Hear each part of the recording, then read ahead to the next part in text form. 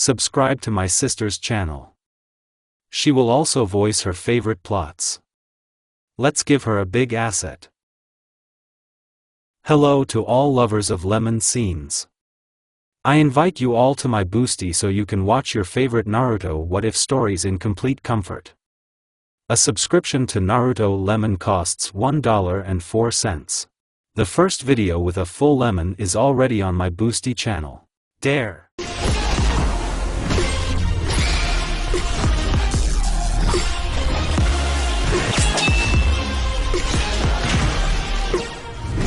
The Soul Society wasn't the only big place in the spirit world. This world was huge and could easily be compared to the Earth in its scale. In this world, the souls of people sent by Shinigami were commonplace, and nothing could change the situation of these things. The Shinigami monitored the balance of the world and did not allow human souls to become empty, creatures that had lost their humanity, turning into ugly monsters.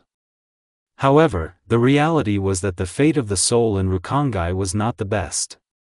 Those who had little Ryatsu, spiritual energy, could not rise above an ordinary merchant or a beggar vagabond. Many of these souls became criminals, but one day, this world was invaded by someone who shouldn't have been here. Was it an accident or maybe fate? However, it doesn't matter anymore. Spiritual forest, that's what the Shinigami called this place. As it is not difficult to guess, it was in it that the largest number of trees and local grass fauna were located, but despite such a calm local atmosphere, a fierce battle of the remnants of the Shinigami group took place in it. They were in complete shock and horror at the same time, and not because of some terrible empty, but because of the boy. He was very young. Somewhere from 10 to 13 years old, a short black hairstyle was like a prickly hedgehog, and in his right hand he held a straight katana with a non-standard guard. His name was Zaraki.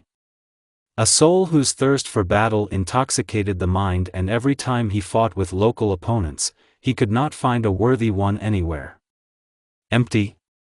Garbage. Brainless, slow, and died almost in one blow. Boring. Shinigami? A little more interesting. Sometimes faster than him, but always weaker. Perhaps I will find someone stronger among them than that vaunted captain. As a trophy, he put on the captain's Haori and was now finishing off the remnants of his squad. They never wanted a normal mission to investigate an abnormal disturbance in Ryatsu to end this way. None of them wanted to meet him, and the only reasons why they did not run away from him in a panic was, apparently, to proudly go to the end and the futility of their last action. No one will bother with deserters from the Society of Souls who have abandoned their captain. The sharp tip of his sword was turned towards the nameless Shinigami. I'll let you go if you call someone stronger than your stupid captain. Why, you're already a dead man. Yachiru Unohana is about to arrive here, and even you can't cope with her. Zaraki answered the evil threat only with a fervent and joyful laugh. Ha! Perfectly. Simply excellent. I'm just burning with impatience. Nearby, there was a scuffling in the bushes and the crackling of broken branches. Zaraki grinned happily, baring his fangs. Is it really here already? So fast? But instead of the named captain of the Society of Souls, a werewolf came out of the bushes? Zaraki, and the rest of the Shinigami have never seen such creatures before. He was naked. Outwardly, he looked like a boy from 13 to 15 years old. Yellow wheat spiky hair stuck out in different directions, but what exactly caught the eye was an extra pair of yellow fox ears with black tips and as many as 9 large yellow tails. In the blue eyes, you could see a vertical pupil, which even more betrayed him as a beast than a man. Another remarkable thing about him was that there were 3 scars on his cheeks, resembling whiskers from the cat family. The fox boy looked around in bewilderment and clearly did not understand what was happening. His consciousness could be compared to an animal. He didn't know how to talk, only animal instincts. Who are you, huh? Zaraki asked threateningly, stepping down from his mountain of Shinigami corpses, slowly approaching him. Kitsune shifted his head slightly to the side, like an animal, but his tails tightened slightly, as his instincts told him that this person was clearly hostile towards him. And the unpleasant smell of blood slightly irritated his nose, which made him, getting on all fours, stand in a threatening pose, sticking out his tails like a peacock, and growling a warning. "So you're more animal than human? Well, let's see what you're worth." A jerk with a sword exposed, the werewolf simply jumped back from the place of the alleged attack, and then in a sharp lunge struck with his right palm with claws. Zaraki didn't even think that something would happen after such an attack, but now he stared at his chest in shock. Now she had a slight wound from the claw strip of this wonderful opponent. He smiled happily, like a child who has received for his birthday what he wanted for a very long time. None of these similar opponents could break through his barrier of dense Ryatsu yet. No one could match his strength, and now, finally, there was someone who could hurt him. To wound him so that he bled and finally make his heart beat even faster. Frh. Rarg. The fox boy reminded of his existence once again, trying to reason with him with a threatening battle cry, but seeing his expression, he only bared his sharp teeth angrily. The next series of blows Kitsune unimaginably avoided by light jumps on all fours, like an animal. His instincts told him that this thing in his hands was dangerous, and that he shouldn't fall for it. The next blow missed and stuck into the ground right in front of the werewolf's nose. Zaraki grinned, abruptly pulled the blade out of the ground forward and used the ground as a dirty trick to blind the opponent for a second. The pieces of earth with dust really hit his face, which is why he missed the blow exactly in the neck. Kitsune squeaked plaintively, for the first time feeling such an unpleasant feeling as pain. He wanted to howl, cry and run away, but his pride and animal rage overcame this feeling. "He's evil." The little fox abruptly began to exude a huge amount of Ryatsu, which caused the space to be covered with barely noticeable yellow ripples. His eyes turned a bloody shade, and some of his facial features hardened. He instinctively released a wave of pure Ryatsu from his mouth in a roar, which destroyed the surrounding space around him and threw him somewhere in the direction of Zaraki. He rose up in surprise from the crater that formed his body after that specific attack.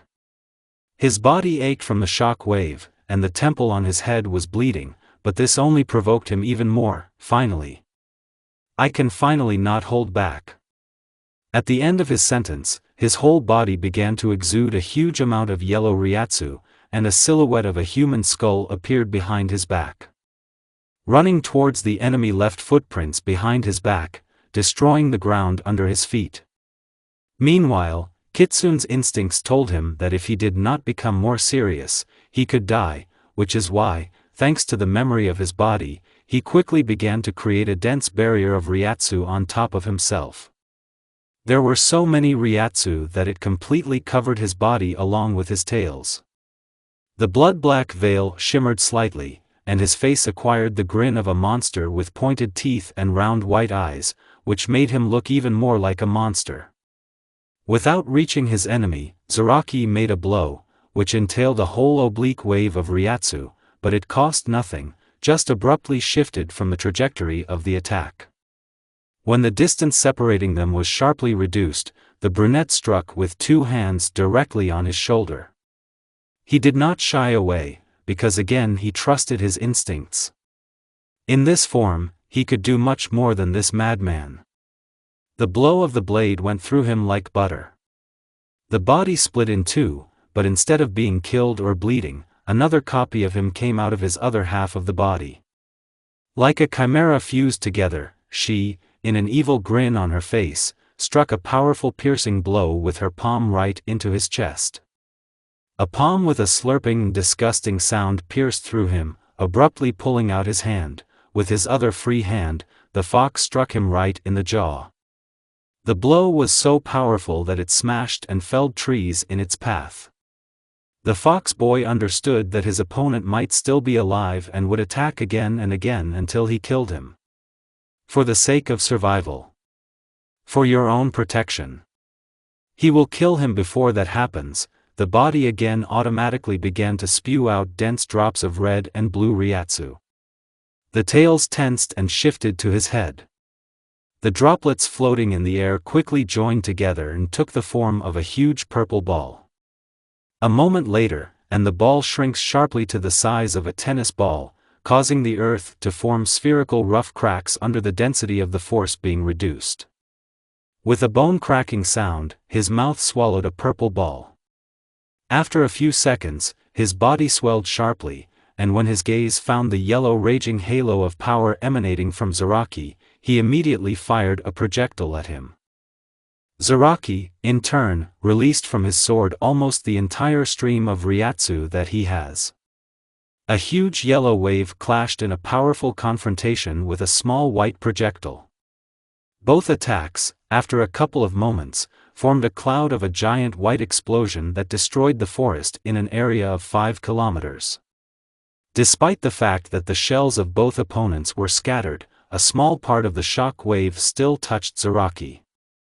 Now, being completely squeezed out like a lemon, he still stubbornly stood leaning on his sword. His face was already completely covered in his blood, his legs were starting to tremble from weakness. The fox boy jumped onto the lifeless wasteland formed by their fault. Without wasting time, he, developing incredible speed, ran at him on all fours. Zaraki silently looked into the face of his death, and only a light, sad smile touched his face. It was a good fight. A thought flashed through his mind, but the fox boy stopped his fatal blow to the head with a straight-clawed palm right millimeters from his nose. What's the matter? Why did you stop? Zaraki wondered why the fox only took off his veil and looked at him as sadly as he had looked at him a moment ago. Despite the fact that they couldn't even really talk to each other, they understood each other just by looking at each other. In the blue eyes of this monster, Zaraki could see his reflection. As if this little animal understood him and to some extent, sympathized. You are the same, right? Ha, how strange you are. His body fell forward and fell to the ground with a crash dash. The blond man sighed in surprise, jumping up beside him. Anxiously walking around him on all fours, he was still shaking his head from side to side in concern. Naya joyfully dawned on him. His instincts once again allowed him to remember how to save his enemy/friend from a difficult situation. Foof! Turning his back to him, his tails neatly wrapped around his entire body and wrapped him like a cocoon. After a moment, his tails shone with a soft yellow light and began to treat him. From Shumpo, Unohana, named at the beginning of Yachiru, entered the battlefield, and yes, she witnessed the battle, and yes, she had no idea what to do in the current situation. Never before in her long life had she seen the level of battle that these two monsters had shown her, but one thing she knew for sure. She needs to transfer these two to the Society of Souls for one single important reason. It was necessary to provide the culprit of the death of the captain of the 9th Squad and, if possible, to transfer this fox boy into the hands of Yamamoto Genryusai in order to decide his future fate. Such a force must be under control, otherwise such an incident can happen again and cause huge destruction. Even now, looking up at the sky a little, she noticed how the space here was cracked and could barely preserve the local landscape. Hey, little fox-kun. It seems that her interlocutor was so engrossed in his occupation that he did not even notice her approach. His eyes widened slightly in surprise, and his tails with a pop unclenched his mortal body to the ground. The fox mumbled questioningly and slightly tilted his head. Hey, do you want to come with me? I'm sure you'll like it there. The fox cub narrowed his eyes in perplexity, clearly not understanding a word. Yachiru sighed wearily to herself. It will be more difficult than it seems at first glance. After thinking a little to herself, she left for a while and already returned with 2 apples in her hand. Unohana still did not want to get closer to him than 3 meters, and therefore, for example, she bit off an apple and showed how delicious this fruit was to her. The fox cub was surprised again, at the same time waving its tails with interest and anticipation. He really looks like an animal. She thought to herself, beckoning him with a second apple to her.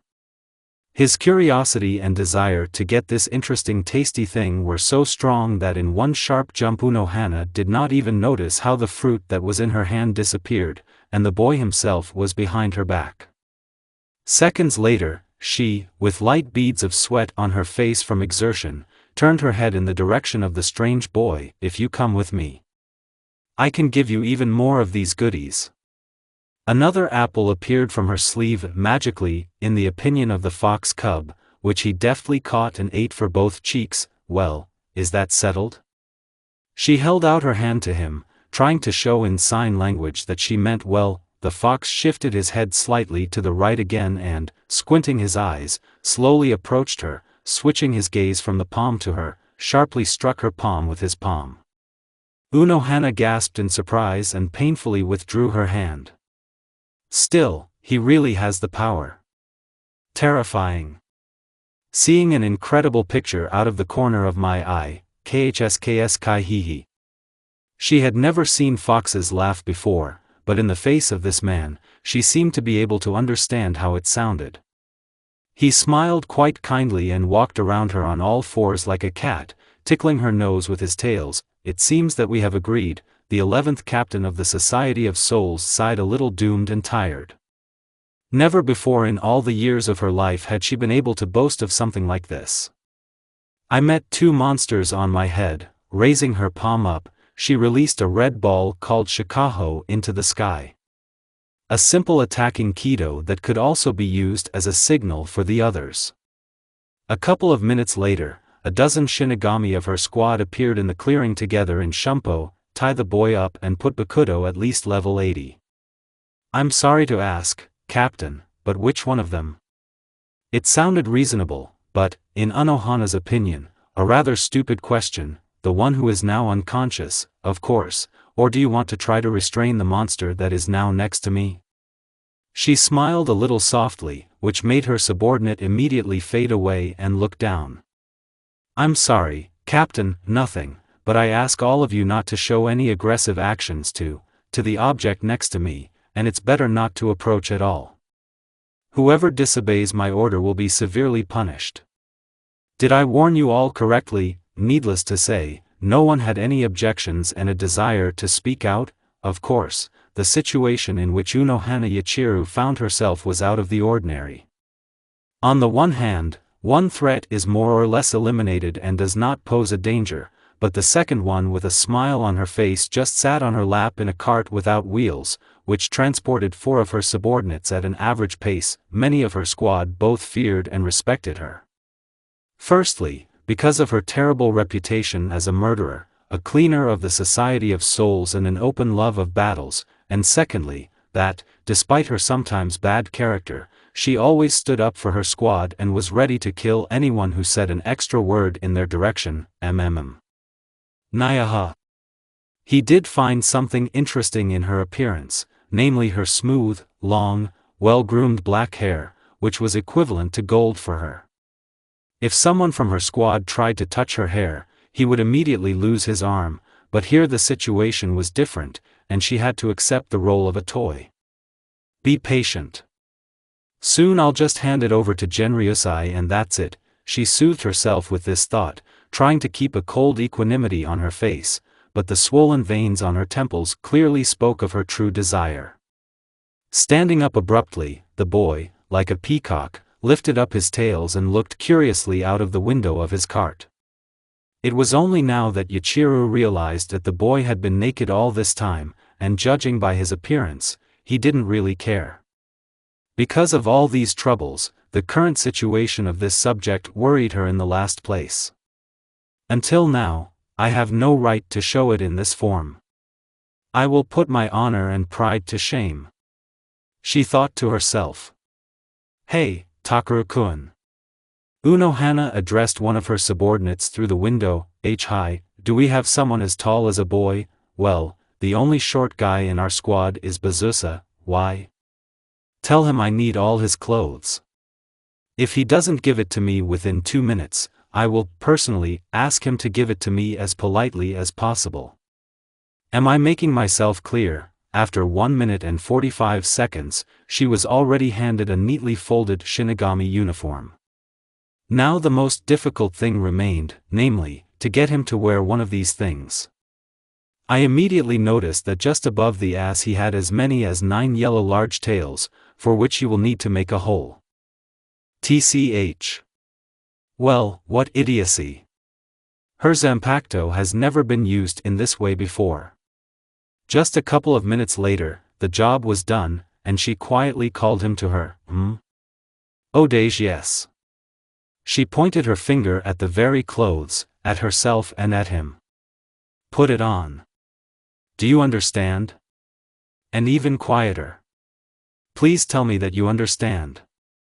Sudden movements on the part of the fox cub always tickled her nerves. He abruptly lifted the desired underpants with the tips of his fingers and, closing his eyes, began to think hard about something. Then it seemed to him that something dawned on him, and he quickly began to put them on. How did you understand that? A little later, he looked at the remaining things with interest and alternately put on pants with a hole for tails and an ordinary white wide t-shirt. After a moment's thought, he did not put on the rest of his clothes and sandals. He lifted his nose proudly, as if bragging about his achievement. You were definitely a human once, since you remember how to use clothes. You may have lost your memory due to crossing with the fox spirit, but that's just my guess. The main problem for her was still the submission of the report. The whole situation looked too improbable. If the boy, who still managed to be sealed, is being fed endlessly with a huge amount of ryatsu, then there was not even a hint of the power that was shown there in the forest from the fox. It was very bad, and all because her words could simply not be believed, and outside listeners, who will be all 12 captains, including the commander, will build their own versions of what is happening. Therefore, there is a high probability that her words will be tested by a test or a duel. Gotei 13 was by no means a flourishing and pleasant community. Many are trying to pave the way to the top by substituting others and sometimes even secretly eliminating them from their path. Usually all cases end in a duel or murder under the guise. She was only worried about how exactly she would be tested. I never found out your name. She pointed to the solar plexus with her palm. Unohana Yachiru, what's your name? You're like a smart animal. You understand, but you can't speak my language, am I right? The named fox himself, after blinking and wagging his tails a couple of times, put his palm on his open chest and said, Are you something, Naruto, Naya? And he confirmed it very nicely, which made Unohana herself a little embarrassed by such an innocent and pure smile. At the same time, they arrived at the Society of Souls without any problems. Zaraki was chained in a wooden chair, and now he was a kind of bandaged mummy. Bandages, as it is not difficult to guess, were a kind of restraining seals and, in the case of sharp flashes of ryatsu, caused unbearable pain in the prisoner's body.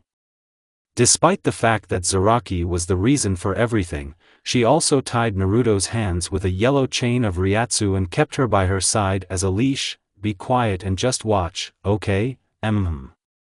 He nodded actively, still looking at the surroundings from all sides. It is not surprising that the oncoming Shinigami were, to put it mildly, confused when a boy chained in a chair flew next to the 11th captain of Gotei 13 and a strange boy Polulus also flew next to him. Before arriving, she had already asked Commander Yamamoto Genryusai to convene a council of captains to provide a report on her operation. With a heavy sigh, she abruptly opened the massive gates of the spacious assembly building, where all 11 captains were standing on both sides, including the commander in the center. Mr. Commander, I am ready to provide a report. She calmly took her place with her prisoners, paying absolutely no attention to the quiet hum formed among the captains. I'm listening. As you already know, a week ago, a strange disturbance in the ryatsu was recorded in the spiritual forest. The 9th Captain Takahashi Sora was asked to deal with this anomaly.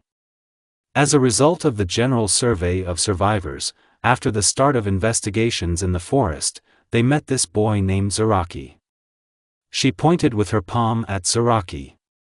The boy was, to put it mildly, unstable, aggressive and did not make contact. Everyone who got in his way was killed. Captain Takahashi Soru tried to stop him without using a bankai, for which he paid. Nonsense. Jinrei Kuchiki, who was famous for his cold temper, shouted out. Some kid can't just kill a captain rank Shinigami. I will still ask you to listen in silence to my full report, and only then blame me for my lies, Mr. Jinrei Kuchiki.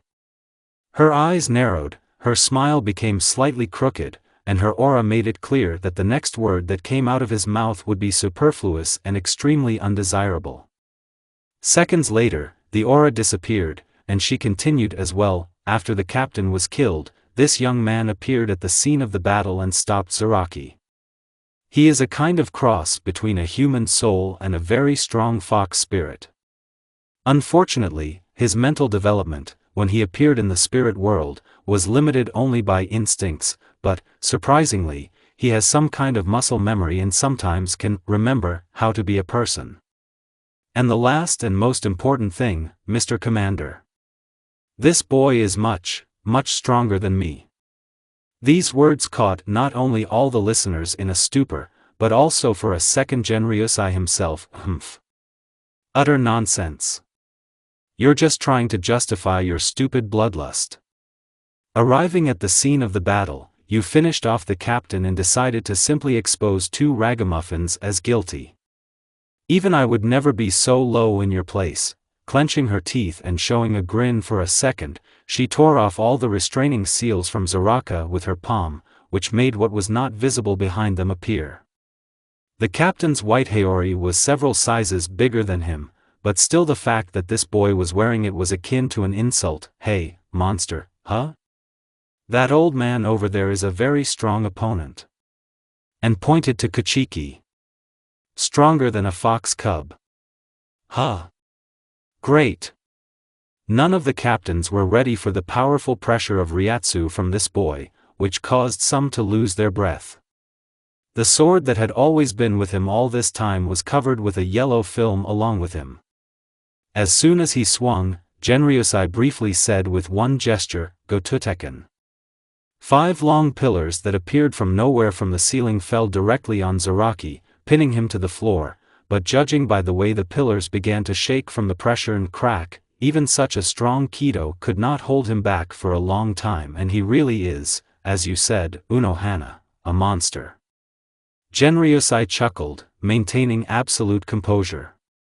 Stop it. He spoke sharply in Zaraki. If you don't stop, I'll kill you right here and now. Zaraki moderated his ardor a little and now looked at him from the floor with half his eyes. Your attempts are futile and stupid. You won't be able to defeat anyone here just by your amount of Ryatsu. The only reason you're still alive is because even a worthless monster like you can serve in the Society of Souls. But we haven't finished this meeting yet, Captain of the 11th Squad Unohana Yachiru. Now that all the details of the mission have been considered, and the killer of the captain of the 9th Squad is within these walls, I have only one question left. This boy. He pointed at Naruto. Has prospects of becoming a Shinigami? I can't know that, Commander. He's too different from us. I've never, that's enough. I heard your answer. In Unohana's opinion, this answer seemed to be too gloomy and seemed to mean a death sentence. Then I will personally test it. Another shock on the faces of the captains, but Unohana herself joined them. This Zaraki has realized his position and is ready to obey, since he has already realized that he will lose and die in case of an attempted attack, but with this boy everything is different. I have to teach him a lesson so that he learns to understand who he should obey. The law of the jungle, she guessed. Unohana understood the commander's logic, but did not accept it. Take part in a battle with the very first captain of Godii 13? You wouldn't wish that on even your worst enemy. For thousands of years, Yamamoto Jinryusai has been proving his leadership with his immense strength. In all aspects of Shinigami, he was a master, and even his old spiritual body was just an illusion of his visual weakness. Pursing her lips, she took off the ropes from Naruto and slightly sat down on the same level with his head, spoke softly, "You have to lose this fight. To lose and show that you are more of a human being than an animal." They negotiate with the reasonable, and the monsters are chained up and used, regardless of their opinion. An unexpected attack was made on the part of the blonde called "touching little dog." As if in response to her remark, Naruto mockingly decided to create an image of himself as a kind of cute animal than a monster. "And don't make that face. I'm serious." What an idiot. Terribly embarrassed, she also simultaneously stretched his cheeks in different directions out of anger, which caused awkward groans to be heard from the victim. "I see you've become very attached to him, Unohana Yachiru." The commander immediately responded, lowering her from heaven to earth. Momentarily forgetting where she was, she immediately straightened up. "In half an hour I'm waiting for him at training ground number 5. Everyone is free. And now the hour has come." There was no one in the open area except Yamamoto Jinryusai and Naruto. The cane that he had been holding by his side all this time dissipated, revealing an ordinary-looking katana in a red scabbard. Having unsheathed his katana, he was in no hurry to attack and just watched the blonde's reaction. Even though they didn't move, the battle had already begun. Death, death, death, death, death, death, his instincts seemed to run amok. This man was very different from the same Zaraki. If there it was possible to assume the level of threat and give his all to win, then here his instinct of self-preservation requires him to run away from him, but fleeing from the battlefield when the battle against such an opponent has already begun is simply useless. Catch up. Will kill, therefore, instead of running, he had only one choice. Attack. The body was slightly grouped and almost decomposed on the floor surface. The clawed fingers of his hands destroyed the surface of the asphalt when he abruptly started in an instant jump on Jinryusai. As soon as he jumped, the old man simply changed the position of his sword so that he easily broke through his hands in an attacking jerk, due to his own inertia, but instead he spun his body in the air to such an extent that he looked like a spun projectile. A blow with all 9 tails caused him to slightly plow the ground behind him with his feet. A slight push, and Naruto throws aside. The fox predicted a few simple strokes and blows in advance, and, due to the developed instinct, avoided light jumps and jerks to the side. "You are indeed extraordinarily fast and strong, but what about this? Turn everything into ashes." The words of activation of his Zanpakuto Shikaya did not visually change his sword, but a flame appeared on the blade itself, and the environment around it was filled with heat. The instantaneous movement into the Zyumpo and the restrained light blow from Jinryusai left a huge dissected wound on his chest, and his body itself dragged several tens of meters with its feet from the blow until it hit the wall, forming a round grid of cracks in it. Kitsune, surprised, turned his gaze to his chest. His hand barely kept his body from falling, and the blood was pouring right onto the floor with an unpleasant feeling. "Is that blood?" Yamamoto Jinryusai was surprised to note that in this animal, indeed, there was some kind of memory of human life. The atmosphere around has changed. Apparently, his opponent realized the full threat of danger that the commander of the Society of Souls represented. His heart was pounding wildly, and the wound still ached and bled. He didn't want to die, but his rage wouldn't be enough in this fight. His opponent is too strong, fast and experienced. It will not be difficult for him to strike him even when he is in a state of rage. Therefore, he trusted his memories, which were more like various scraps of a film glued together. There was no sound in this film, only mute feelings addressed to him, but in all this there was another I inside him. So this time he decided to trust him and let him help. "Is that blood?" Those were the first human words that came out of his mouth. "Monster blood?" The tails lengthened and created a kind of spiral next to him. With his hand, he took out a sword. A terrible and disgusting sight. The double-edged blade was broken, the pommel of the blade with the tip seemed to have been crushed into pieces, the blade itself was covered with a scratch and a strange semi-purple substance similar to rust. Thrusting his sword into the floor with a rumbling sound, he slowly got up from his knees to his feet, taking a fighting stance. All 9 tails lit up with raging flames, as did his blade. The look of blue eyes with a vertical pupil quickly filled with a bloody hue. Yamamoto saw in them an incredible sense of steely confidence. "You really are a terrifying child." When he finished it, right at that moment Naruto moved to him in a sharp lunge at great speed. The blow was blocked, which is why he, slightly moving away, turned around like a fan and struck a powerful blow with his tails. They are like a fiery palm that tried to reach him, but only for a moment slightly shifted him from his place. His style resembled that of a mad warrior who had become like an animal. Here he squatted down a little, shouted in rage like a monster, attacked with many incessant attacks and, to top it off, took the sword in 2 hands, in a jump dived at him with a piercing blow of his sword, destroying the floor instantly, forming a small crater in which a bomb seemed to explode. Byakurai. The concentrated thin lightning was completely extinguished by his tails, which he used as a shield. The new attack looked like a sharp dive of a bird on the victim.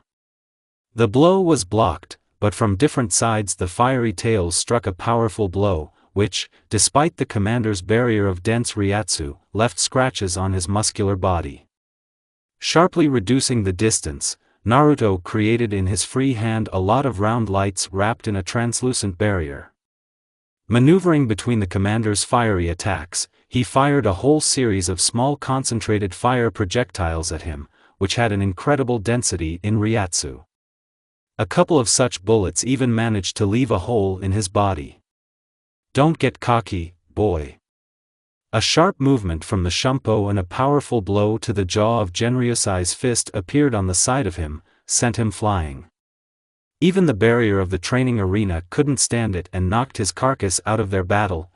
I didn't calculate it. It looks like I could use a little practice too, since even I lost control of the situation for a moment. With these words, the commander of the Society of Souls disappeared into the technique of displacement. Shihoin Yoruchi never liked her position as the princess of her clan. Everyone in her family saw her only as an heir. From the moment she was born, her fate was predetermined. Constant training to exhaustion and loss of strength. Constant study of etiquette and behavior in a society where everyone could unleash a political conflict with just a couple of words. She was only 15 years old. Quite a young age for the soul, but even considering this fact, she tried to absorb as much experience and knowledge as possible. It helped her to get rid of the feeling of a man chained by the chains of his family. All she wanted was a little freedom, and that was it. Fortunately, judging by the words of her mother, in the future she will pass the test for the head of the clan and then get rid of the need to be under constant control. Today she entered the Shinigami Academy. She flatly refused to self-study within the clan in order to get away from total control at least for a while. She was indeed released, but with a mandate, after graduating from the academy and receiving the rank of lieutenant, to return back to pass the tests for the transfer of the Tenshinsaban title. However, she was released not alone, but with the accompanying of her clan, Kaoru Shihoin. "Lady Yoruchi, I suggest you meet the current captain of the second squad. I'm already tired of all these acquaintances and empty conversations." "Yes, he's from our clan." "Yes, after graduating from the academy, I will enter his service under his command, and with due success I can get the rank of lieutenant, having received due experience in special operations. We have enough time, so I just want to take a walk." But it seems that the usual walk on Godai 13 will not end. First there was a terrible roar, and then a human shell fell very close to her. The carcass destroyed the wall and created a cloud of dust after itself. A little later, Commander-in-Chief Yamamoto Genryusai appeared nearby, which did not even bother to hide part of his strength in front of witnesses, which caused the ripples of Ryatsu to hover in the air. It was hard for her to breathe, not only because of the fact that Genryusai himself was here, but also the very projectile that she was finally able to see after opening the dust itself was filled with an incredible amount of Ryatsu. I see your aspiration and the spirit of a warrior. You were definitely the one who didn't give up so easily in the face of danger. The commander said, raising his fire blade. But, who are you really? The swing of his blade caused a powerful stream of flame, which, despite its small flow, could also hurt the future head of the Shihoin clan herself. She closed her eyes, waiting to meet the inevitable, but the blow did not follow. Instead, the boy took the blow on himself. His entire body was burning in the raging flames of the commander, but he still stubbornly stood, leaning on one knee and sticking his sword into the ground. I'm Naruto. I'm not a monster. It seemed that the boy was broken by this question.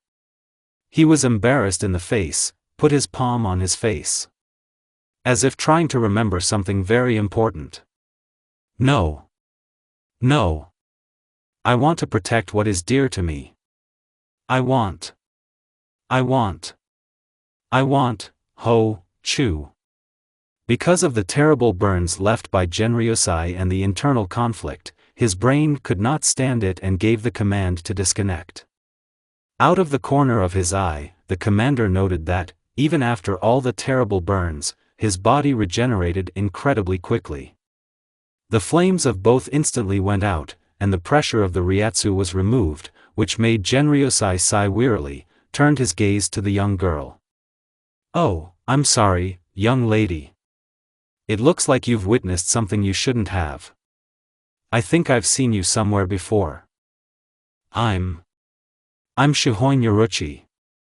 And I remember, the most talented future head of the clan that comes this year. I ask you to forget about what happened here. This is entirely my concern. The commander-in-chief, as if nothing had happened, picked up the blonde man from the floor and disappeared from sight with one jump. And what the hell was that? She turned her words into emptiness. Judging by the expression of her bodyguard, he was in solidarity with her. A little later, the commander-in-chief of Gotei 13 decided to leave Naruto under his responsibility, while not forgetting to personally provide a report to the Council of 46 on the results of testing the abilities of a strange soul. The council was divided into two barricades. Someone was looking forward to using the potential of this kitsune, while the latter, on the contrary, feared him even more than the name Zaraki and offered to lock him in a nest of larvae, in a prison for especially dangerous souls. A weighty argument was precisely the commander who personally vouched for his usefulness to the Society of Souls.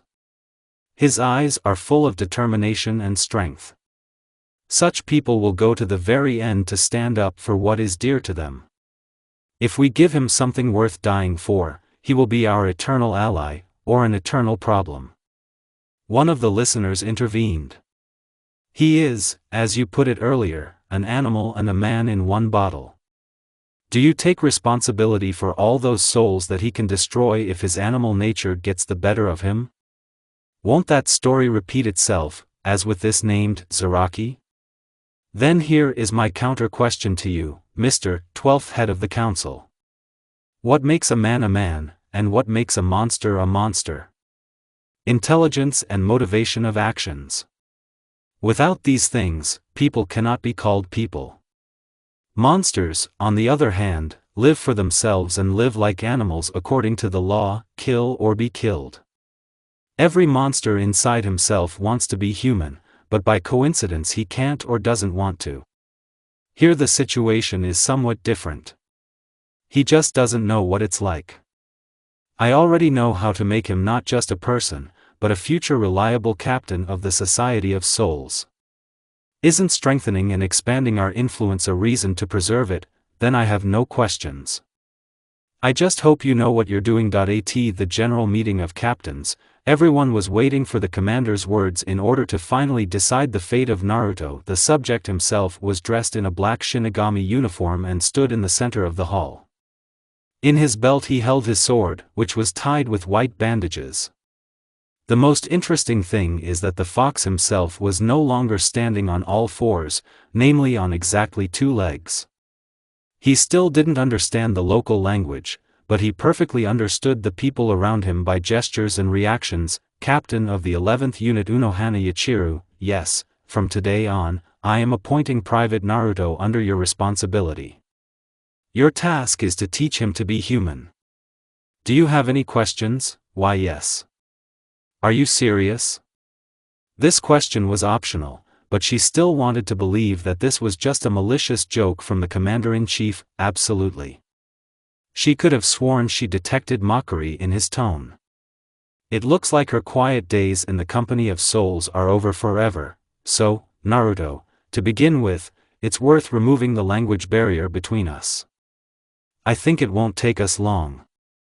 Being in her office, Captain Unohana Yachiru was sitting at her desk, and in front of her, sprawled on the table, was Naruto himself, waving his tails every now and then in different directions. The commander, as luck would have it, decided to leave me without missions because of you, and therefore it seems that I will soon have too much free time. Okay, let's consider this a little vacation. After you get to know my squad, you will be assigned to a separate room with the others. For some reason, her last sentence definitely made me sad. Okay, I don't think it will be very difficult. Let's go. They went out into the open garden behind the training ground of her own house. In this garden there were surprisingly many flowers and a small pond in which spiritual carp splashed. Little by little, Naruto began to understand and study every word and no longer resembled a dumb animal that could only make different sounds. Unohana Yachiru, thank you. It was fun. You're a very fast learner. She allowed just a few seconds, while they were just the two of them, to appear on her face with a smile. For some strange reason, being around him made her feel like she was becoming a little different. As if his mere presence made her softer. She had never experienced anything like this before. A sharp memory from the past painfully pricked her consciousness, which made her immediately return to her cold indifference on her face. Okay, play with the fish, and I need to write some letter. She was not a bit surprised that, like a curious cat, he paid increased attention to fish. What a sight it was worth, when he was on all fours with his clawed little hand slightly touching the water surface to scare the fish. He did not try to catch them himself because of Unohana's strict order. Very soon Naruto got tired of playing with fish, and the second pair of fox ears heard a small hum near the house of Yachiru. With a light jump, he climbed with his feet on the gate of the fence of the house. A little further away, several Shinigami were playing some kind of gambling, which made him very curious. Descending easily, he looked out with interest from behind one of them, carefully watching the game. I twist and turn, I want to confuse. 3 cups on the surface of a smooth small board. An experienced dodger quickly rolled a red ball between them. Well, where's the balloon? The Shinigami, who were keen on the game, did not notice how the extra hand fell on the board. And you're the newbie, aren't you? I thought everyone was joking about a werewolf, but here it is. What? Do you want to play? Well, look, I'm the best here in this game. Despite their very thuggish appearance, it did not fit in with their benevolent nature in any way. Do you have something to bet? After thinking a little, Naruto silently put his sword next to him. Your sword? You're a risk-taker, aren't you? Don't regret it. A small bag of coins was thrown next to the sword. Despite all his speed, with what lightning speed he twisted the cups between each other, Naruto guessed every time why his winnings were getting bigger. The one who started this game, desperately tried to regain the lost, but, alas, remained, in the end, in his underpants. You, this can't be. How do you do it? Naya.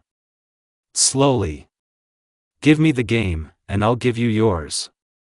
Not believing his luck, he gladly handed him a folding wooden table with 3 cups, with 1 red ball in exchange for all his possessions. And what did you mean by, slowly, Kai-hee-hee? He wheezed to himself like a cat, swapping places with him. Now he was the one who rolled the ball, and he was the player. I twist, confuse. I want. While he was saying this, the 3 cups beside him were spinning at an incredible speed and seemed to merge into one, and when he said the last word, the cups immediately stopped instantly. Arg, what was that? It is not surprising that after such somersaults, it was impossible to predict exactly where the ball was. The human eye could not keep track of such rapid movements, and it all came down to a simple banal luck, which for some strange reason always bypassed them. It's impossible. Arg, yes, damn it. It seems that due to the increased activity in terms of games, the captain of the 8th squad Shunsui Kyoraku passed by without much interest.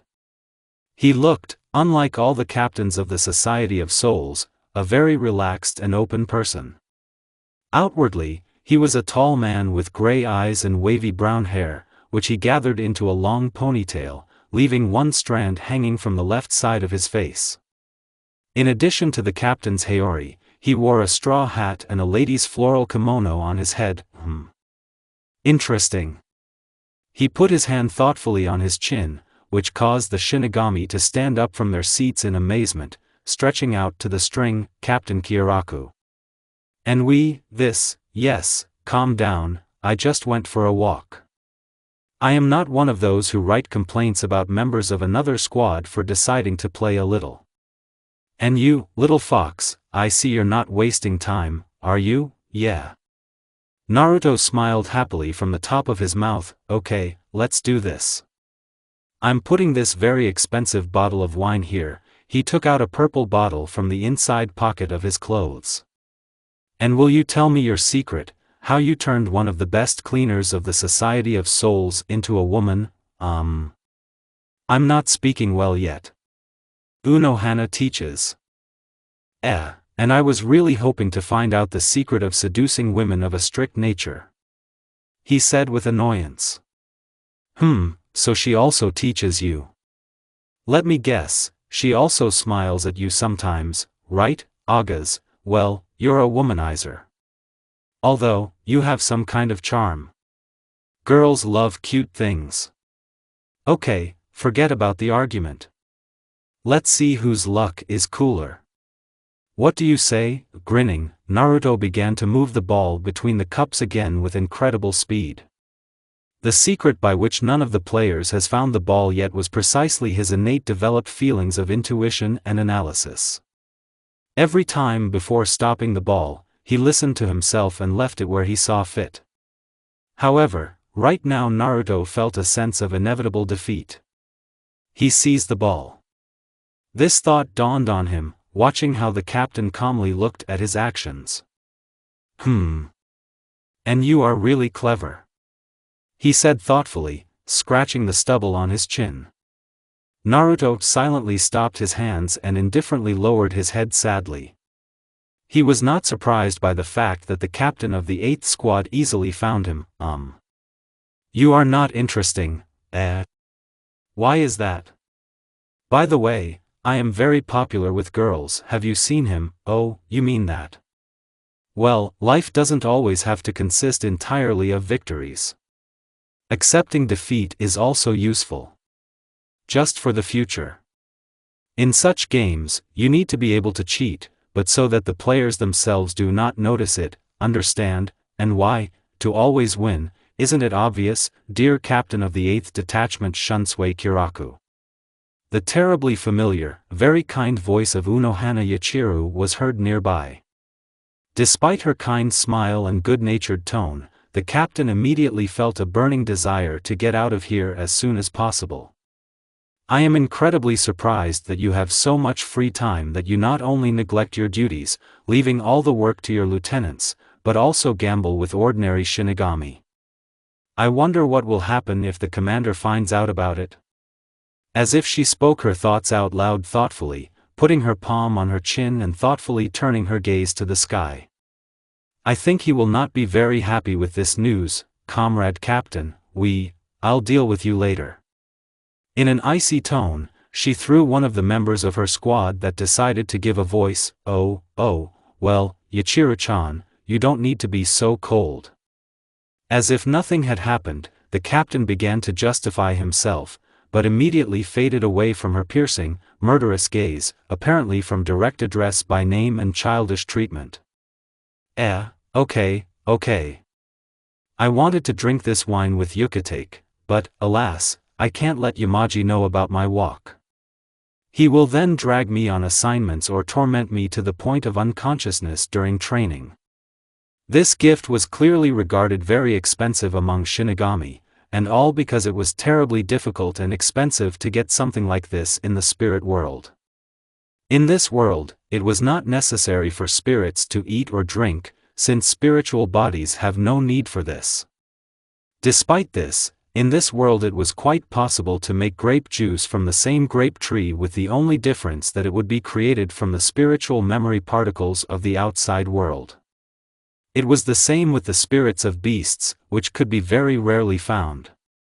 Some particularly strong animals in the spiritual plane could appear in this world after death and quite peacefully coexist.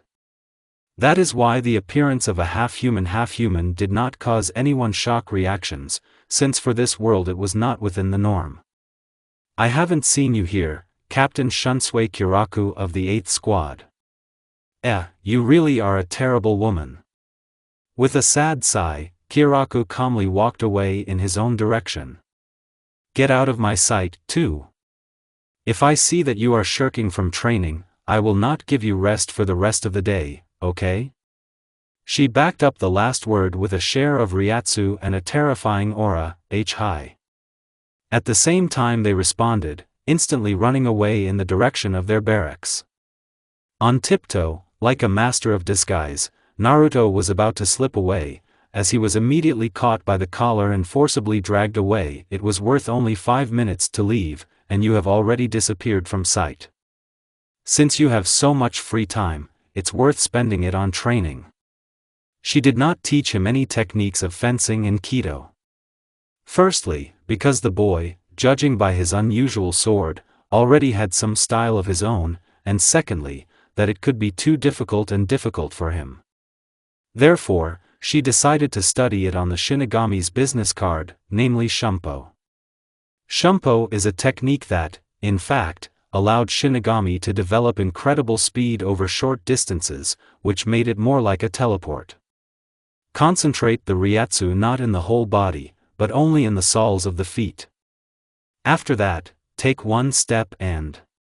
She tried to show everything verbatim and in practice, ideally, so that the training would take place as quickly as possible, which, in essence, helped him understand the principle, but in part, the crash of the blow, and Naruto's whole body made a sharp movement right into the wall of her house, although it did not hurt him from this, but he was still ashamed of it. It didn't add confidence to the way Unohana suppressed her grin with the palm of her hand. This is the first time I've seen someone using a Shumpo hit a wall, I'll show you what I'm worth. Folding a gesture that was not familiar to her, he, in a light cloud of smoke, created an exact copy next to him. What did you do? I don't know. I just remember. He can do everything I can, but he dies from one blow. That is, it is not an illusion, but a material clone that can, in essence, do absolutely everything that you do? Yes, this news was shocking and very dangerous. Whoever this Naruto was in the past, he was clearly not an ordinary person. Now he has no idea how he does what he does, but in the future they will try to tie the boy to themselves in order to strengthen their positions. In fact, she was also thinking about using it, but there was one strange thing in her opinion. But, don't worry. You will succeed. A little practice, and you will undoubtedly be able to apply it correctly. The palm ruffled his spiky long, wheat-colored hair and slightly brushed his fox ears. Naruto shut his eyes quite tightly and now looked like a contented fox. She allowed herself that weakness again. It was as if she did it automatically and unconsciously. Abruptly withdrawing her hand, Unohana stepped aside a little, looked at her own palm with a mute question. A little later, she realized what he meant by his words. This clone of his transferred all the accumulated experience to the original when disappearing. This incredible fact involuntarily made her worry, and all because this technique was incredibly valuable. The thing is that every Shinigami knows from his own experience that training and increasing strength takes many tens, or even hundreds of years. Some have talent and potential due to a large number of Ryatsu, but many of them cannot develop their strength only by relying on themselves, and all because, in addition to training, there are factors that slow down development. Listen here, Naruto. Don't show this technique to anyone.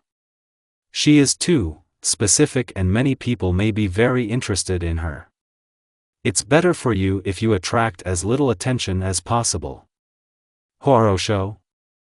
That's fine. The days passed peacefully and carefree. Naruto had only one day to more or less master the Shumpo. Without really giving him a reason to be proud of his successes, she brought him down to earth by the fact that, ideally, no one has studied this technique yet. Even the commander. The secret of its complexity was that in Shumpo, an ordinary Shinigami makes one sharp move, whereas more experienced captains can make another Shumpo without even leaving the first one. It was much more difficult, which gave the fox even more reason to train. A black butterfly flew into its facade. Unohana's face darkened sharply. Black butterflies were usually used to convey an urgent message. They usually had a state of emergency. All captains and their lieutenants should gather in the assembly building. Not a day without problems. Come with me, I can't let you stay here alone for even a minute. Just the thought of what you can arrange in my absence scares me. Using Shumpo, they quickly reached the assembly building, where all the captains gathered in their seats. I will not delay, the situation is an emergency. The commander began, hitting his katana disguised as a staff on the floor. In the Society of Souls on the border between the forest and the slums of Rukongai, about 6 large gaps were opened at the same time from Hueco Mundo. All the forces of Gotei 13 will be divided into 6 squads, each of which will be provided with a Kido specialist to close the gaps. 2 captains will act as the main guard. Questions are not discussed, to proceed with the operation. The commander was like a roaring machine that gave instructions. To speed up the execution of the operation, his instructions were also transmitted through black butterflies to all members of Gotei 13. When the distribution was over, everyone instantly disappeared into Shumpo, heading to their sector. We work quickly and smoothly, Naruto.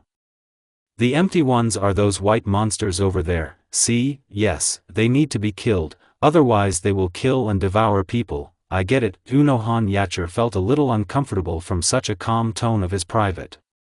This tone was like, indifferent or rather boring. Have you met them yet?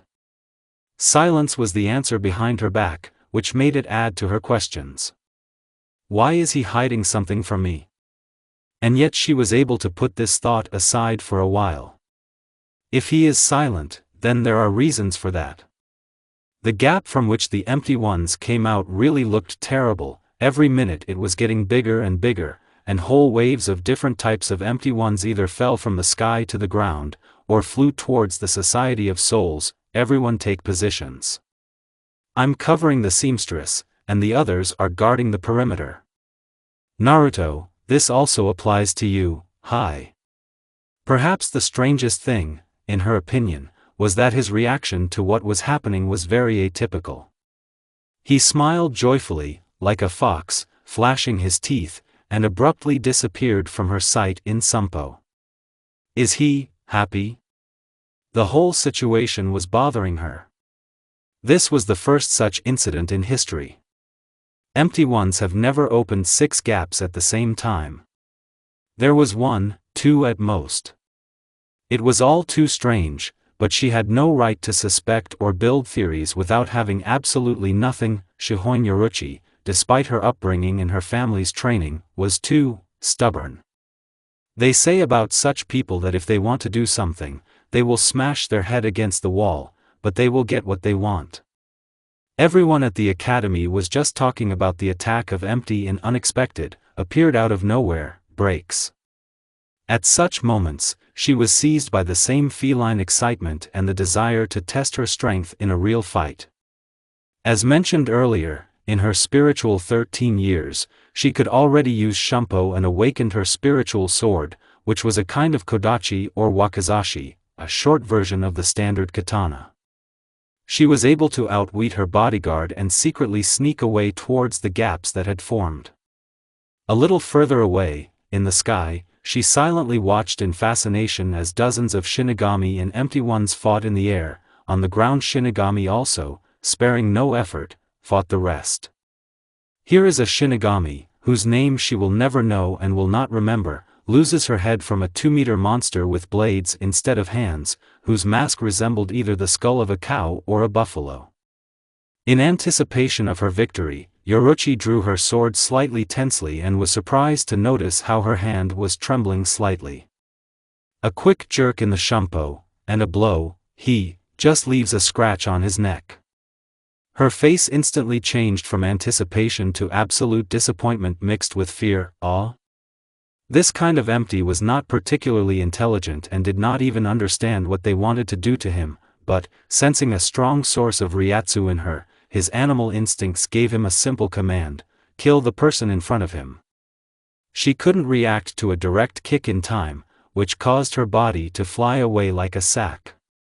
Howling like some cloven-hoofed animal, he put the blades in front of him in an attack as he ran, but no sooner had the empty one reached it, than Naruto swooped down on top of him, which already with a drawn sword fell on him with a crash, piercing his skull with his broken sword. Yoruchi had a feeling of acute déjà vu in his head. Is this the same, fox? Naya ha ha ha for ha. Little little little little. Every time he shouted it, his blade descended on the monster with each powerful blow. It's not enough. At the last word, the monster's carcass burned in a crimson furious flame, and its Ryatsu began to press and attract not particularly intelligent empty ones to such, in their opinion, tasty and big prey. Each of his blows cut off parts of their bodies, each of his movements echoed with a bestial note and malice. Every time she watched him closely, she realized what a difference in strength there was between them. It was as if she was facing a huge abyss of disappointment. In myself. Having absorbed a huge amount of air, so much so that his chest heaved, he released a huge real stream of flame from his mouth, like a dragon. However, when Naruto finished doing this, he started coughing comically, and a small black haze was coming out of his mouth. Naya. I won't do that. Just for a moment, he stopped abruptly, leaning his feet on the fallen empty and sniffed curiously. Turning his head sharply, he noticed Yoruchi. The bloody iris of the eyes with a vertical pupil curiously walked over her, which gave her goosebumps. A moment later, he was already on all fours beside her. Sniff sniff, Shihoin came out in a small drop when this individual was sniffing her. You're interesting. You smell a little like me, but too weak. What do you mean, Naruto? His captain's shout was heard from above, amplified by Ryatsu. I need you to put that bomb in the hole. Hi. Since flying was not a very developed skill for him, he found support in the air by jumping until he was next to Unohana. Staggering a little, he was still able to stand confidently in weightlessness. See, there are. Grimly and calmly, more like a statement, she turned to him. A little away from the gloomy rift, one could see dozens, or even hundreds of empty ones, called Minos Grande. Unohana didn't consider herself a weak captain, but even she would have trouble getting rid of everyone. Just do that thing and that's it. I need to get angry. You're a stupid idiot, I'm saying, you're a stupid fox who constantly smiles like a dummy. Have these empty ones damaged your brain so much that you are not even capable of it? Not to say that this was her brilliant plan, but judging by Naruto's mental development, such an insult would clearly hurt him. I expected more from you. It looks like you'll have to ask the commander to have someone else look after you. KHHPFF. She choked on her words when the stream of Ryatsu became much denser than that time, in the forest, during the battle with Kenpachi. It seems that her provocation had the opposite effect. Naruto was really angry, but not at the level she expected. Throwing his sword into the air, the weapon just hovered in the air next to him. After that, clapping his hands and slowly spreading them apart, Naruto created the most natural red spear in electric red pulses. On the double-sided blade there was a small drawing in the form of ordinary intertwined round shapes and lines. Why can't you create another Zanpakuto? Instead of answering, the spear was charged by his Ryatsu every second and looked like a flaming torch with an electric red current at the same time. The spear was loaded with such a huge amount of Ryatsu that, even being nearby, Unohana was afraid of the mere thought of how terrible the consequences of meeting with this weapon would entail. Clenching his jaw to the point of gnashing his teeth and swinging, the veins in his right arm swelled to the limit, and the arm slightly increased in size. The spear throw caused a second whistle, like a shot from some kind of laser weapon. The spear turned into a straight red line while still in flight. Ha, cats!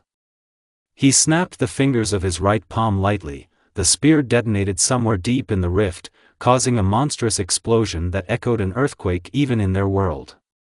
A little later, while he was catching his breath, the spear returned back to its owner, which caused him to catch it with a slight pop. Sighing heavily, Naruto, closing his eyes, expressed peace on his face, which is why the white bandages that appeared from his sleeve tied both his sword and his spear. Bandages also allowed to tie the sword by the belt, and to throw the spear with a small ribbon behind his back. What are you? Unohana spoke next to her in amazement, and judging by the expressions of the Shinigami standing next to her, they were in solidarity with her. The role of seamstress was successfully completed, and the passage was successfully closed. I'm Naruto. As if nothing had ever happened, the blond man replied, smiling his wide infectious smile. The captain of the 11th squad did not share his joy, since the presence of two Zanpakuto can cause even more problems than it may seem at first glance. Not far from the closed gap, near a couple of trees, an unremarkable Shinigami stood alone. His short fringe of brown hair fell slightly over his rectangular glasses, and his eyes, with a share of curiosity and interest, stared steadily at the cross between a human and a nine-tailed fox. Interesting. It was the only word that came out of his mouth before his image literally disappeared into thin air. Captain Yachiru Unohana was writing another report on Naruto to the commander-in-chief.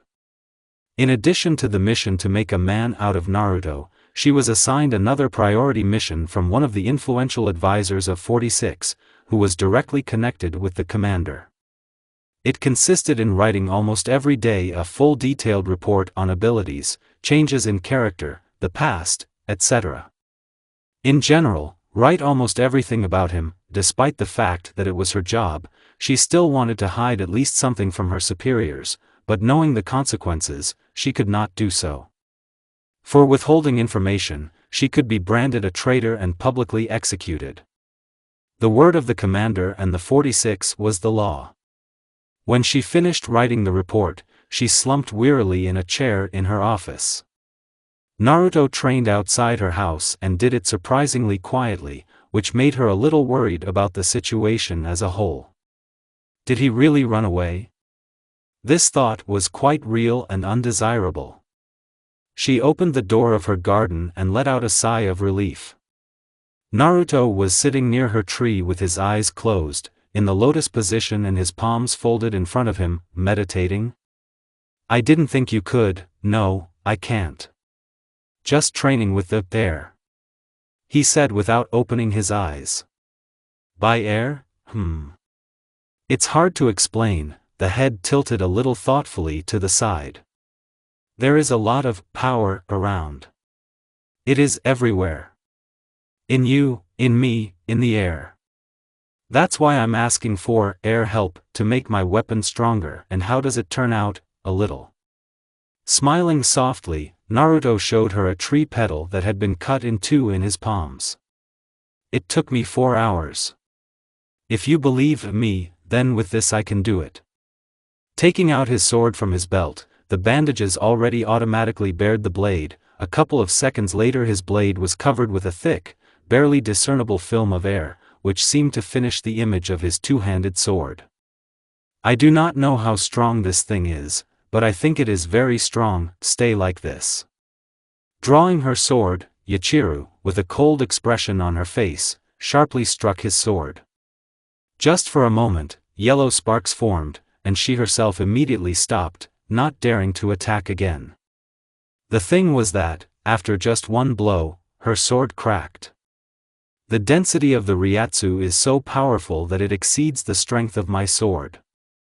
If someone fighting with him does not use Shurikai or Bankai in advance, his sword will simply be destroyed. She decided to bury this gloomy thought of possible events as deep as possible in herself. She won't write it in her report because when she decided to check on him, he had already finished his training. Yes, that's right, she thought grimly to herself, at the same time wishing that he would stop becoming stronger. Every time she saw what he was doing, she was overcome with a little envy. Who is he really and why is he hiding his connection with the empty ones?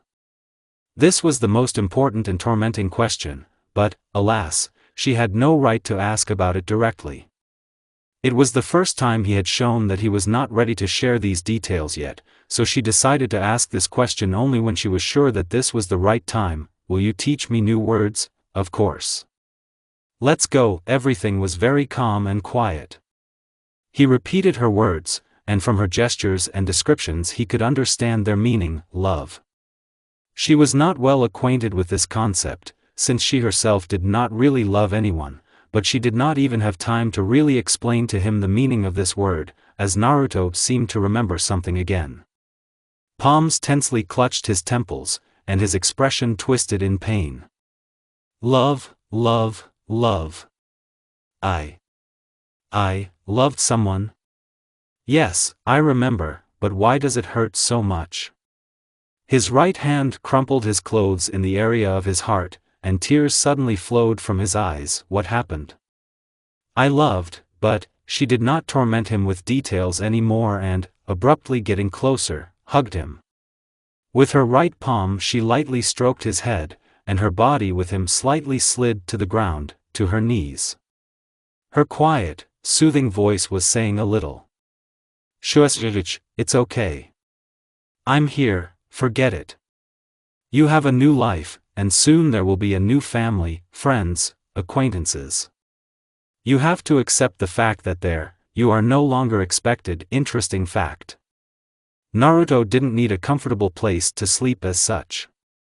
Every time it got close to night, he always slept next to her house, curled up with his tails against a tree. How long has it been since she took custody of this fox cub?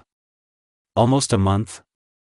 During this time, he ideally learned the local language.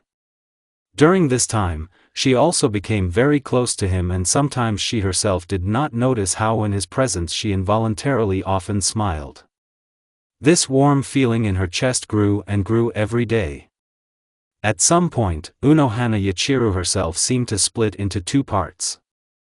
One part of her was a bloody, merciless killer who wanted to bathe in the blood of her opponents, and the second wanted more of the very warmth that this child emits.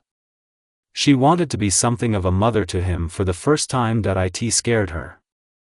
Scared her so much that she didn't want to meet him all day and ordered him to spend the whole day with her squad. In the end, she made a decision for herself in which she could finally end it. The only thing she needed was a battle. Not a simple battle, but a battle to the death.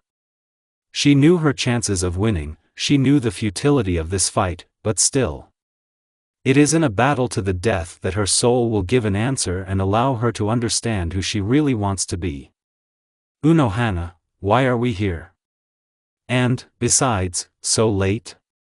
Unohana Yachiru did not respond, standing on the training ground, where the barrier seals had already been activated. We're only here for one reason, Naruto. Her expression became stern and threatening. The hand bared the katana. It's all because of you. You have to die. What, but why? Do you really need a reason? She smiled wryly, as she only smiled when she started her job as a cleaner. Don't you dare hold back against me, or I'll kill you.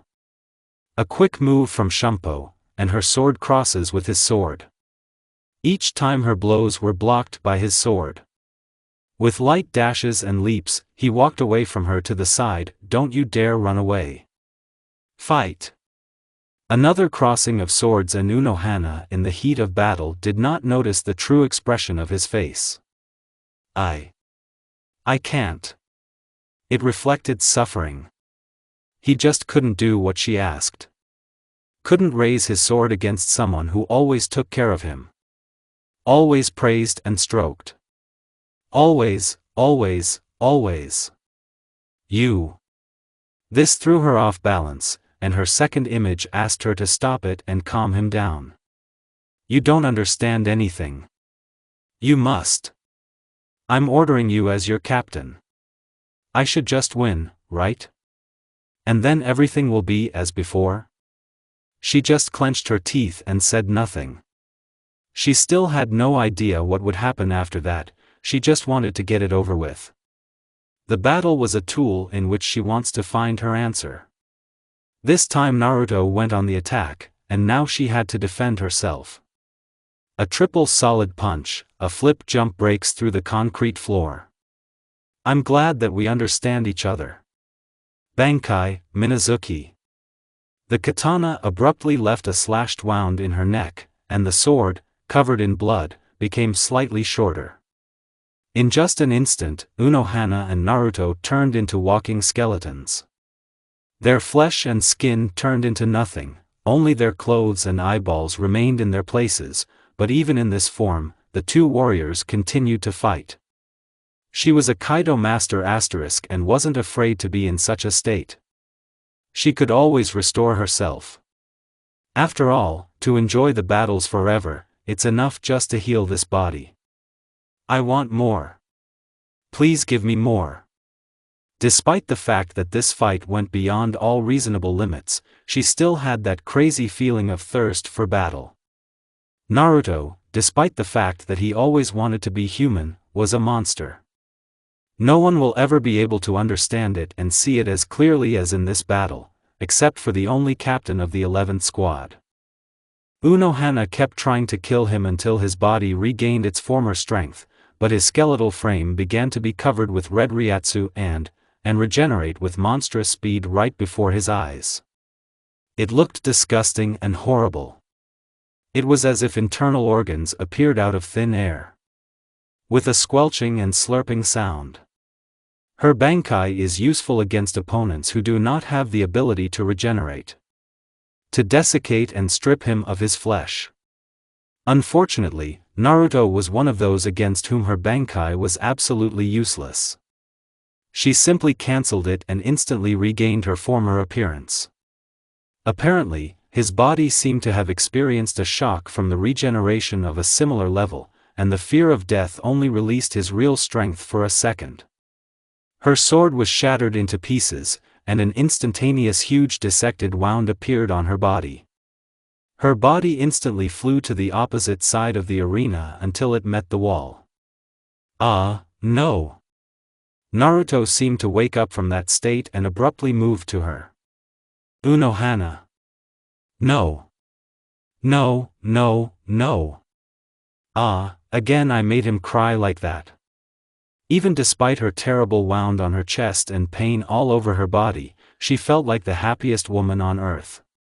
After all, now she can with a clear conscience be what she wants, thanks to him. The palms landed on her wound and began to emit a yellow, mystical, warm light. It looks like I'm dead. With some ironic note she said softly. Now there is no Unohana Yachiru. I have no right to be called by the name of a dead man, and I have no right to be called Kenpachi, after this defeat. I don't understand. You don't need to understand. You did everything right. This is exactly what I wanted. Thank you, I am very grateful to you. I've never felt so great before. She grabbed his hands and said calmly. Don't treat me. I can take care of myself. Haven't I told you what I'm an expert at yet, okay? He made a pitiful face, like a fox, putting his head under her chin. You're weird, wasn't it you who joyfully ran to kill the empty ones then? Empty ones are bad, but Unohana is good. Iron logic. She dropped out in a small drop from his words. It's almost the same here. I wanted this battle. Then next time I'll be ready. You know I'm always. She had never believed in the gifts of fate, but how could such a person exist at all? So warm. His words were interrupted in mid-sentence, and all because Unohana got close to him and kissed him. Slowly stretching out every moment, slightly stroking his hair. The hand roughly grabbed his dignity, and carried out several stimulating movements, forcing him to instantly assume a fighting position. It will be an unusual training. For endurance. Don't worry, I'll tell you. She slightly pushed him with her palm. Naruto, who was in shock, calmly obeyed, which is why in the next moment he was corny saddled. Slightly lowering his pants, she slightly licked her lips with excitement, since the boy, despite his physical age, had quite a good-sized penis. Yes, she had seen him before, and nature had clearly not deprived him, but she could only see him in an excited state now. Her outer clothing was slightly removed, which opened up a view of her not only excellent figure and impressive breasts, but also a wound that Naruto did not fully heal, and crossed from her collarbone between her breasts to her stomach. I can't wait. Instead of taking off her pants, she tore them and just sat down on him, instantly exhaling a little blissfully. Now, move with me at the same time. Come on, it's just a workout. Despite the fact that Naruto was a complete zero, in terms of intimate relationships, his instincts told him what to do. Unohana lifted her head a little with pleasure, and the hand kept irritating the wound and covering the tips of her fingers with blood. Something's coming, Unohana. I feel weird. Don't worry. It is okay. Soon you will feel very good. She accelerated and also felt that she was about to peak, and all because she had not had someone with whom she could share the night for a long time. Unohana, call me by my name, please, Yachiru. Abruptly taking him completely inside, she felt her insides filled with his warm sperm. Slightly raised, his organs slipped slightly, allowing him to see the result of his labors. White liquid flowed from her filled to the brim pussy. Trust your instincts, Naruto. What are they telling you? Kitsune's face changed dramatically. An evil grin appeared on her face, her legs were intercepted and thrown over his shoulders. That's it. Stronger, faster. Don't be afraid to break me. After all, you are the one who killed me. Every word was difficult for her. He entered her without any pity or tenderness. It was as if he had degraded to an animal, and now all he cared about at the moment was the act of copulation. Yachiru is mine. He bit her neck painfully, like a beast, marking her, making her his own. The head shifted slightly lower and stuck to her chest, her arms wrapped around his head, and her misty gaze turned to such a beautiful red moon. Another flash of pleasure just below the abdomen and an indefinable feeling of fullness completely filled her thoughts. But before she could recover, he continued to move again. This lasted until the morning, until he finally ran out of steam and fell asleep right on her chest. Only Unohana was in the commander's office, and the reason for her arrival was exactly the same event yesterday. I'm not Kenpachi anymore, Commander. I died and Yachiru no longer exists. Now I am Retsu Unohana. I should have expected this. Is that the only reason you came here? I want to adopt him. Interesting. This is the first time I've seen one of the captains ask for such a thing. I give my consent. The documents will be handed over in the evening. Before she left the office, his voice stopped her. My advice to you. Don't get too attached to him. I'm sorry, Commander, but I'm already attached to him. A day after that moment, Captain Unohana Retsu was passing near the barracks of her squad and again noticed the trio gambling. Captain. We are, oh? Are you playing? When you're done, don't forget to practice hard, okay? And a kind warm smile, without a hint of a deadly aura. The captain was clearly in a very good mood now than ever before. After 50 years in her office, Unohana was looking through a letter from her old friend with a tired sigh, who turned out to be Kazumi Shihoin, a senior advisor to the head of Shihoin and, concurrently, the mother of Yoruchi Shihoin. In her letter, she asked to fulfill her personal request. She had heard rumors that Yoruchi had already been able to reach Shirkai in such a short time and would rise to lieutenant, but for some reason she did not want to return home. She could bring her by force with a few dozen soldiers, but it would all look terribly ridiculous and inappropriate, so she wants either her or one of her closest subordinates to bring her home to pass the test of inheriting the title of head of the Shihoin clan. Oh, my God, and what does her daughter want? Okay, I'll send her the best. I don't think it's too serious. In her office, Unohana Retsu called Naruto to her. During these seemingly 50-odd years, for the soul, he slightly increased in height, and in his eyes, despite his vertical pupil, one could see a conscious and human look. Naruto, I have a task for you, and what is it? You need to bring Shihoin Yoruchi home. Without making too much noise at the same time. She needs to pass a certain test for the head of the clan. Wasn't there anyone else? To be a guide for some lieutenant. He grimaced slightly with displeasure. Naruto didn't like being someone's babysitter. This is a personal request of my old friend. Don't grumble like an old man, you're not even 1,000 years old yet to say that, but I'll tell you directly and without concealment about the candidacy. You need to look at this world beyond the society of souls. Perhaps you will find something interesting for yourself. And the commander doesn't mind if I leave these walls for a while? Naruto himself realized not so long ago that he was a target for observation. Unohana herself confessed this to him and wished that they had no misunderstandings among themselves. No. Suspicious, don't be paranoid.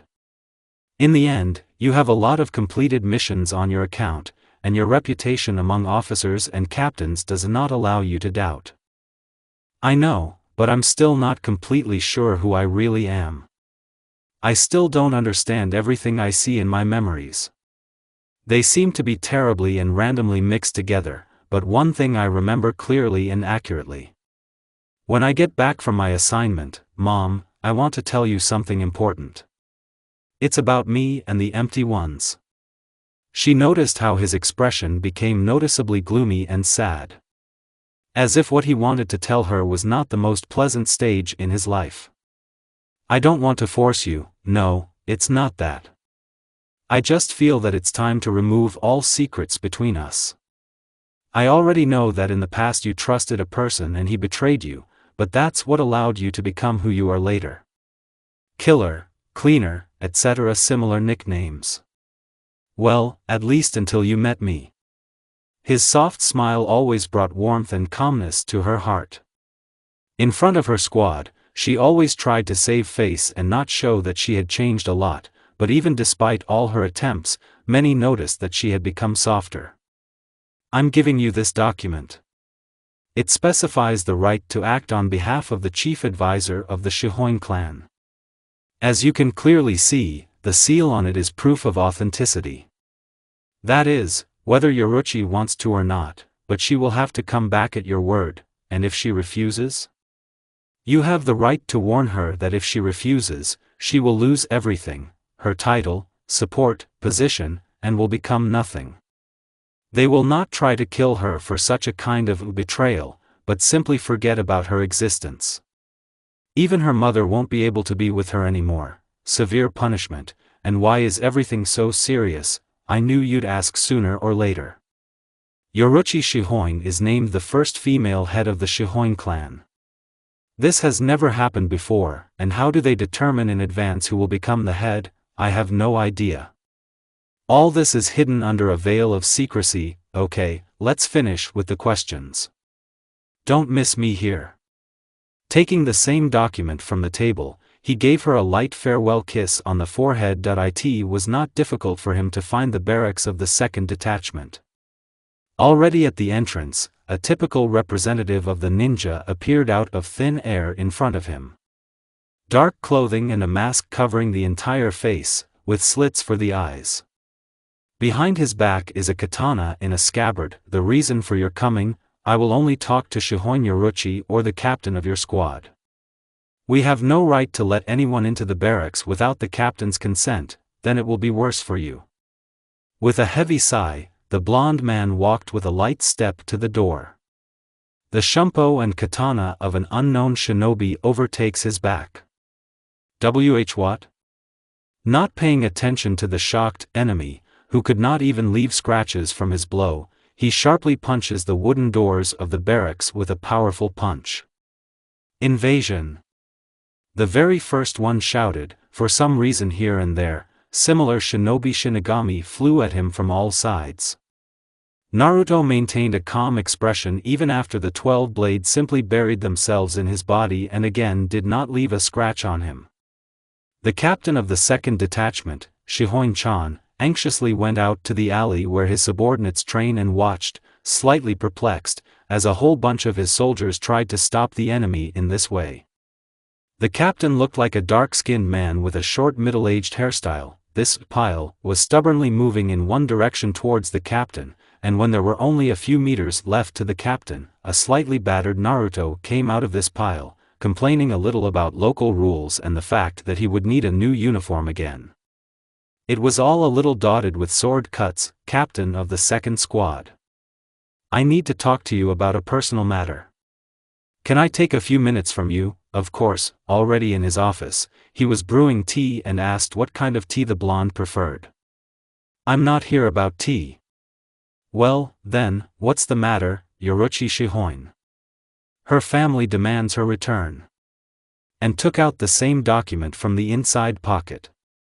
I was appointed her escort, that's how. I expected that one of the clan members would come for her, he said thoughtfully. I'll tell you right away, Yoruichi is by no means one of those who, for a stupid reason, did not want to come back. I was one of those who, from the very moment she came to me, saw how strong she could be, and how strong she would become in the future. All this time she was training tirelessly, and the reason why she did not return was, apparently, in this. She wanted to prove that she was worthy of inheriting this title. Did you ask her so directly? No, but I'm more than sure of it. Okay, I don't care much, to be honest. Where is she? I'll call her. The place where she is now is secret, and I cannot show it to those who are not under my command. Naruto only went back to the alley, where there was no hint of all those shinobi who tried to stop him. Falling on all fours, he sometimes, even being a reasonable person, gave out some things that did not quite fit in his head. Opening his mouth wide with his toothy mouth, he yawned loudly, stretching his whole body like some kind of cat. Of course, I guessed that someone would be sent for me, but that it would be you. Naruto heard a voice behind his back, to which he turned his head with interest. During this time, Yoruichi has grown noticeably, and her figure has acquired more adult and pleasing to the eye forms. She was dressed in the black baggy clothes of her squad, and Zanpakuto took his proper place behind her belt. It feels like I've seen you somewhere and the smell is definitely familiar, but, Naruto replied thoughtfully, closing his eyes, trying to clearly remember something related to her. Arg, okay, it doesn't matter. I should have known you wouldn't remember me. Okay, like you said, it doesn't matter. Give me a little more time. There are a few things I need to do before shipping. Before leaving the Society of Souls, she said goodbye to her friend, namely, Lieutenant of the 12th Squad Urahara Kiski, who had attracted her attention with his unconventional look and mind since entering the academy, and to collect a travel bag containing food and water for a day. Her clothes had been changed, and now she was a light, tight suit that followed the contours of her body, and a gray cloak with a hood. The path is not close. Are you sure you don't want to take food on the road? I won't share mine, I'm not hungry. Not really sure how it works, but my captain says it's because of my special Ryatsu. Unlike the others, it has 2 types, not 1, I see. Tossing her bag over her back, Yoruchi moved forward, and he followed her. They quietly left the domain of the Society of Souls. The signatures of the 2 squad captains on the original document allowed them to leave the main southern gate unhindered. The path, indeed, was not close. They had to walk hundreds of kilometers to the southern part of the spiritual world, where they had to cross the boundless deserts. That was where her clan lived. The hot yellow sand burned the sols, the scorching sun shone tirelessly in the center of the zenith, there was not a single cloud in the sky, not a light, cool breeze. Only the terrible heat and the endless desert landscape. They moved silently, running lightly and almost without stopping. For Yoruchi, such a climate was commonplace, and all because it was her native land. The places where she grew up. Slightly squinting from behind at her guide, she was not a bit surprised that the blonde also did not show a drop of fatigue or a painful condition. It seems that his body was on a completely different level than the others, since he could adapt even to such harsh conditions. My house is still about 300 kilometers away. I need to make a stop. With a tired sigh, she took out a white wand and a towel from her bag. Sharply sticking it into the sand, an umbrella immediately jumped out of it, and a towel lay on the hot sand. Taking the water out of the bag, she took a couple of sips and silently stared at one point, clearly thinking about something. Naruto was not particularly keen to add some unnecessary comment and also calmly sat down. You know, sometimes I envy you. Suddenly she gave a voice, and, you are free to choose. I haven't had the right to choose since I was born, sometimes it happens. He shrugged his shoulders, not daring to deny it. But I never do what I don't like. How simple you are. Although, what should I expect from someone who has such power? I heard from your captain that you train very hard. Yeah, she replied without much enthusiasm, looking away. The strong have the right to choose. For all the time that Naruto has been in this world, he has learned to distinguish whether a person is telling the truth or a lie by such an ability as empathy. He felt it. Now he clearly felt her lie, but did not focus on it. Does she have another reason to become strong? He became slightly curious, but after studying people a little, he realized that, as they say, it's better not to climb into the soul. When the halt was over, they continued on their way. A little in the distance, it was finally possible to distinguish a silhouette. It was a whole city. Naruto exhaled in surprise when they got very close to him. Small white houses made in the Egyptian style. A 3-meter-high white wall of the same color was built around the city. In the very center above it towered a tall temple, architecturally reminiscent of an Islamic one. At the entrance they were met by 2 guards, resembling Western nomads in appearance, who had dark skin and dark short hair. Oh? Is it really Lady Yoruchi who has returned? One of the guards recognized her immediately. And besides, not alone, but with an unusual guest. Enough pleasantries, cream. I'm only here for family reasons. Once I'm done with them, I'll be back. She replied gloomily, Kozu, don't stand there. Tell the head that the young lady has returned. He gave the command to his partner, which caused him to leave with a slight affirmative nod with the Sumpo. Well, I brought you here, but do you mind if I look around here a little? They don't like outsiders much in Okara, but you can stay for a while as my personal guide. The main thing is to keep an eye on your wallet and don't get lost here. Although this city is not too big, but it is the largest outlet in the world of spirits. She had already spoken the last sentence with her back turned to him, being sure that he was listening to her, but what was her surprise when she no longer found anyone behind her back. Oh, okay. You should visit your mother first. Naruto was looking at the shopping market like a child who appeared in a toy store for the first time. There were so many unusual and strange things for him here that he would never have seen in the company of souls. Yes, there were shops with merchants there, too, but there was not such an abundance of different things as here. Hey, hey, hey.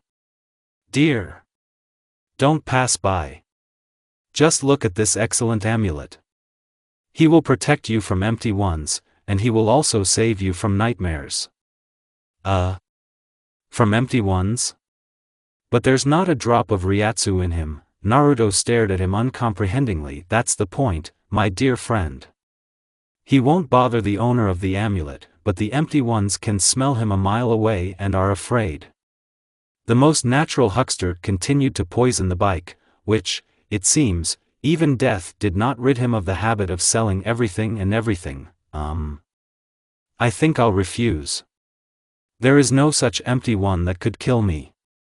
Naruto said complacently, put his palm on the belt where his bandaged sword rested, and the other on the protruding spear handle behind his back. Well, look. After all, I will make a discount especially for you, as much as 50%. I like your eyes. Listen. You never know when you might get lucky and when you might not. An empty legend has been living in our desert for a long time.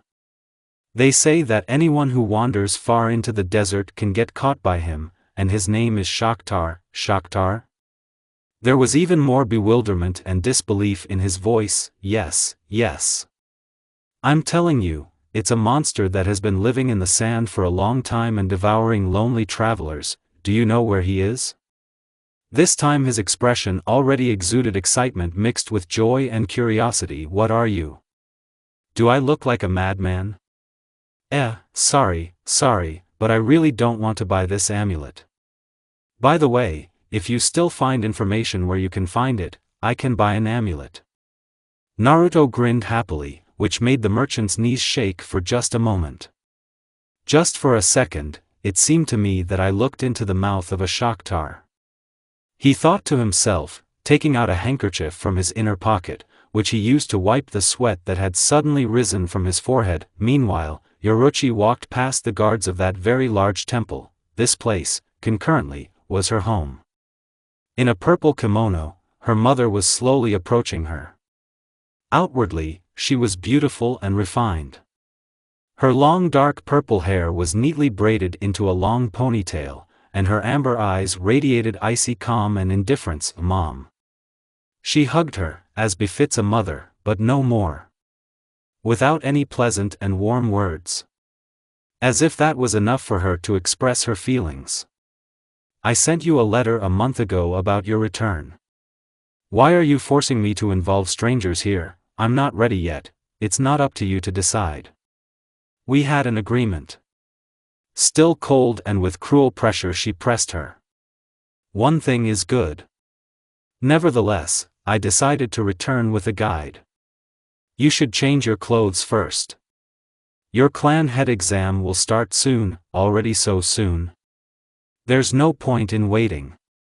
You will learn about its details later. See Ostrienka. Senior. Two healthy men, slightly taller than herself, jumped out of the corridor of the temple and hugged her from both sides in one jump. Both bore an amazing resemblance to Yoruchi herself and looked extremely happy. They really missed you. Her mother added, still calmly, we missed you very, very much. Can you tell me something interesting from the Society of Souls? Yoruchi made a terrible longing look on her face. Even after growing up, these two are still children at heart. Later, when all the clan's affairs are over, I promise that we will have time to chat, but first of all I need to warn my guide and leave him somewhere. she bit her thumb. I don't want him to wander around the city doing nothing. Are you worried about him? Kazumi Shihoin asked cautiously and with slight interest. A little. He is an important figure in the Society of Souls and he is very strong. She knew that it was impossible to hide anything from her mother, and to try to lie was tantamount to suicide. She was a master of acting and could easily determine whether a person was lying or not. Okay. My agents in the city are conducting it. Already in her huge room, without any hint of joy or enthusiasm, she allowed 2 servants to put her appearance in order. The hairstyle was slightly changed and secured with several hairpins, and she herself was dressed in a ceremonial yellow kimono. She still did not understand very well why she was dressed in such uncomfortable rags. Is it really not necessary to pass the test of a duel in the examination for the head of the Shihoin clan? She thought to herself, but did not draw conclusions in advance. It may be that everything is more complicated than it may seem at first glance. Her clan's attendant escorted her to the hall where feasts and celebrations were usually held with her family. Opening the doors of the hall, she could not believe that among the 12 members of the clan council and her family was her unique guide. So that's it. So we're going on patrol with a squad. The usual thing, in fact, should not have been dangerous, and then a huge empty one came from nowhere. Next to Naruto, her brothers caught his every word with shining eyes. Well, the case, ended in a battle. However, it can be called a battle with a stretch. *svim**, he depicted with his palm the gesture of striking his sword and the sound that cuts the air. And there isn't one. She was simply amazed by his absolutely imperturbable, ordinary behavior. It was as if he was not among the pressing atmosphere around. You have a very interesting guest, Yoruchi. To see the light smile of the mother was an extremely difficult task, which, it seems, this Naruto coped with. Cool. Tell me more. They responded at the same time, but were abruptly interrupted by the palm of their mother, who ordered them to be silent with one gesture. This gesture, oddly enough, also affected Naruto, which, in turn, decided not to spoil the atmosphere of the ceremony. It's no secret to all of you that today there will be a test for the head of the Shihoin clan, who is my daughter. All of you here in this hall are witnesses of this event. The current 21st head of the Shihoin clan, do you give permission to conduct the exam? Absolutely. The middle-aged man who was sitting on a kind of throne in the middle of the living room responded. Then I have only one question. Is there anyone present who dares to interrupt him for one reason or another? Silence was her answer. Okay. Already from generation to generation it is carried out in 2 stages. Yoruchi Shihoin, yes, come with me. There was a door in the living room that was different from all the doors in this house. It looked like an old, blackened door that was closed with many locks and chains. When all the chains and locks were finished, her mother calmly opened the door. Inside, as it turned out, there was a very ordinary small room, black, with 4 walls and with a low table lit only by a single kerosene lamp. Sit down. Sitting on her knees at the table, her mother took out a tea set from a hidden panel in the wall. This is a test of fortitude and revealing your true strength. What is it? Her mother was in no hurry to answer and calmly poured a dark purple liquid into a small cup. It's poison. When you drink it, you will die. There will be no one who can help you or save you. She jerked a little uncertainly on the spot. She was sure of the truthfulness of her mother's words. But I can come back, right? Then there's no point in this trial, right?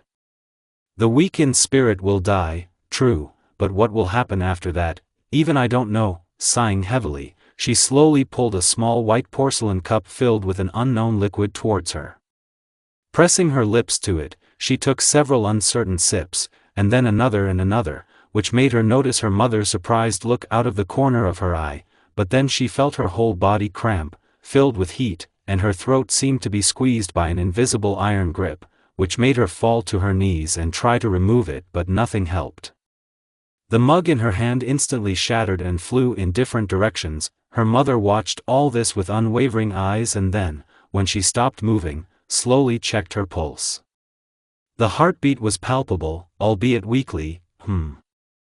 The cup is almost empty and the element of lightning? Excellent performance. Yoruichi Shihoin woke up already in her bedroom, completely undressed and full of energy. The body felt somehow light and beautiful. I wanted to jump and run for some unknown reasons. Blissfully pulling herself up, she didn't even notice how she did it, like a cat. I wonder what happened. What? Have I always had a vertical pupil?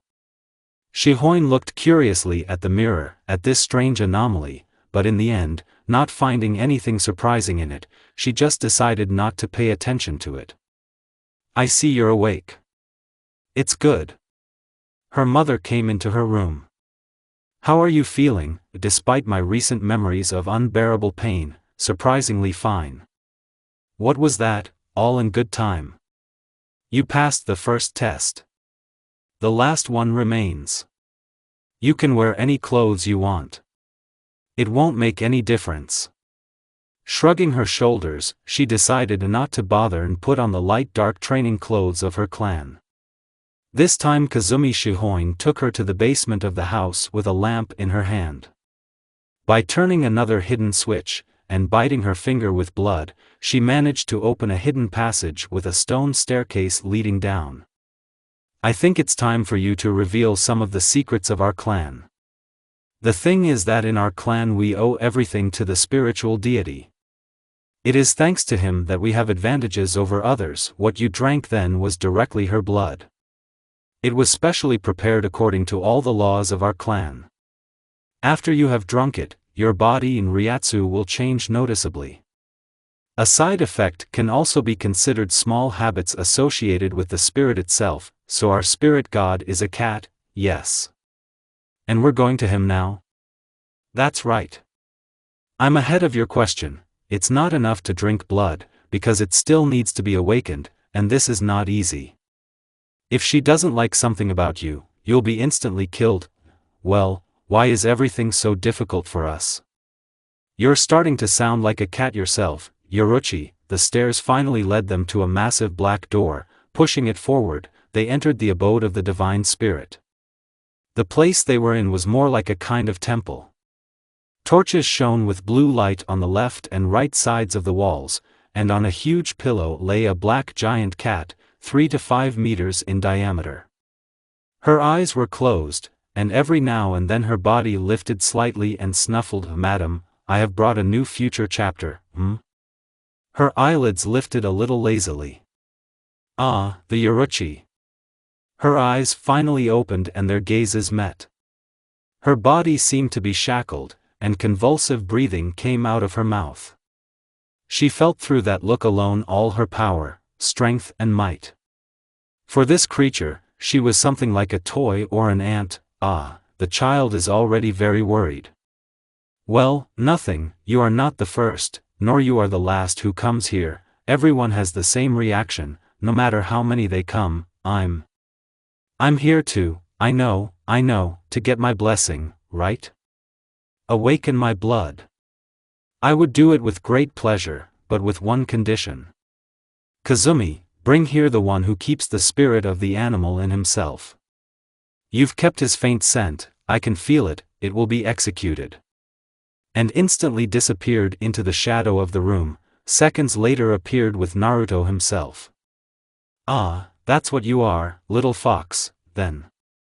Naruto felt as if his throat was being squeezed by something hard, and his body seemed to be covered with needles. Again, this feeling of inevitable death in the case of one mistake. The cat was scaring him with just her look. No matter how hard you look, I can't figure out who you are. I'm Naruto. No, I'm not interested in your name at all. I'm interested in who you really are. Are you a fox, a human, or all of them together? I want to check. Child, Kazumi, I order you to turn away and not look here under any circumstances until I allow you to. Their bodies worked automatically, so, tell me, or rather show me who you really are. When the cat finished, a terrible heart-rending scream was heard in the hall. Don't you dare! Arg half! Behind her, a terrible slurping, tearing sound was heard. The shadow falling from Naruto periodically changed and acquired large outlines. No, no, no, no. It's not me. Argha. The words were slightly distorted and became more rude, monstrous. Stop it. It's not me. I can't be him. The voice had completely changed and now, even despite its rough sound, exuded terrible bitterness and suffering. Please. I'm asking you. The voice was doomed, full of pleading and pity. Yoruichi Shihoin, despite the order of the deity and the fear tormenting her, was able to shift her head a little to see the huge figure of a nine-tailed fox with blue eyes, who, lowering his head in front of the cat, begged her with tears in his eyes. Oh, I'm sorry, child. I had to make sure. I'm sorry that you had to go through this. I will return everything as it was. So after all, the interweaving of two fragmented souls. I can't even imagine what that stupid fox did to do this to you. After a while, Naruto acquired his usual appearance and now sat completely naked on his knees, holding his head with his palms. It's not me. It's not me. It's not me. It seems that such a sharp change in appearance greatly damaged his thought processes, which is why the cat, slightly frowning, hit him so powerfully with her paw. Stop whining, little fox. We'd better get back to the business at hand. Yoruichi, come here. She mechanically obeyed the command and, with trembling knees, appeared in front of her. Unfortunately, there is something that will cause you very unpleasant feelings, child, but, alas, it is necessary to awaken my blood and become a direct part of me. And what is it? I need your Zanpakuto. What? But how so? Yes, I understand. Everyone, without exception, is shocked by the price for my strength, but, alas, these are my conditions. Zanpakuto is a fragment of the Shinigami soul. I need to absorb it to confirm our oath. To be honest, it will be very unpleasant and painful. With trembling hands, she was still able to remove her sword from her belt and, kneeling down, give it to her. With one sharp movement, the sword along with the scabbard was snatched from her hands and destroyed with a single snap of her jaws. She felt like a certain part of her soul was literally torn away from her, which made her unable to hold back tears. To lose Zanpakuto forever is terribly painful. I understand, but let's get to the more pleasant and fun part. Wake up, kitten. A command sounded in her direction, which caused an instant explosion in the room, and Yoruichi radically changed. Her legs and arms were now completely covered with electricity, even the tips of her hair sparkled, and she herself was on all fours curiously examining her surroundings. A nanny? She asked questioningly, cocking her head. A little later, she, with a sharp jump of her body, instantly knocked Naruto to the floor, on his shoulder blades and, like him once in the past, sniffed him. Naruto suddenly felt a sharp sense of déjà vu. After a while, she licked his nose and cheeks with the tip of her tongue with a slight satisfied smile. This could have gone even further if it weren't for one thing. I am Kazumi Shihoin. I will be the one who will return her to human form, because this is my right. Again, the word sounded like some kind of ritual, which made Kazumi take a fighting stance, covering her body with wind for just a moment. Then everything was like some kind of crazy and deadly game. In an attempt to get the mother with a blow of the palm charged with lightning, she playfully pushed off from her chest with her feet, sending her flying. Yoruichi instantly became like a completely different person, having degraded to the level of a simple animal, namely a cat. Another multiple, in the literal sense of the word, lightning fast jumps, and she throws her somewhere to the side with her electric paw. Naruto, sitting next to the black cat, was silent, with boredom on his face, put his palm to his chin. Does this always happen? Yes. What happens if she can't bring her back to human form? If she can't get her human mind back to her within 24 hours, then she will forever remain a cat in a human body. Do I have the right to interfere? Worried about her? A little. Just a little help. With a slight smile on his face, he took out the most natural small ball from the inside pocket of his torn clothes. Don't tell me, well, sometimes instincts are not always good, hey. KSKSKSSS. Naya, catch it.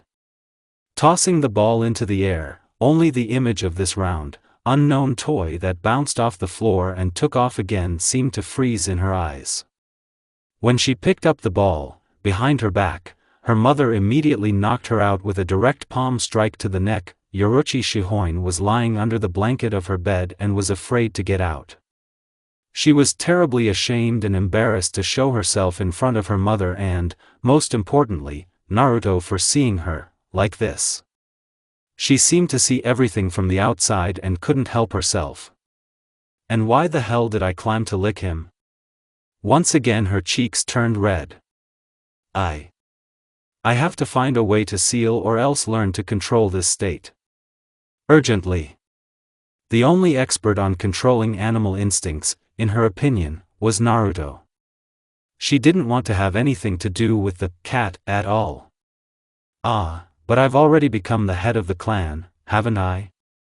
Immediately her embarrassment disappeared and that unpleasant feeling of longing and boredom returned. Naya. She will appoint someone who will be the interim acting head of the clan, and she will continue to train, justifying this by the fact that she is the youngest among all the previous heads of the Shihoin clan and that she needs experience. Preferably outside her home. Not to say that everyone was delighted with her opening speech, no one expected that the new head of the clan would turn out to be such a windy person. There were a lot of dissatisfied people, including her mother, who, judging by her twitching eye and crooked smile, wanted to at least punish her for such an act. After all, she appointed her to the position of interim acting head of the clan. Let's run quickly, before everyone starts grumbling. Yoruichi replied loudly, pulling him by the sleeve to the exit of the temple. Hi, Kuroneko. If you tell anyone, I'll kill you. But I still couldn't buy a souvenir for my mother. It's sad, and that's what bothers you in the first place? I wanted to ask him a question, but restrained myself and gave up on it. There was no point in going back anymore. Now that Yoruichi Shihoin became the head of the clan, she didn't have so many global problems for the future. Except with my cat part, she thought to herself, a little doomed. You used to be, well, the same as me back then, right?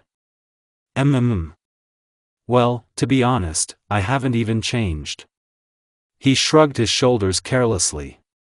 For you, people, it is customary to live keeping certain norms of behavior and rules so as not to stand out from the general mass. For me, it was more like a pretense. It's like I'm wearing a mask in front of all of you. Can you, well, make it so that a person, for example, in animal form, can learn to be a human? I don't know. He shrugged his shoulders. If you're talking about that moment again, then everything there was like if you had a second personality formed by that cat.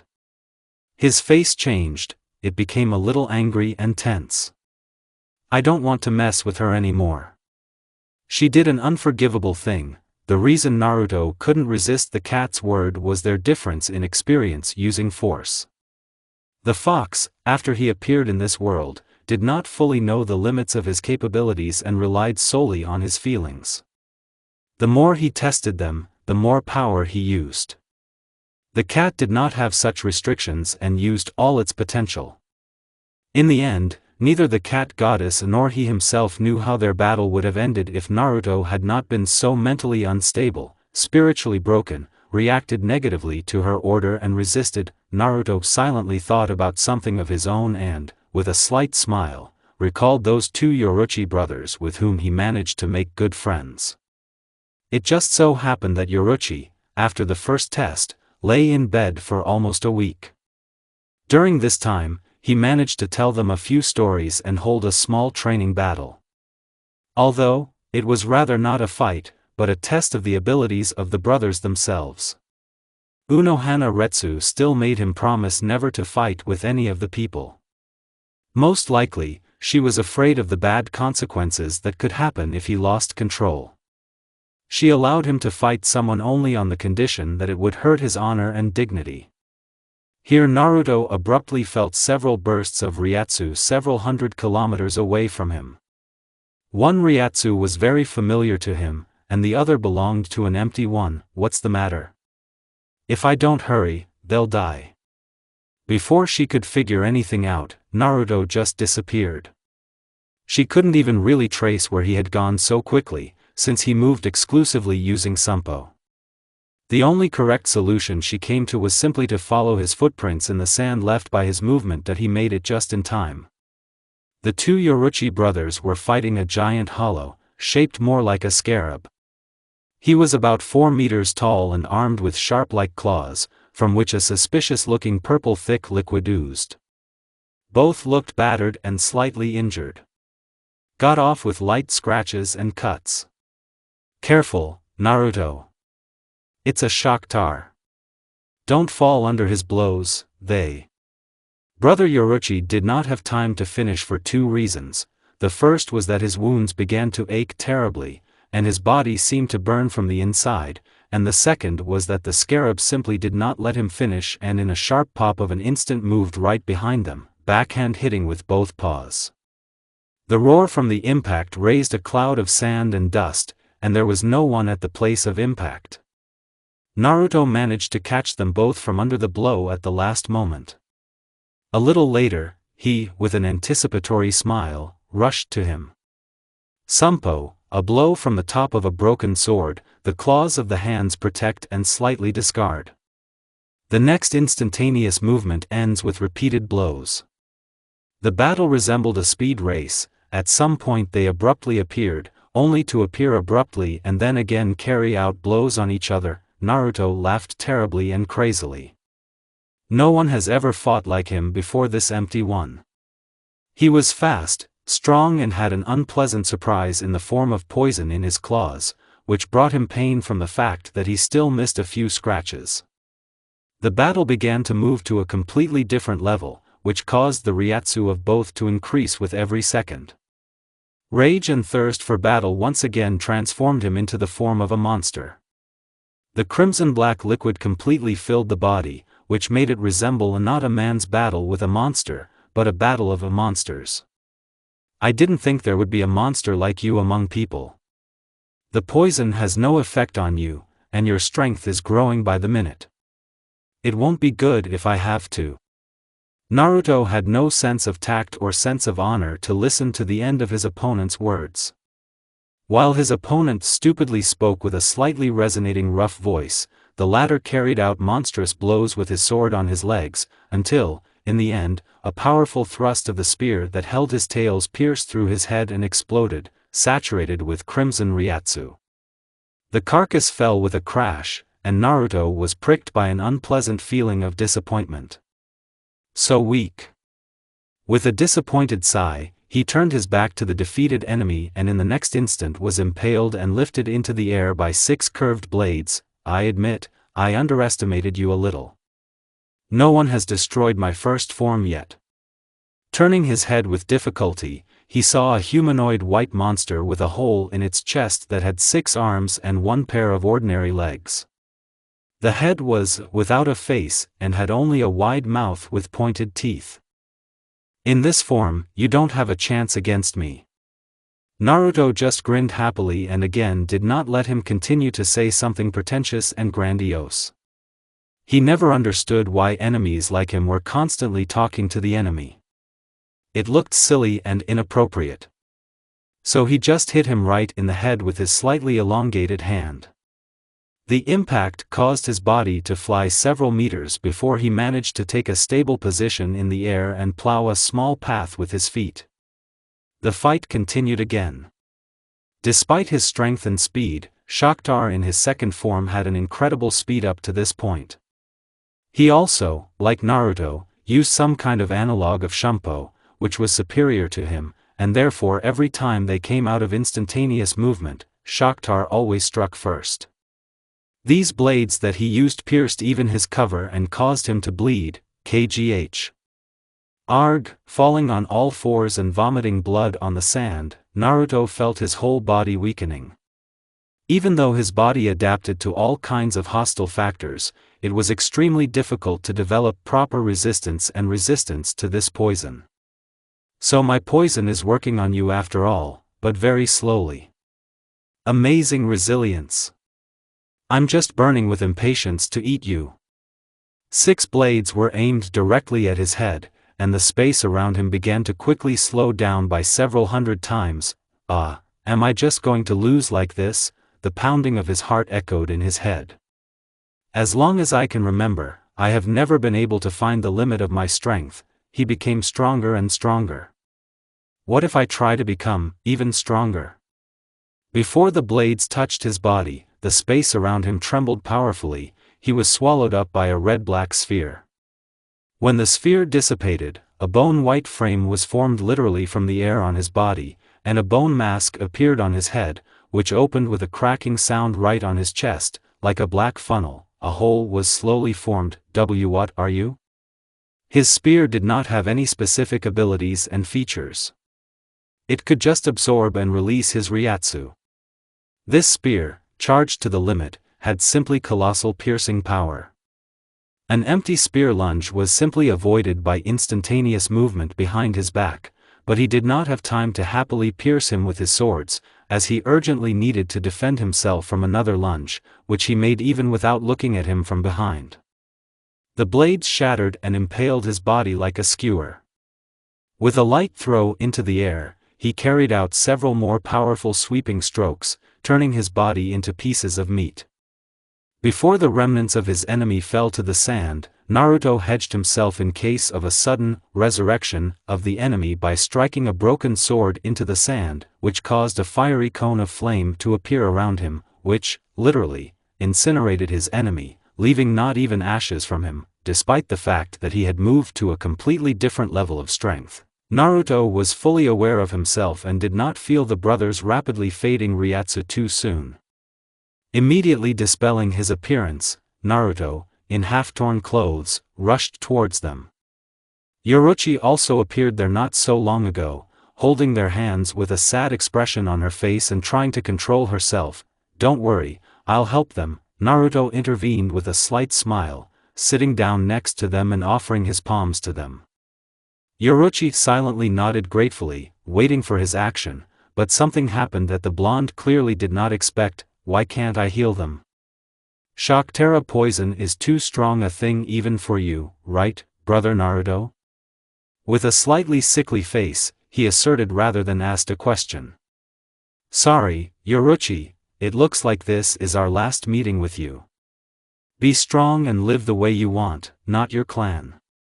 These dying words caused a storm of feelings in her, which caused a few drops of tears to fall on the sand, and it affected Naruto in the opposite way.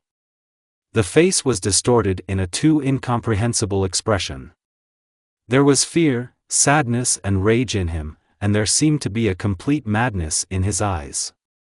No. I won't let you. I won't let it happen again. At the moment when his emotion got the better of him, and his thirst to save these two overcame the boundaries, a yellow metal clawed glove formed in his right hand, in a yellow soft glow. The only non-metallic part was that there were some soft pads on the fingertips. At the same moment, he started the treatment procedure. The glove served as a catalyst and, in exchange for treatment, very greedily took Kitsune's spiritual Reiatsu. The yellow radiance of his glove just invaded their bodies with a soft light and filled their bodies without a trace. The whole process of treatment exhausted and weakened him terribly, which caused a small sweat to appear on his face, and the veins on his temples swelled with tension.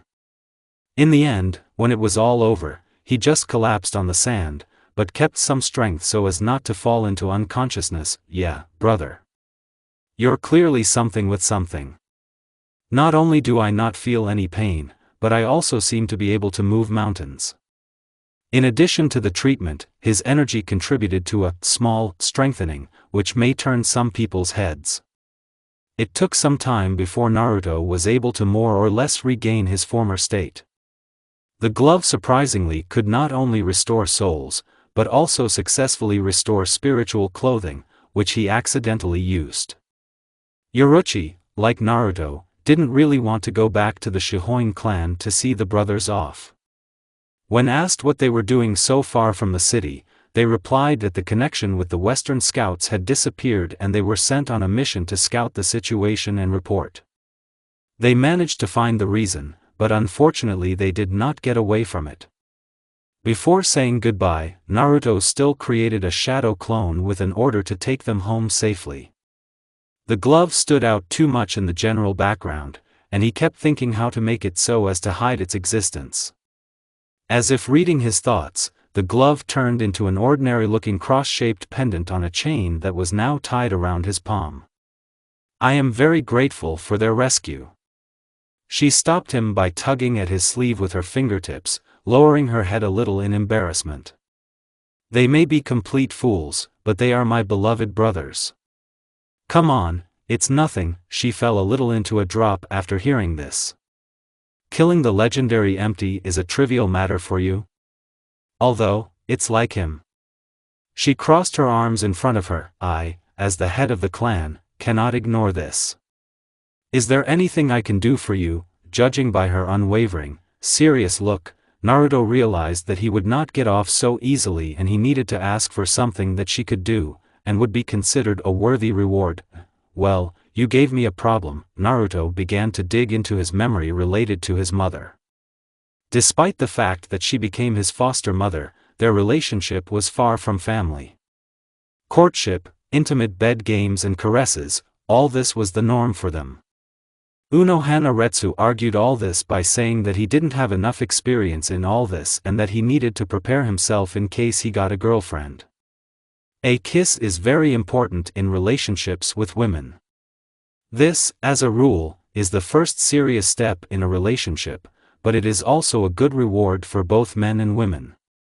It seems that even despite all the experience in adult relationships, he kept only the word reward in his memory.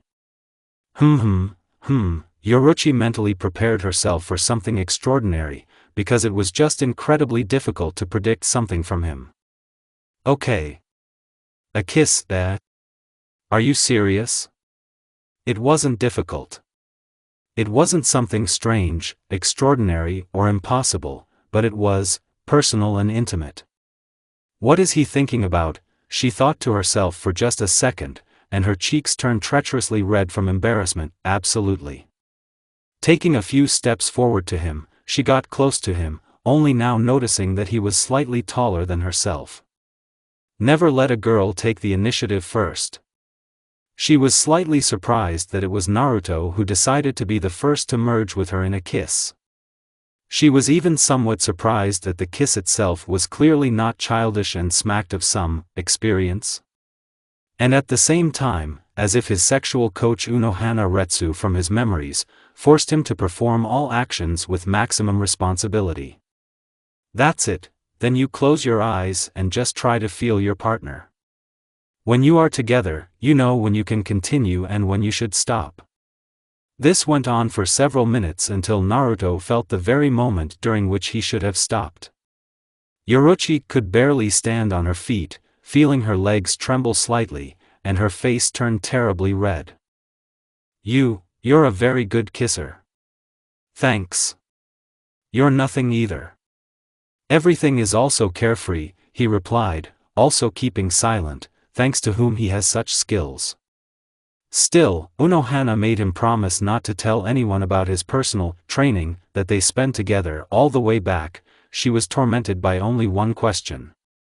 He himself would never have been able to learn to kiss like that in his life.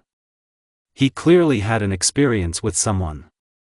Only one person comes to mind, and that person, and how often do you do such things, with your captain? This version was the most reasonable. There has been a rumor in society for a long time that Unohana Retsu has become much more feminine, softer and kinder to others.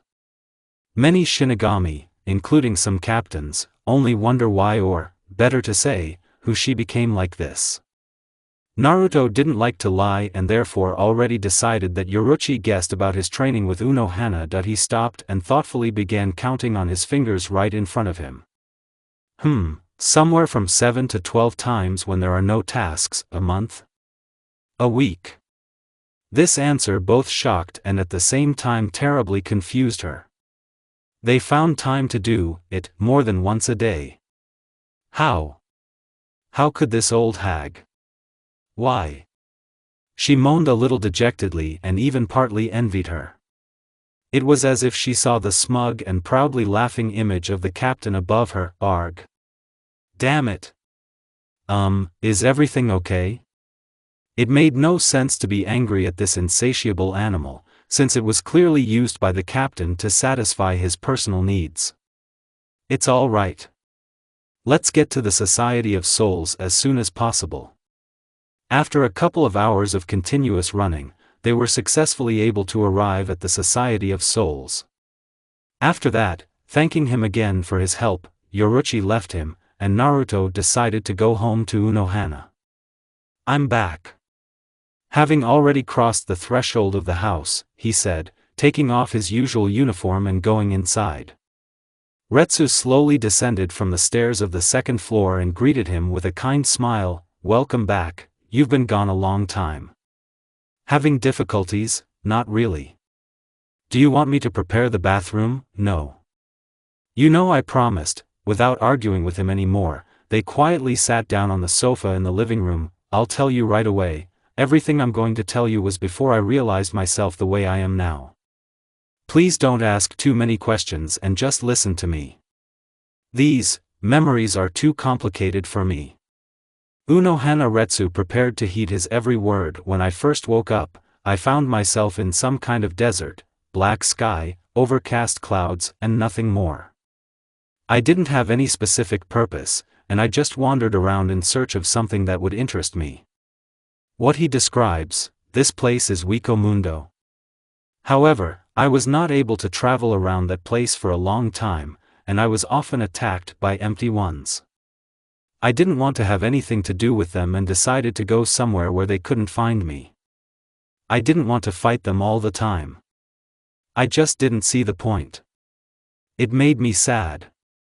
The boundless desert was too open and conspicuous a place, and so I started looking for a dark cave where I could sleep, and I found, it looks like we've come to the most unpleasant part. Since his face has darkened so much, the cave was a bit unusual.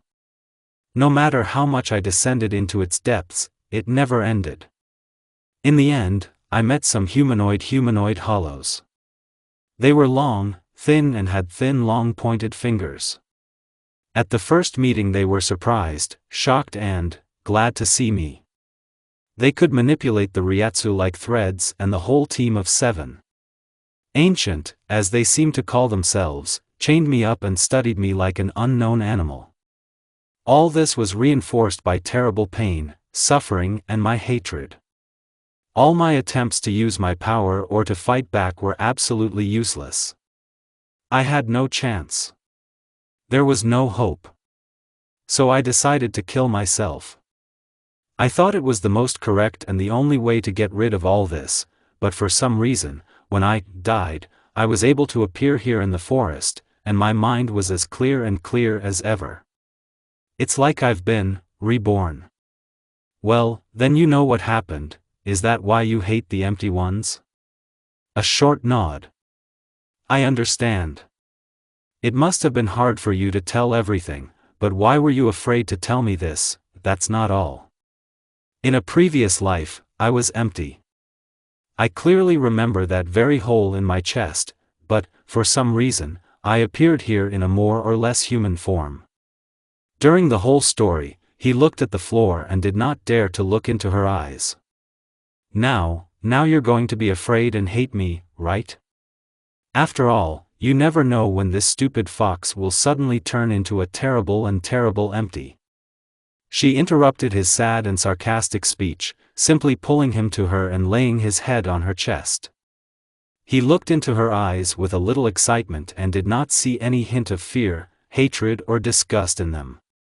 Pure calmness and kindness. She didn't need words to describe what he was to her. Unable to withstand the surging feelings, he began to cry a little, repeating the words of gratitude. "Oh, you're crying again.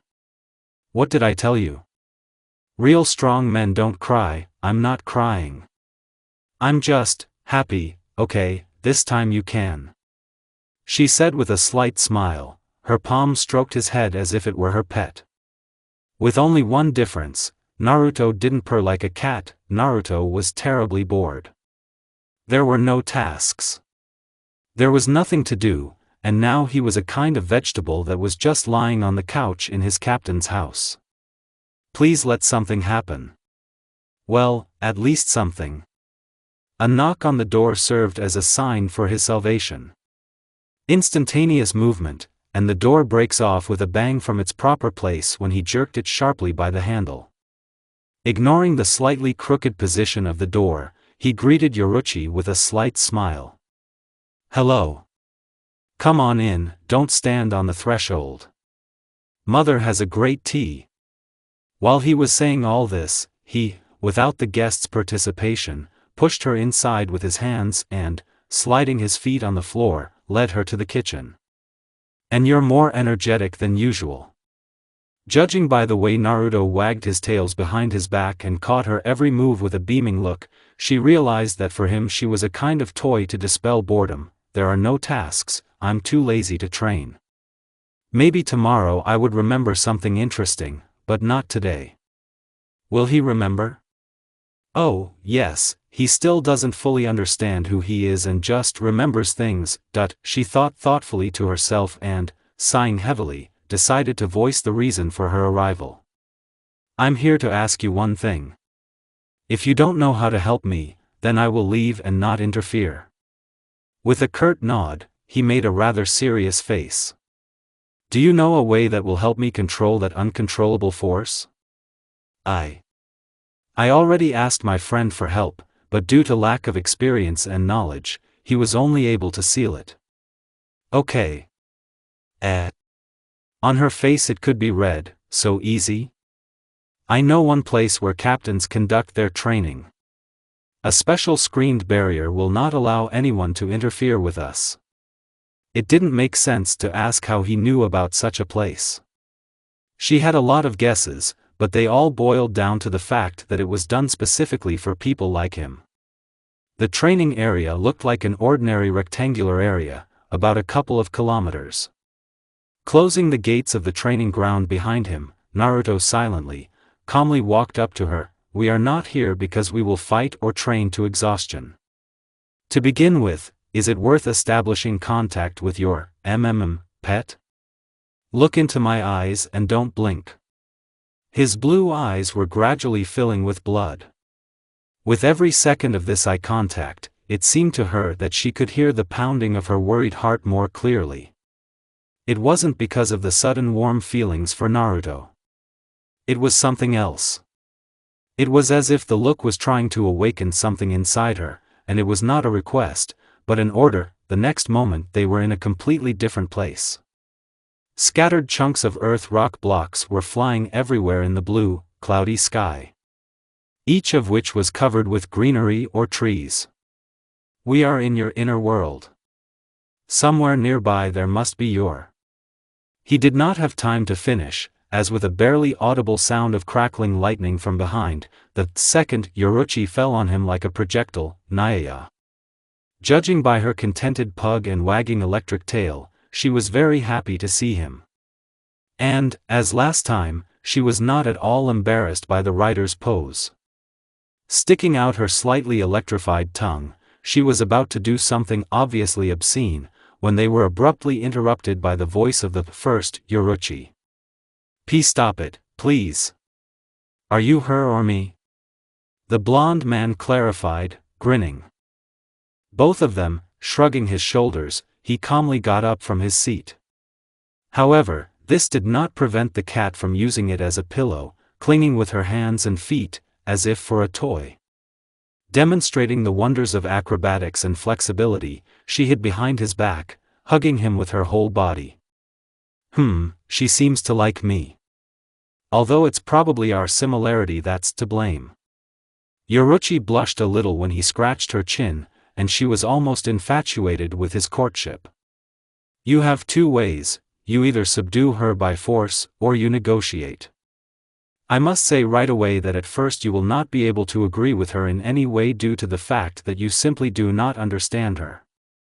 As with Zanpakuto, understanding can be found in battle. Do you want to play with her? The question ignited an unprecedented interest in the cat, which caused her to get on all fours in front of her with a single jump, grinning mockingly with her fanged mouth. Good luck. With a grin, he managed to give her a single parting word before Yoruichi, in one swift, blurred movement, pushed her in the chest with her hands, thereby throwing her onto a completely different platform. It didn't feel like a battle at all. Yoruichi tried to follow her and do something, but it was useless because of the difference in the level of strength. She kept poking, jumping and jerking it away. Like a cat playing with a mouse, pfffff.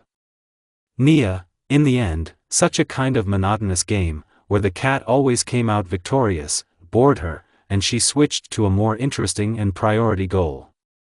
Abruptly moving to the kitsune lying on the ground in a relaxed pose, but instead of successfully falling on her target, she was only squeezed into the arms of the blonde and abruptly sent flying back. You seem to be having some difficulties. Okay, I'll give you a hint. Yoruichi has never seen Naruto look like this. He got down on all fours, grinned and started the game. Every time they met, they kept throwing short throws and jabs. It was as if one pair of cats were playing in the house and jumping madly here and there. In the end, it all ended with him landing hard with her on another platform. Naruto was lying on top of her, fixing her hands, and her teeth bit into her neck, letting out a thin trickle of blood. Despite this, Yoruichi did not feel any discomfort, but on the contrary, excitement, joy and desire? Because of the long game of tag, her breathing became faster, and her tongue fell out like a dog's. Give her another chance. Naruto whispered in her ear. If it doesn't work out, I'll play with you again. Being excited and confident that Yoruichi would lose again, she quickly joyfully jumped on her, but instead of knocking her to the ground, she suddenly seemed to be absorbed through her chest. Yoruichi fell to her knees, and her appearance gradually transformed into Yoruichi herself. You finally realized that it's useless to fight with her and that the only way to win is to recognize her as your equal. Like what is hidden by you. However, which of you will still be the dominant personality, and you try to guess. The blow that followed suddenly killed her in Yoruichi's subconscious. He was not too surprised by this fact. Few people could manage in someone else's subconscious at all, and since he was not an expert in this field and could only enter someone else's inner world, it is not surprising that everything ended that way. Already outside, she was in the usual form of Yoruichi. Electric, clawed feet and hands. On the hairstyle, an electric current created a kind of electric ears, covered several curls of her hairstyle and completed her image. Unlike all the previous times, there was intelligence in the look now, and Yoruichi herself stood confidently on her two legs. I see you were able to negotiate with her. I'm even a little curious about what you offered her in exchange for cooperation. She was in no hurry to answer, but just looked at her right palm and, after a while, clenched it into a fist, turning her joyful gaze on Naruto. We both know how this is going to end. Attack. A sharp instantaneous movement, and the roar of impact. Each blow was capable of destroying houses in power, and their movements were like lightning. Here he is, sliding on the ground, knocked off her hands with his straight palms, saturated with the ryatsu of the wind, and conducts a direct lunge, releasing an invisible deadly blade. Despite the fact that she did not see the attack, she instinctively threw her head back and, together with her body, made a bridge, pushing off with her hands and completing her movement with one flip with the pose, "Hail the sun, star. I think we should finish this right now. The barrier cannot hold such a dense amount of Ryatsu for so long." The barrier, indeed, in the arena was covered with a small ripple. Stepping back as far as possible, he, putting his palm into the ground, instantly created a 2-meter blade, which caused it, not even paying attention to the asphalt, to pierce it. Yoruichi, in turn, prepared her body for another attack, grouped on all fours on the floor. Another instantaneous movement, and, at the moment of their simultaneous attack, time seemed to stop. The blade of the wind missed and only slightly grazed her neck, and meanwhile her electrically clawed palms pierced his chest and threw him right against the wall, forming a small grid of cracks. Instead of the triumph of victory and joy, Yoruichi only silently pulled out her palms, and her body stopped emitting electricity. The wound on his chest had already regenerated in a few seconds with a slight hissing sound and a white haze. "You succumbed." Out of the corner of her eye, she still noticed that Naruto saw her every move, but, for some reason, did not want to dodge or defend himself from the attack. "Why? I don't like to fight in full force against those I like. It hurts when you hurt those who are dear to you." It sounded too ambiguous, but even if you ignore all the most romantic moments, it still meant that he cared about her. She was still a little angry that some captain had used him. However, she herself wants to know what it's like. "I want to be with you. It's probably stupid, isn't it?" she asked a little sadly, looking away, using her hidden pity attack. "Your captain has probably already appropriated you." "No. She's different. Mom is just mom. She's just coaching me to be better with the girl I like." "It's so easy to control him," she thought to herself with a victorious, hidden, light smile. "And, do you like me?"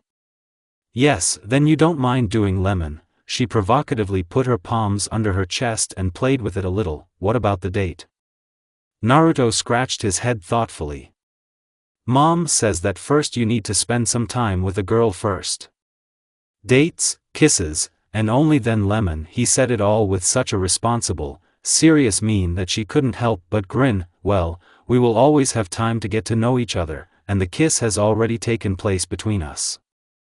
Isn't that enough?" Someone was clearly burning with impatience to find out why the captain of the 11th squad had been so pleased with his position for the past few decades. "Okay, but you, if anything, tell me when it's enough, okay?" Without any hesitation or stiffness in his movements, he took off his pants and outerwear. Yoruichi didn't waste any time in vain and also got naked, anticipating the upcoming events. She didn't even need to excite him, because he was just looking at her body, slightly embarrassed, and had already taken a fighting position. Words no longer had any meaning for them, their feelings spoke for them. Kneeling down, she placed his heated flesh in her right palm and carried out forward movements, watching his reaction with a grin. Yoruichi becomes bolder, slightly lowers his head and circles the head of the blonde's penis with his tongue. Licks the oozing lubricant, involuntarily forcing Naruto to strain easily. Kitsune exhales languidly and looks down at the crown of the young princess, snorts softly and embarrassedly, closing his eyes and lightly biting his lower lip. Gradually, she gets into more and more excitement.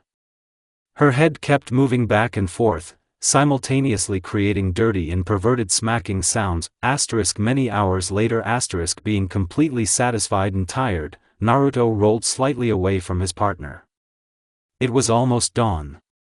You're just a bed monster." The only reason she was still able to stay conscious after all this time was because her inner feline part helped her, but even that wasn't enough. "Mom, of course, jokingly told me that it would be hard for my future girlfriend, but I didn't quite understand why. Guess what?"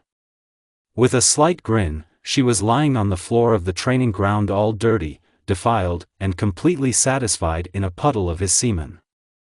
Now it was clear to her why Unohana Retsu had no more problems in her intimate life and looked as if she was a young, contented girl.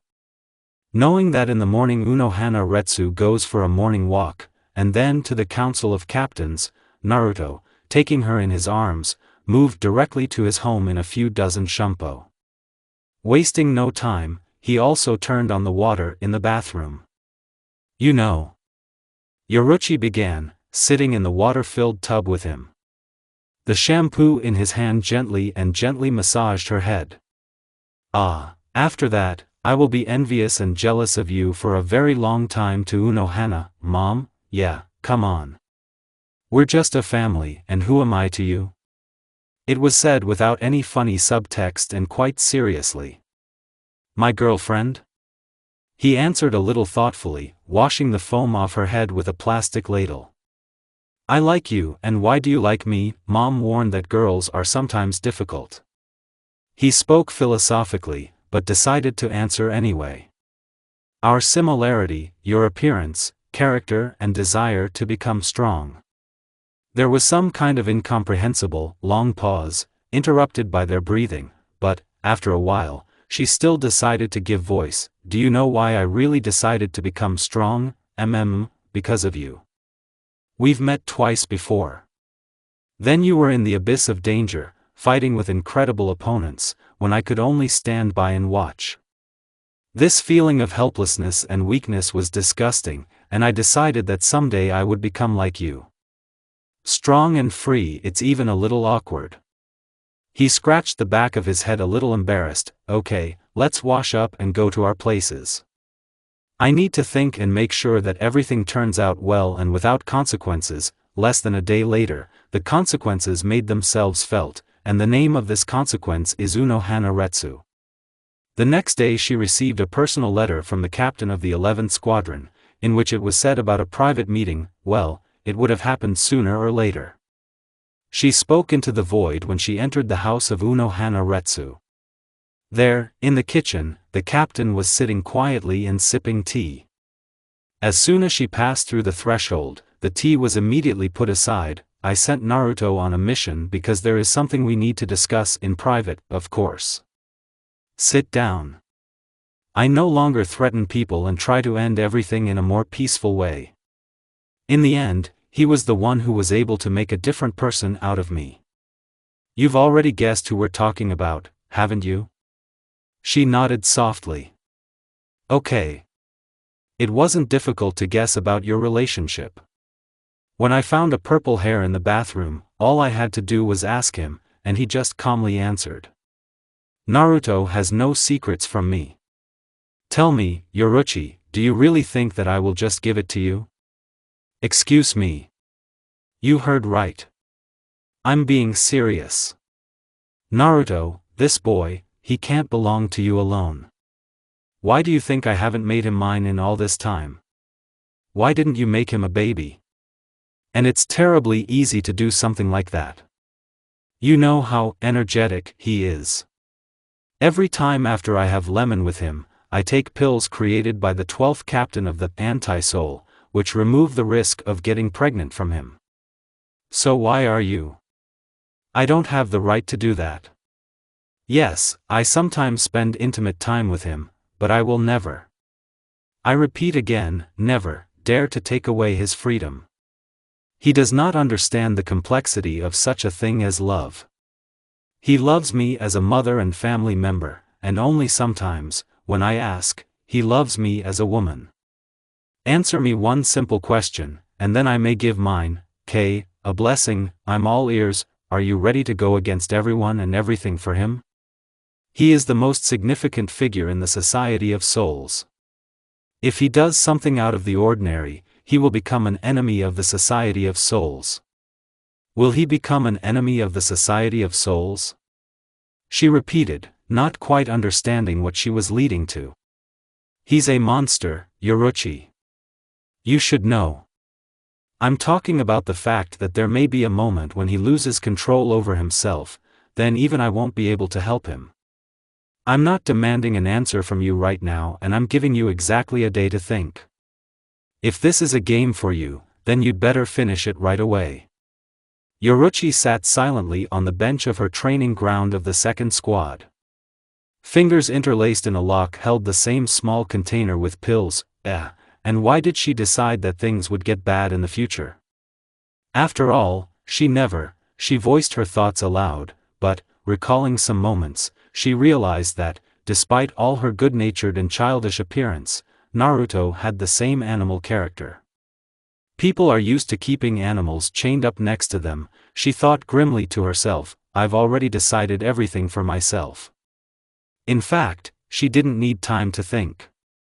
All this was done in order to give her time to doubt her choice, but she had long ago decided for herself that this man, this fox, took the most important place in her life. There was only one thing she shared her opinion with Unohana Retsu, that she couldn't make him her own. Although she wanted it very much.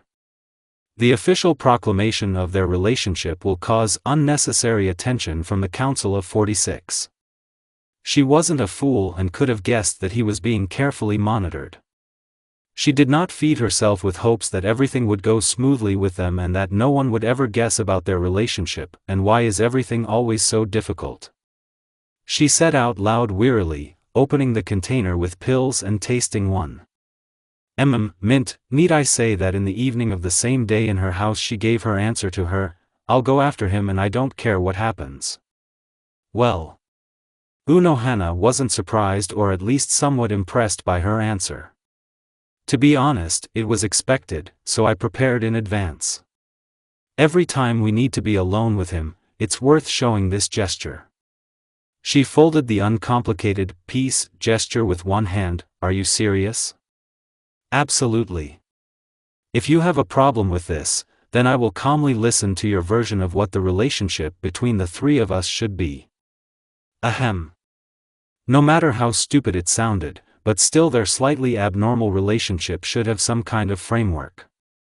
And you are satisfied with this state of affairs? Do you want to arrange a competition, the purpose of which will be his heart? I don't think anything good will come out of it. For you, he is both a family and a man for one night, that's what I'm talking about. Okay, since this is sorted out, I'll go to my room. Time was lazily moving forward, and life in the Society of Souls became at some point a boring routine for Naruto. Only once did he accidentally find at home with his mother, the captain of the 12th detachment, Kiryu Hikifune, who was in no way inferior to his mother in beauty. Light purple curly hair fell from her shoulders, and a slight smile greeted him. You didn't warn us that the captain of the 12th squad would be visiting us. It wasn't necessary. This is just a normal conversation. As long as I look, and over the years the boy becomes more attractive and tastier. Kiryu smiled a little vulgarly, biting her thumbnail. It's no secret that she was the most famous chef in the Society of Souls. The food she cooked was characterized by an increased concentration of ryatsu, which allowed some seriously injured Shinigami to stand on their feet as if nothing had happened. We've already discussed this. Kiryu-san. Despite her kind disposition, Unohana, just for a moment, released a hostile aura in her kind smile. Yes, I apologize for my language, but even if we exclude his appearance, his strength is still a mystery to us for the scientific department. You have no right to touch it. Experiments on people's souls are prohibited, I know that very well, but it's better for all of us to know what to expect from him in the future. You often wonder who you really are, don't you? It doesn't matter to me as long as I can be where I'm needed. Naive, but cute. Kiryu thought to herself and, getting up from the table, pushed aside the tea. Okay, the break will end soon, and I should go back to my room. At the next meeting of captains, Unohana Retsu silently listened to the commander's congratulations on the successfully completed mission. Naruto became the Shinigami for everyone to rely on, and now she, as the captain of the 11th squad, had to return to her main job. 2 officers escaped from the Society of Souls.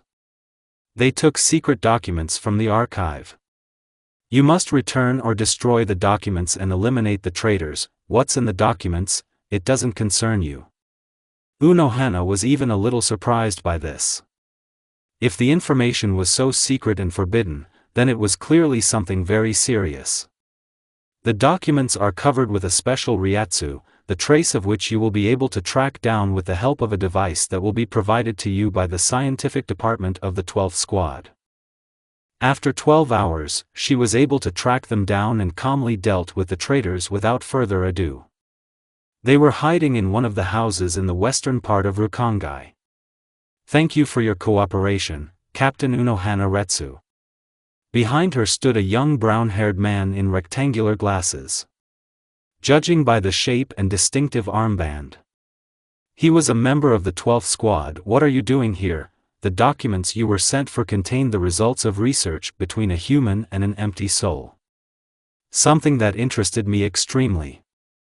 I could pick them up myself, but unfortunately Kyoko Suigetsu can't maintain the illusion forever.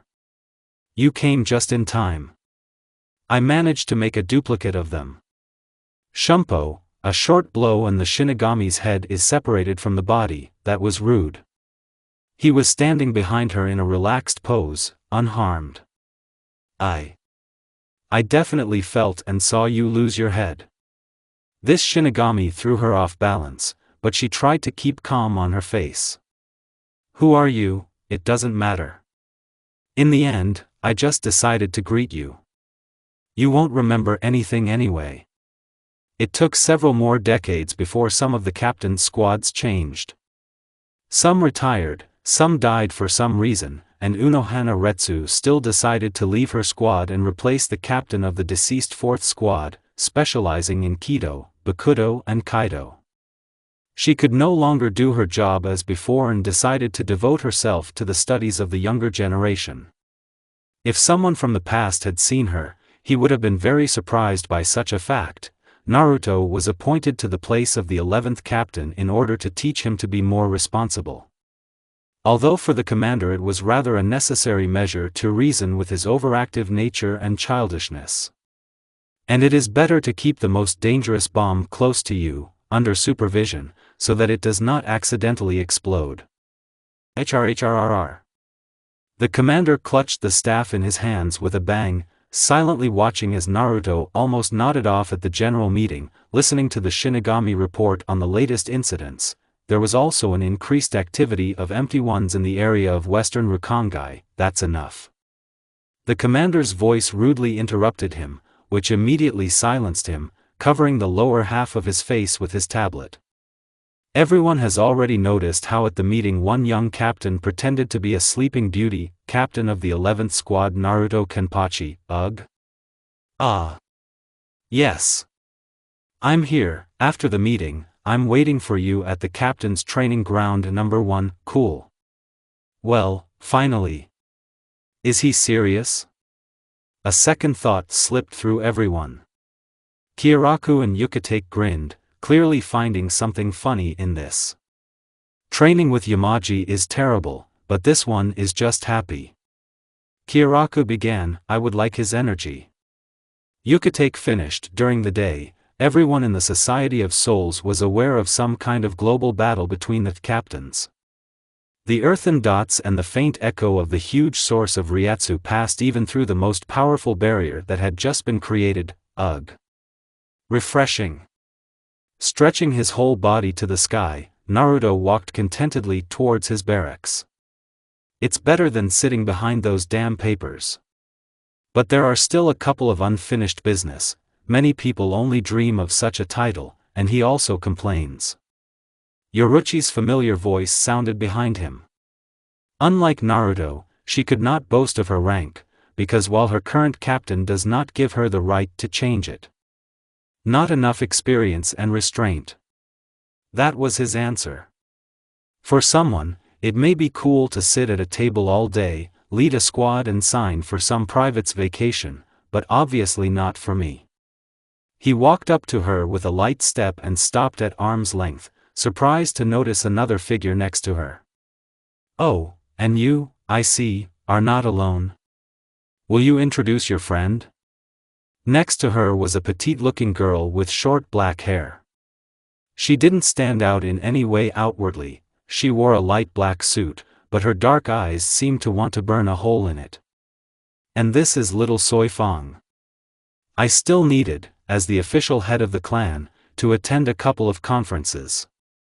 On one of these, the Fang clan provided her to me as a personal bodyguard. Let me guess. It's a tradition, you grasp everything quickly, knowing you would never agree to someone's custody. He smiled softly, shrugging his shoulders and turning around, waving his hand, said one last thing. Okay, like I said, I have some unfinished business. I'll be free tonight. For Soi von Yoruchi, Shihoin was an ideal and a god in one person. Even though they didn't know each other for so long, they quickly found a common language. In her spare time, she trained her and once was able to save her from a dangerous empty.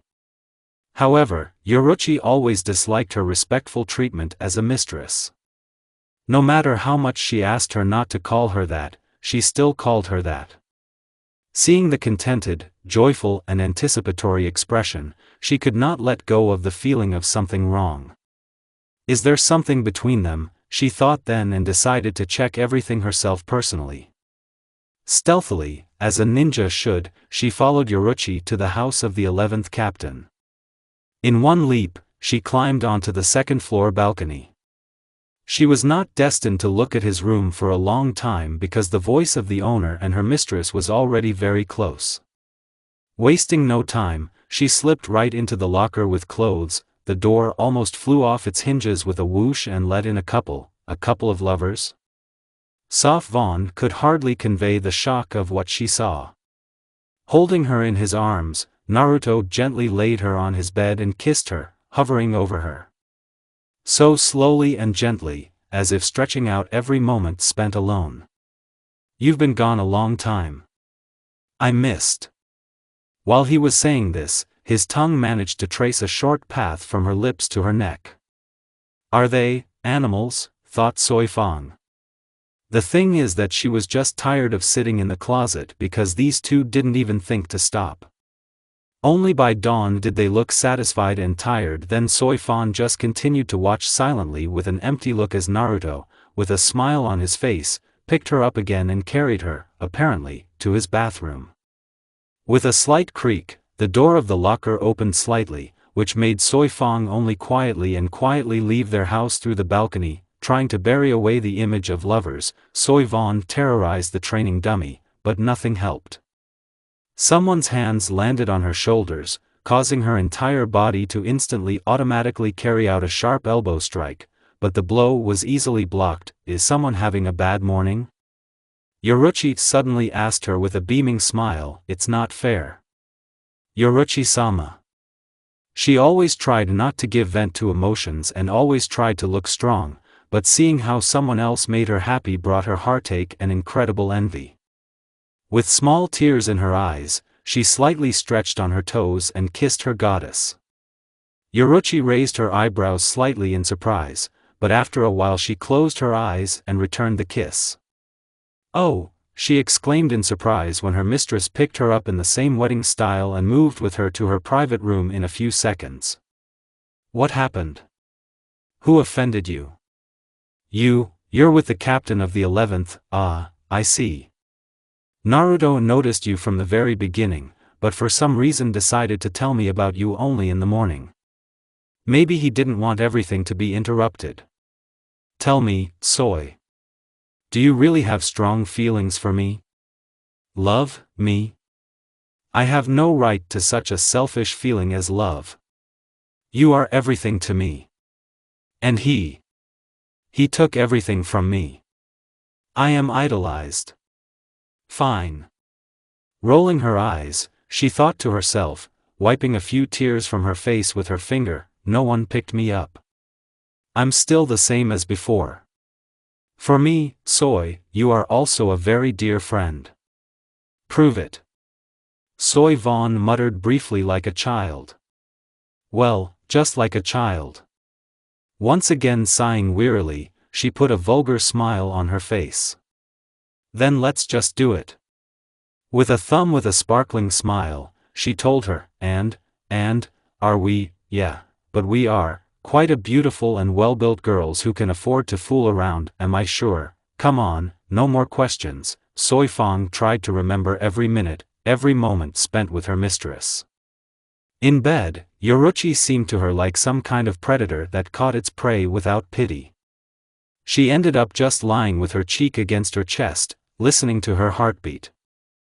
In their free time from tasks, Yoruchi and Naruto sometimes crossed paths. Soifang, on the other hand, was trying to get him to leave with just one look and get as far away from her mistress as possible. Even at a small, training session, where Naruto played the role of receiving pair attacks, Soifang tried to give her all and let out all the anger that she harbored against him. However, all the same, because of his barrier from Ryatsu, all attempts to inflict at least some significant damage were in vain. Even a blow between her legs only made her grab her foot painfully. "Okay, little Soy. It can't go on like this. What do you mean?" she asked with a slight fright. "I'm telling you about your attitude towards Naruto. I've decided. Today you will change your view of him."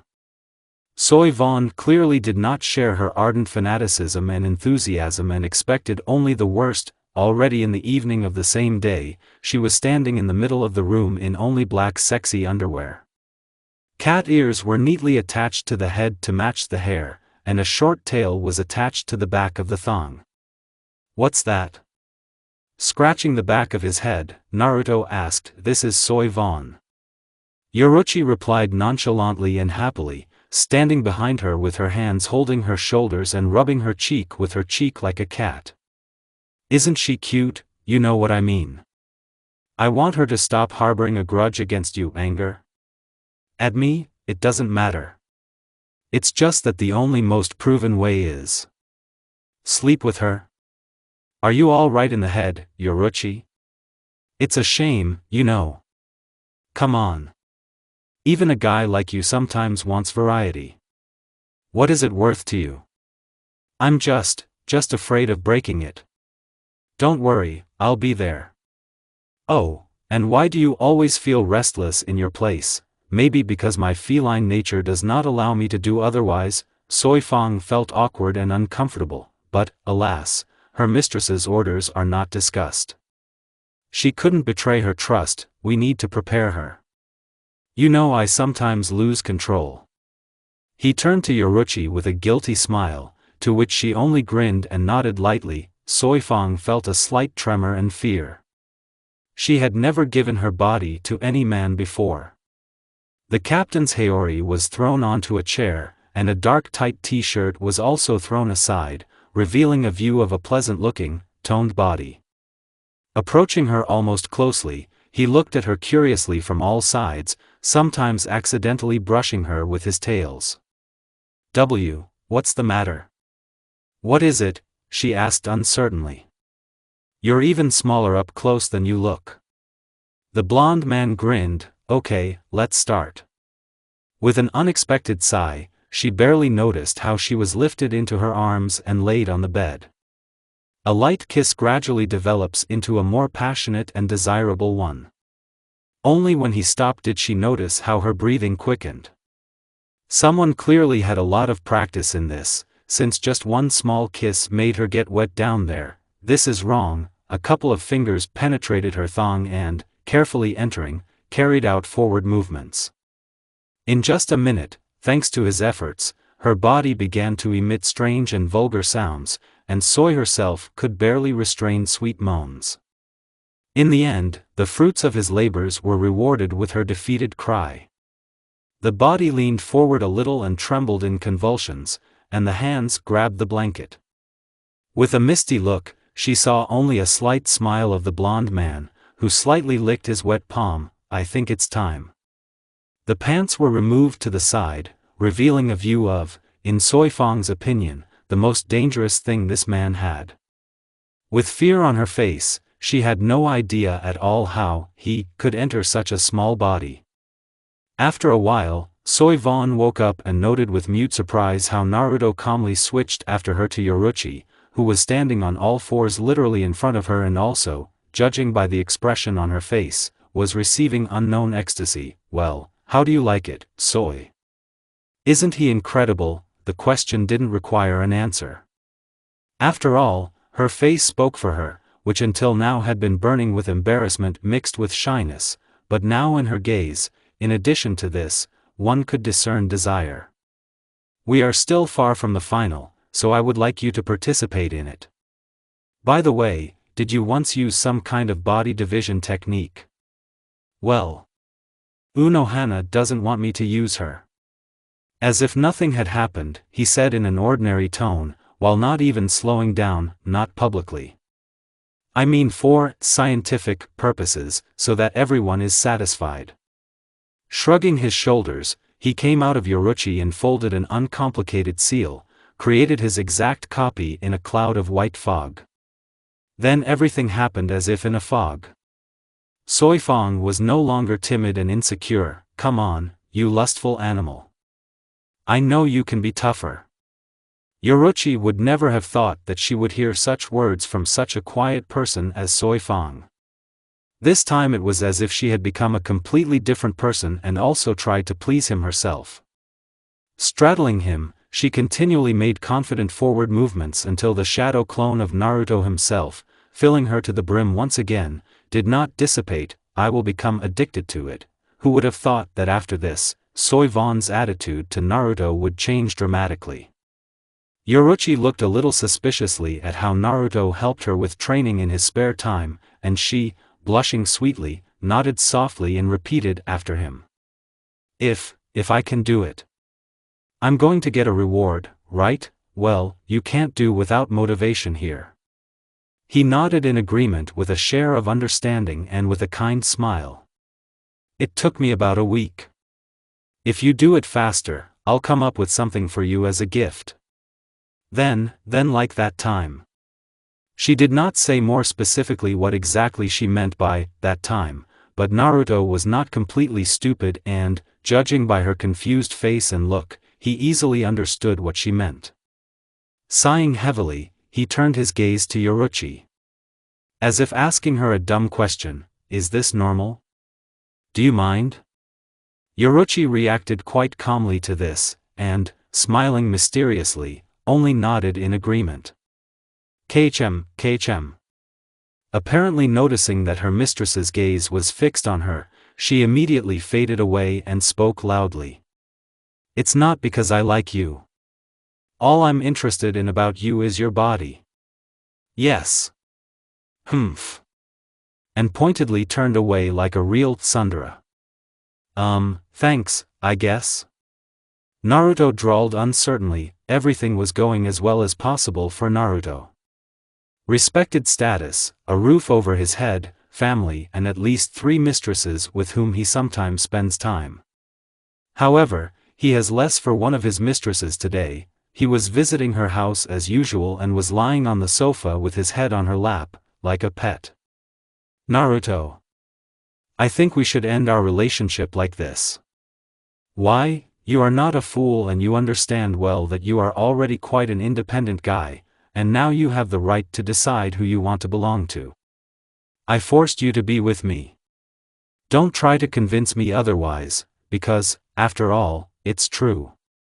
I noticed the way you look at Yoruichi, and this look is different from the one you give me. But after all, it's time to grow up, Naruto. We are a family, and normal families don't do that. A light kiss on the forehead and soft hands hug him, slightly stroking behind the ears in the way he loves very much. Thank you. Mom. His arms wrapped themselves around her a little, and the tails behind his back created a kind of cocoon around their bodies. I understand, but this was not the peculiarity of this day. Not so long ago, a young Shinigami Matsumoto Ranjaku entered the Shinigami Academy. She did not enter the academy alone, but with her friend Ikimara Jin. However, for a strange reason, he always avoided her and was on his own mind. At the academy, she distinguished herself with her good performance among all the rest of her own and surpassed some of the upper nobility. This is what caused unnecessary attention to her person. This higher nobility openly told her that if she did not stop doing what she was doing, she could soon be in trouble. It was another evening in Gotei 13. Matsumoto Ranjaku calmly walked past the dark roads of the barracks, until 5 of those guys from the highest nobility stood in her way. I warned you. What do you want from me? I just want to humiliate you and temper your ardor. I'm warning you right away.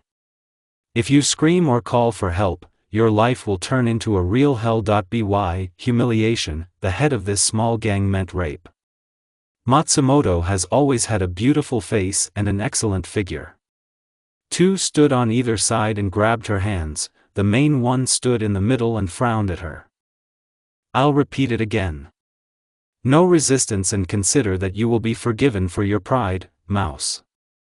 Her eyes dropped weakly, and the tension disappeared in her movements, and it remained only to accept her fate. Who is she to accuse the higher nobility of something?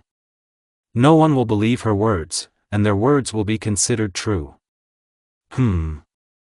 What do we have here?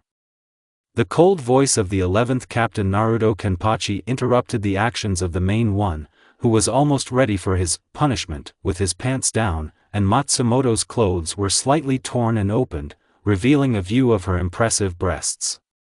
It's none of your business, Captain of the 11th Squad. The main bully was not at a loss in his position.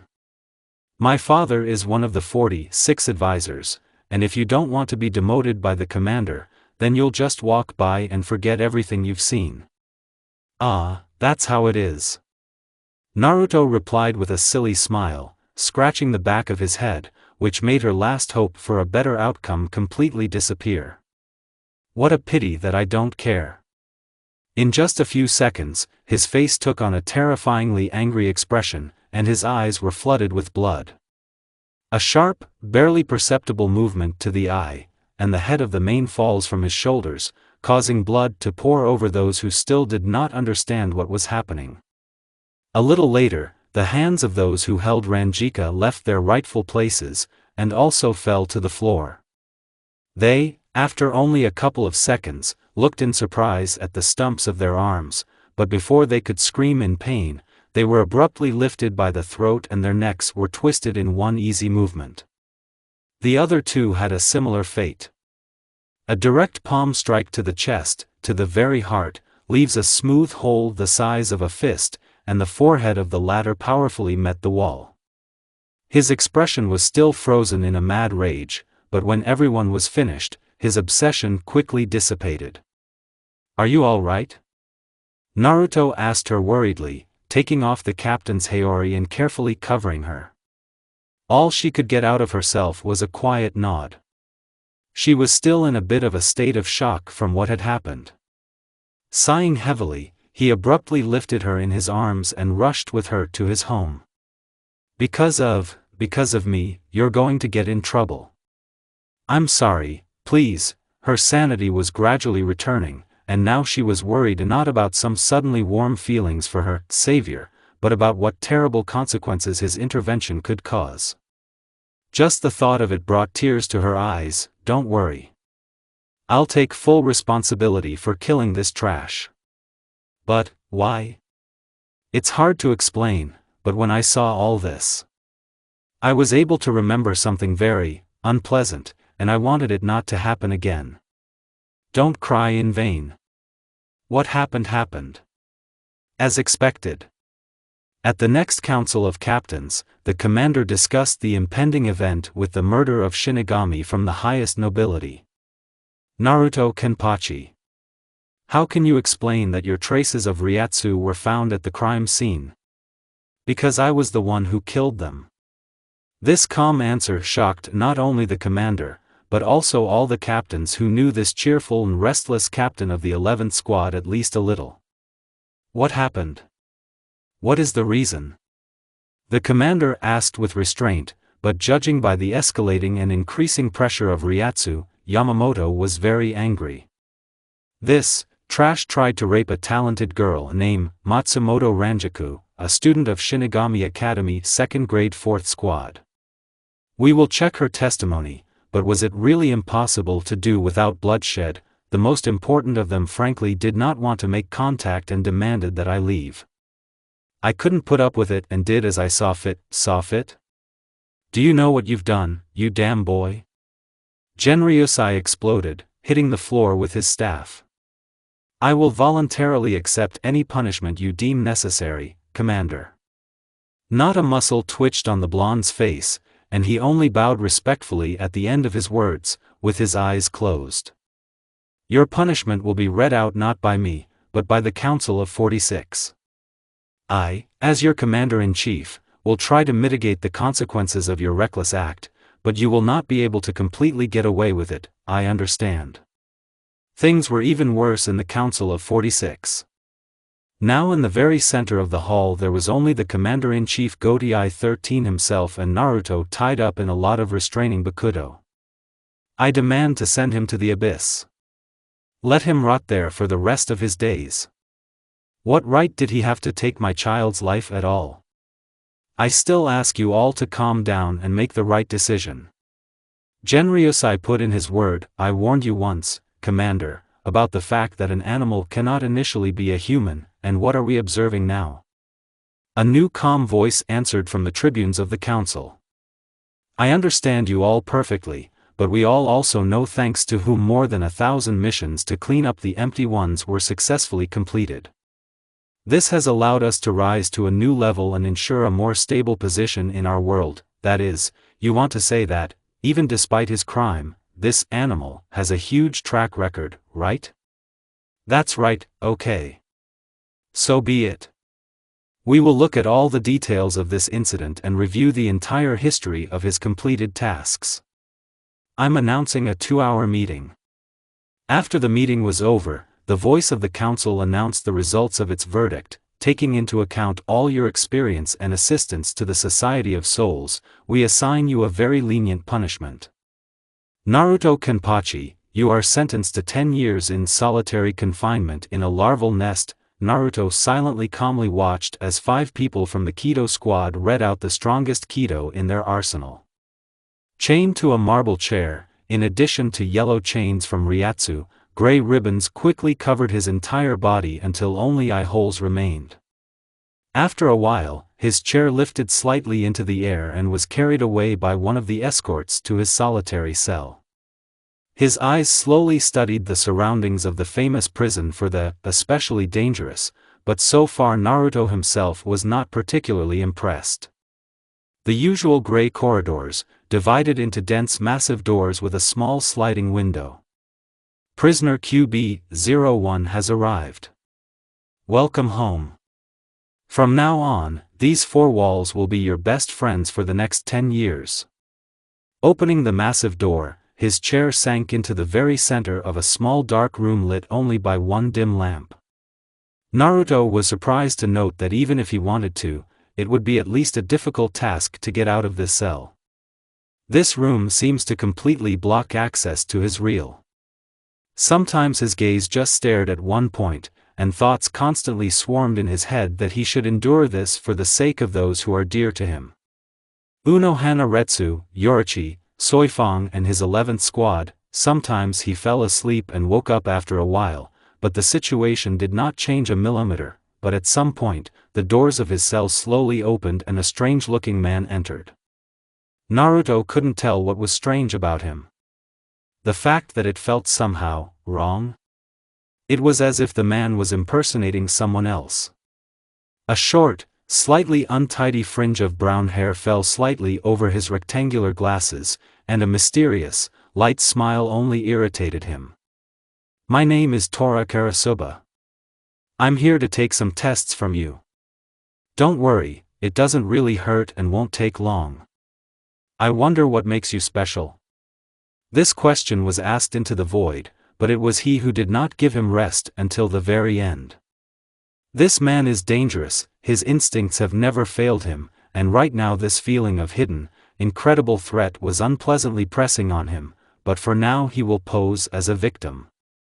For now, he will just watch and wait, and then, when he least expects it, he will reveal his true face. He, a certain Tora Karasuba, took only blood from him for analysis.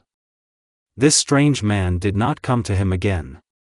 While he was silently staring at one point, Naruto was only thinking about how to pass such a long period of time in prison. In his memories, he was able to find a certain hermit mode, thanks to which a person in this mode became noticeably stronger, and also thanks to him it was possible to see and feel the world in a different way.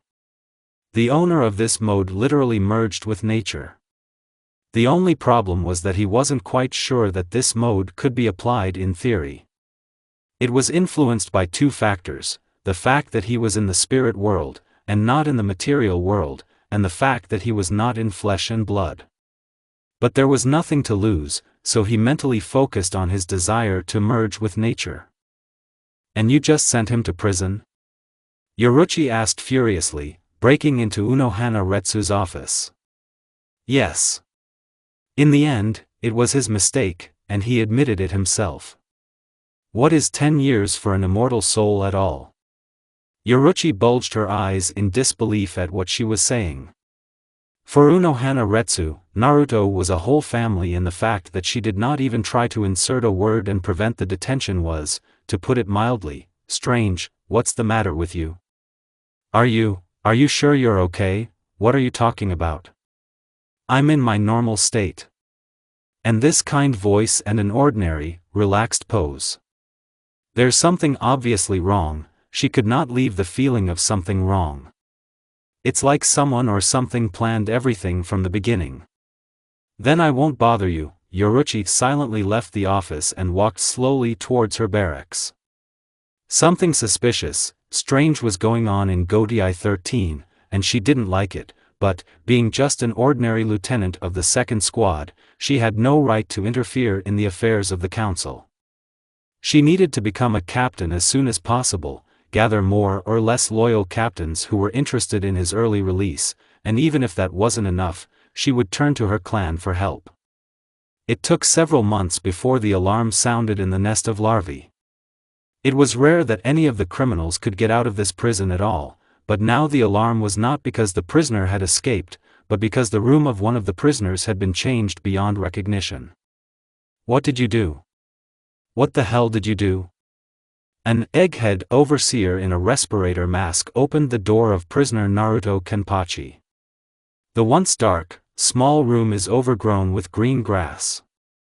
Even a few flowers were growing on the floor surface and seemed to feel quite pleasant. The prisoner himself did not give any signs. In general, it seemed that he was sleeping. His head was swaying slightly, and he was making a barely audible sniff. An unknown Ryatsu was recorded in his cell.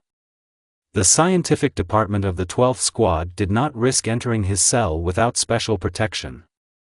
This Ryatsu had no analogues and did not fit the description as Shinigami Ryatsu or empty. Experiments with this Ryatsu were forbidden because of the terrible, complex control over it. One fanatical scientist violated the ban and personally integrated this Ryatsu into his body. The result was terrible and deplorable. He screamed, writhed in pain, his body seemed to melt and acquire frog forms. Then his body slowly but surely turned into stone, until, in the end, it froze into an even statue.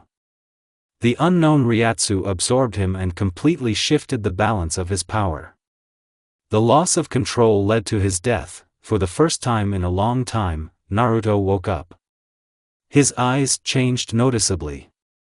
Yellow pigmentation appeared around the eyes, a horizontal stripe was added to the vertical pupil, and the iris of the eye changed its color to yellow. The bandages, like a vine, fell apart and allowed him to speak. "I just tried something. If it bothers you very much, I can stop." The scientist nervously asked him to stop, clearly fearing his further actions. This prisoner has just been able to remove one of the most powerful seals that were placed on the Shinigami. This Tora Karasuba came again, but this time his reception was not usual. "I'm not here to take another test from you. I'm here now on a personal whim. I'll tell you a little secret, I am not Tora Karasuba, and besides you, no one knows that I am here." The bandage quietly fell off his mouth a little, and he calmly asked, "Then what is all this for?" "For your sake, of course. You are the piece on my chessboard that has no analogues. Something I can't predict. I decided to study you, but a little later than I wanted. Your act with those Shinigami gave me the opportunity to do this. Remove small obstacles, send a small suggestion to a certain circle of your attention, and here you are. Answer me more specifically, what do you want? I want to become a god, but to do that, I need to get the King of Souls out of the way. Why do you want to become a god? I have my reasons. I can't voice them to someone who doesn't have any partnerships with me. Do you want me to be on your side? Yes, that would be enough. What about the others? I will not touch those who stand on our side, but, unfortunately, the rest will greatly hinder my desire. I don't see them as a particular threat, because they all have no chance against me, so this is a game for you? The ability to test your capabilities, amazing. It's like you understand me on an instinctive level. Yes, you're right. For me, it's partly a game and an opportunity to unwind. Say it like a monster that has no equal. How many times have you felt disappointed in your opponent? Always. No one has ever been able to compare with me. It's the same with me. Knowing you and what these small figures mean to you, I can very likely assume that you will not agree to come with me. But it's even better this way. It will be much more interesting this way. I can't study you no matter how much I try, and that's because you're not even a Shinigami. You're something else entirely. Not from our world. That is why my attempts were futile initially. When does your game start? As soon as you get out of prison. Don't worry, I have no desire to touch any of your loved ones. Turning his back, he was about to leave the cell when Naruto's voice stopped him. What's your real name? Aizen Sasuke, I'll remember. A soft, light smile slightly brought him out of himself and made him grin. He could see sympathy in the monster's gaze. As if he understood that the strongest was doomed to be misunderstood. Naruto, for some reason, Aizen didn't seem like a bad person. Rather, it seemed to him that he simply did not know how to get close to people because he saw in them no more than just figures. 5 years later, Yoruichi Shihoin and Urahara Kisuke became captains. On the same day they were proclaimed captains, Yoruichi gathered agreements from 6 captains to challenge the council's decision 6 years ago. Commander Yamamoto Genryusai calmly accepted the statement and said with restraint that the council would not like it, but he did not refuse her. In her opinion, the whole procedure of appealing the council's decision went too smoothly. Yes, that was the most appropriate word to describe the situation. We have retaken into account all the achievements of the former captain of the 11th Squad Naruto Kenpachi about his imprisonment. We took into account the disagreement with this decision of more than 6 captains of Gotei 13 and the fact that the prisoner himself, over the past 5 years, has not shown any aggression, and therefore I, as the head of the Council of 46, give permission for his early release. There was simply no limit to her joy, but she carefully hid her smile behind an impenetrable, calm expression on her face. Okay, Yoruichi-san. I have some small things to do. I think you can handle it yourself. Urahara, even despite their already long friendship, liked to address her respectfully sometimes. He was worried about the fact that some Shinigami disappeared without a trace from the Society of Souls. Not so long ago, he sent his Lieutenant Hayari Sakugari on a reconnaissance operation with the captain of the 9th Detachment Kensei Mugiuruma. In the evening of the same day, the situation in the Society of Souls changed dramatically. Did you miss me? That was the first word that Naruto uttered. During these 5 years, his hairstyle has become noticeably longer. It was as if a spiky mane of wheat-colored hair was falling from his shoulders. He was dressed in the usual white uniform of a prisoner. One light step and her arms are around him. She rubs against his chest a little, like a cat that is glad to see its owner. Thank you for pulling me out, otherwise it was a little boring there. He shrugged his shoulders. Only you can get bored in a Shinigami prison. Has anything strange happened lately, and what is it? Yes, just asked. Well, since you ask, not so long ago, Shinigami began to disappear quite often in the Society of Souls. Do you know something about this? Nope. I just decided to ask. How's Soy Vaughn? You know that. As long as she has me, she's fine. Okay, let's go for a walk while I have nothing special to do. You were right about the paperwork. It's just awful. In the evening, in the Society of Souls, all those who took part in the reconnaissance operation for the loss of Shinigami became empty and were now in the barracks of the 12th Squad. The empty ones were required to be executed as ordinary empty ones, and Urahara Kisuke and Tasaya Tsukabushi were accused of violating the laws of the Society of Souls. Urahara was sentenced to deprivation of powers and powers by Shinigami, exile to the human world for life, but before the council's decision was executed, Yoruichi, along with Naruto, quickly transferred him to an underground base belonging to the 2nd Squad, where all the empty ones were also located. Ah, Yoruichi-san, you saved me again. It would be better to tell everything from the very beginning, and there would be no such problems. The solution to the current situation was simple. It was necessary to leave the Society of Souls for the outside world, as Urahara Kisuke understood that Aizen Sasuke was one of those opponents against whom he could not go unprepared right now. Arg, suddenly Naruto grabbed his right eye to Naruto. Yoruichi quickly approached him with concern. What happened? Urahara asked. He didn't have time to answer because a thick white substance quickly began to come out of his mouth, which formed an empty fox mask on his right side of his face. Urahara. Do something. Not yet. The process has just begun. If we interrupt it, it may cause bad consequences. Urahara got ready, in case of anything, to activate the Bankai immediately. He was not a fool and understood what chances he had if one of the strongest Shinigami of the Society of Souls went crazy because of the mask of the Empty One, but when the fox bone mask was fully formed, Naruto just silently stared somewhere ahead and did not make any sounds. Naruto. I'm fine. A resonant voice responded from under the mask, which made her calmly exhale. I just need some time to realize everything. A little later, when all this is over, I will need to talk to you.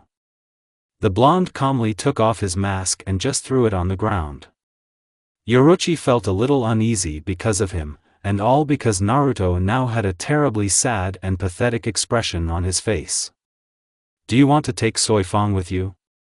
It's for her own good, as you wish, but if I were you, I would leave her a little letter. After all, she values you very much. In the world of the living, Urahara Kisuke had a small personal shop and a special secret basement where he could safely train Shinigami. Naruto sat silently, leaning against the rock. Yoruichi was also lying quietly next to him, like a cat, with her head on his lap. To some extent, he understood why she decided to leave the Society of Souls. She had little interest in the affairs of the clan, the Society of Souls, and all she wanted was to feel what it was like to be strong and independent. She became strong, but she couldn't really feel free. Until now, I remembered everything. He broke the oppressive silence with his voice. So it's great, isn't it? Not really. Because now I can't figure out who I am anymore. It will be easier to show. With the tip of his index finger, he pulled out of his ear a white thin clot resembling a hair. Touching her forehead, she abruptly plunged into memories. Naruto Uzumaki was the name of the man who established peace and prosperity in the shinobi world. A picture of his village appeared before her, which already looked like a modern city. They were a kind of phantom ghosts that watched the memories. Naruto Uzumaki greeted his village with a slight smile. Each of them knew him and his story. Admired, loved, and wanted to become like him. He had everything he could only dream of. Title, home, family, beloved and beautiful children. Fragments of memories quickly replaced each other, showing his study, his own house, Hinata Hyuga and his 2 children. But, alas, all good things come to an end someday. The picture has changed dramatically.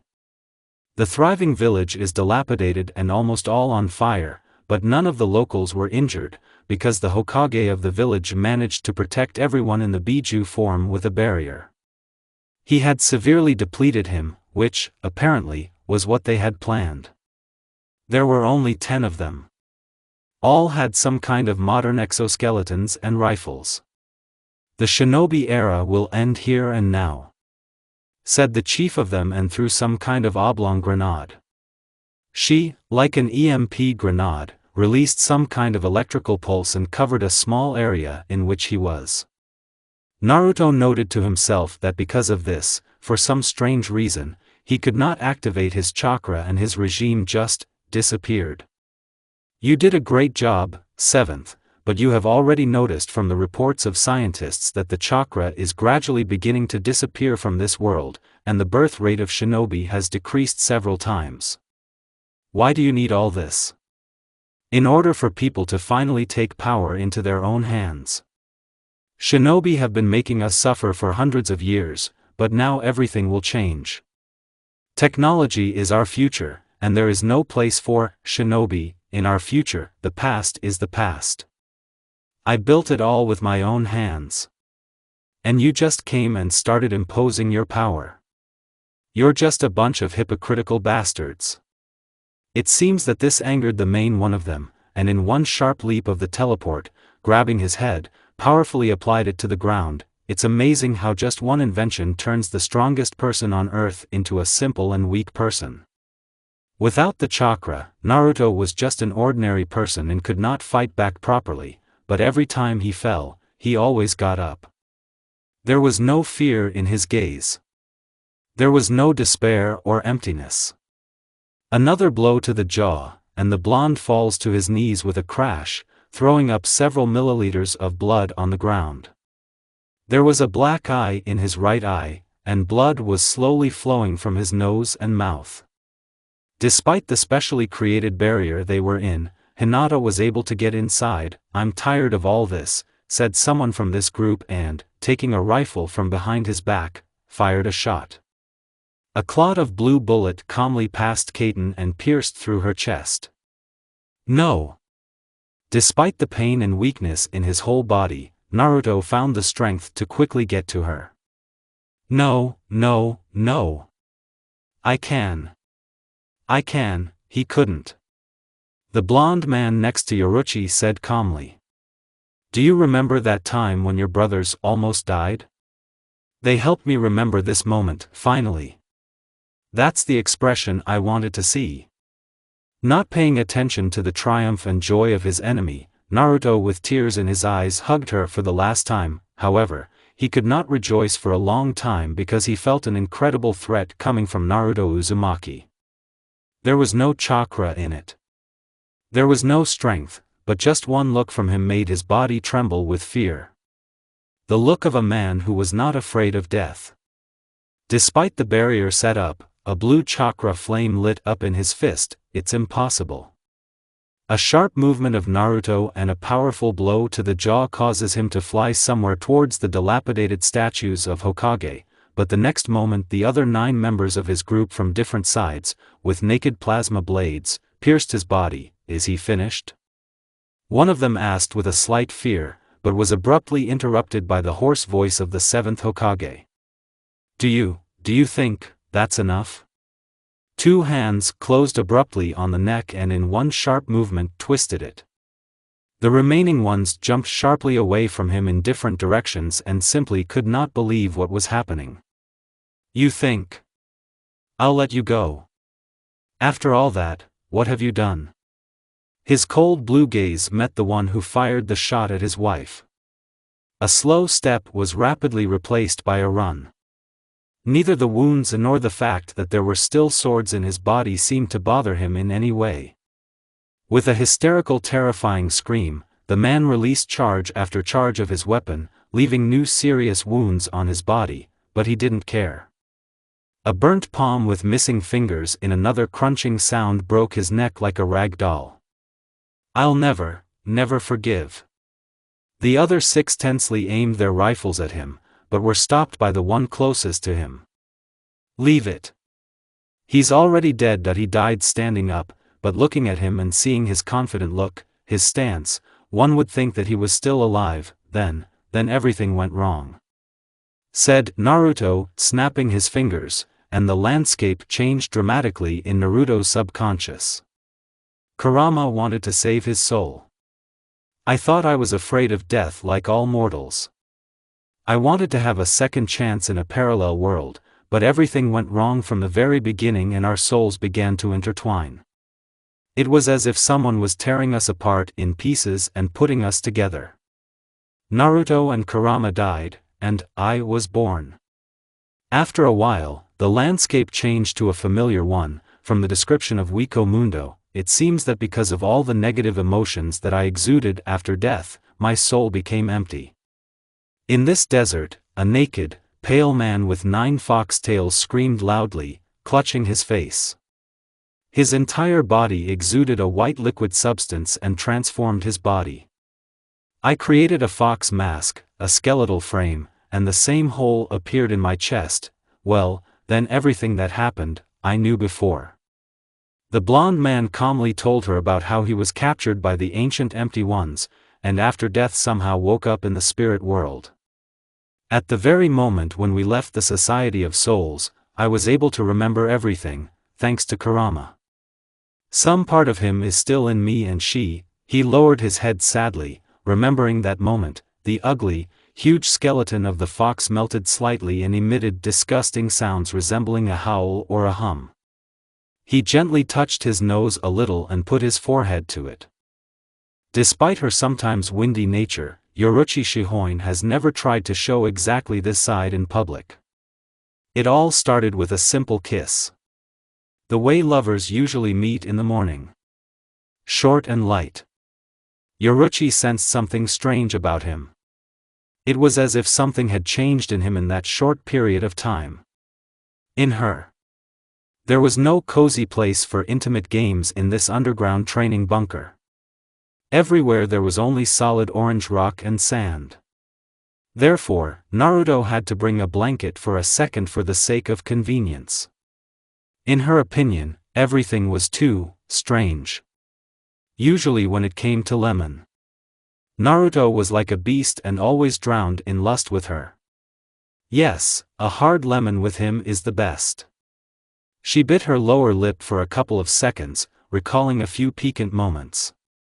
In a half-crouch position, he kissed her neck behind her back, at the same time going down to her bosom with his hand. The kiss slowly turned to slow sucking, and several fingers skillfully brought her to bliss. Naruto. What's the matter with you? She was a little worried that he was somehow not the same as before. It's like he's become. Her head shifted slightly for another kiss, already a little more aggressive. Gently. Finally she was able to find the very word that associated his behavior in this lemon. Her breathing quickened, a shiver of pleasure went through her body, which made her barely restrain a languid moan. You know, he lightly licked his wet fingers.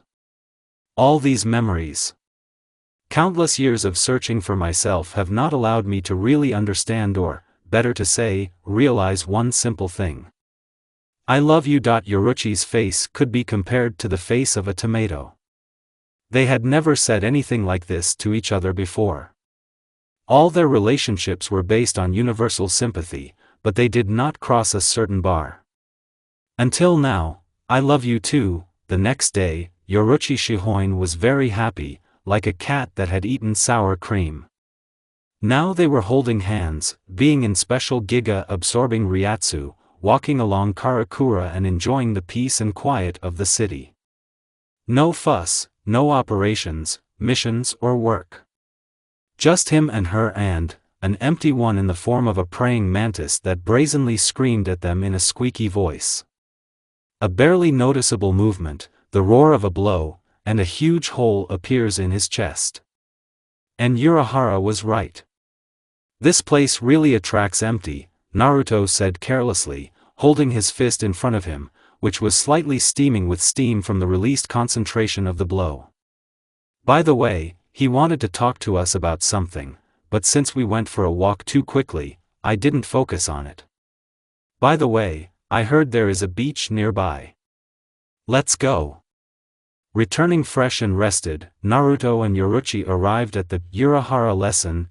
Ahem. Today, my devoted disciples, I want to tell you something very interesting. And how did you get into the image? With a slight grin, she nudged Naruto next to her with her elbow. Quiet. So that's it. Pulling a rectangular board towards him and picking up a chalk, Urahara began to explain. We all know that there are several categories of souls in our world: ordinary souls, Shinigami, Quincy, empty and spiritual animals. Thanks to the efforts of Aizen Sasuke, now there are hybrids of Shinigami and empty ones, which I called Vazards, but now we will not talk about that. This is just the introductory part. The main topic of discussion will be you, Naruto, I'll tell you about what our 12th squad has been able to dig up about you during all this time, and also add a few assumptions from myself. Having drawn a circle, he divided it into 4 equal parts.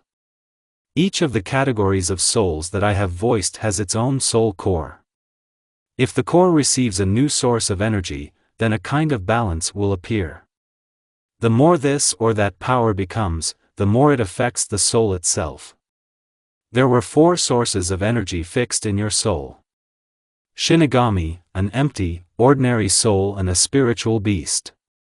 Also, during his stay in prison, a 5th source was recorded, which turned everything upside down. What was that, by the way? Hermit mode.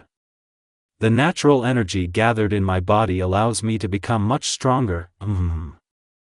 How interesting. But why can't anyone before you influence her? Training with this power is dangerous. You need to reach a certain level of concentration and unity with nature in order to be ready to curb it. Need I say what happened to someone who tried to use it without proper training? No. Okay, let's forget about it for now.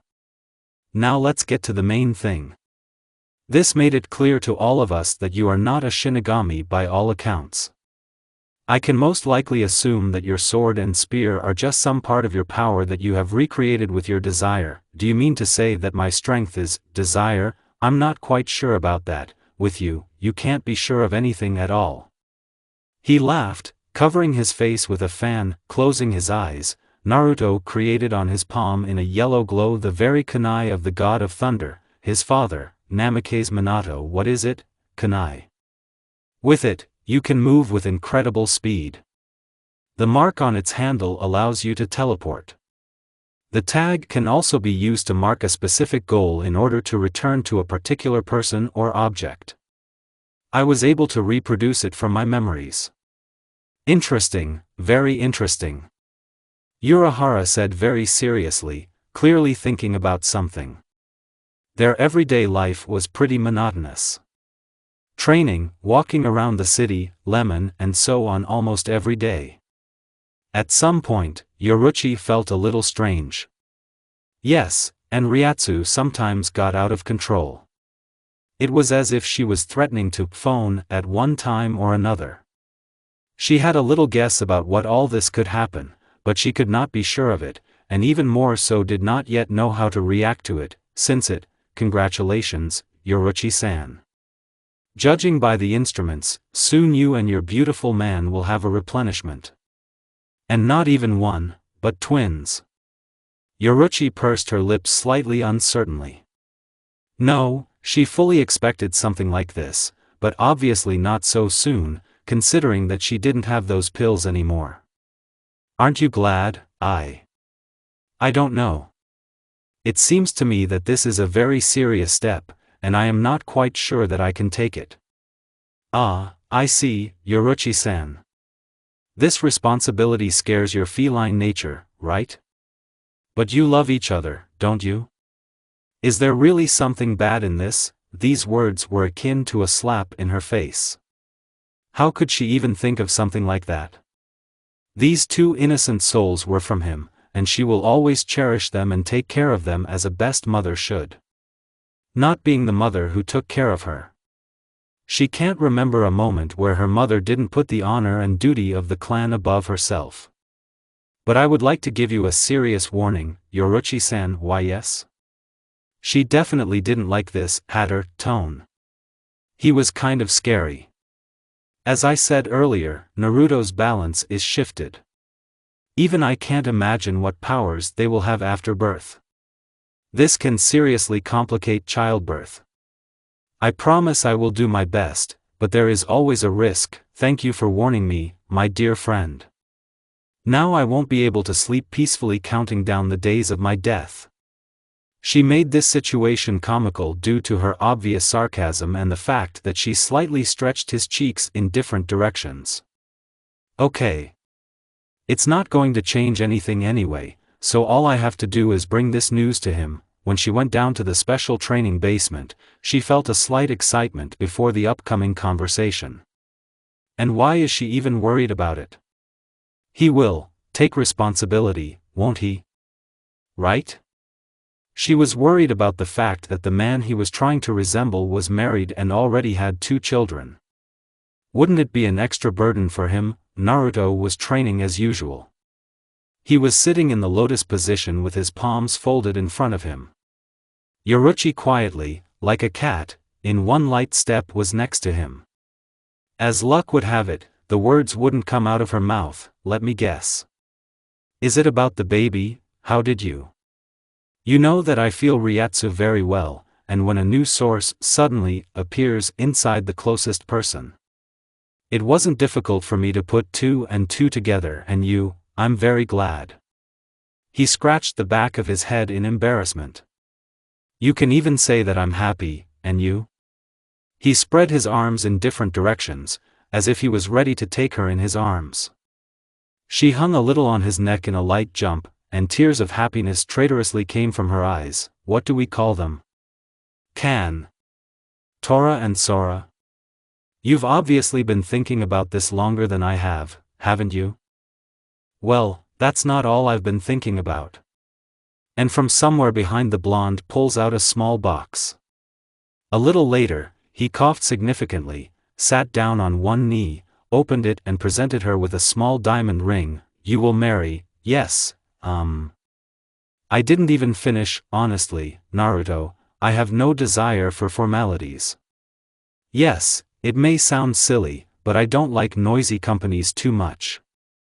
All I need is you. Well, if that's what you want. The wedding rings that he had prepared were his special design. They kept some part of their halves Ryatsu, which is why both he and she will always know where one or the other is. 3 months. Naruto warned Urahara about such a thing as a woman's pregnancy, and yes, he warned her that things that would take place during this period would make little sense, but still. You don't like me, do you? Why such a statement? You didn't even compliment my new hairstyle. I tried so hard. Anger quickly turned into tears. You said yourself that you like long hair, Arg. Well, I'm sorry. I really like your new hairstyle. I am very happy. He tried to reason with her in an ordinary tone, even hugged her and stroked her head for clarity.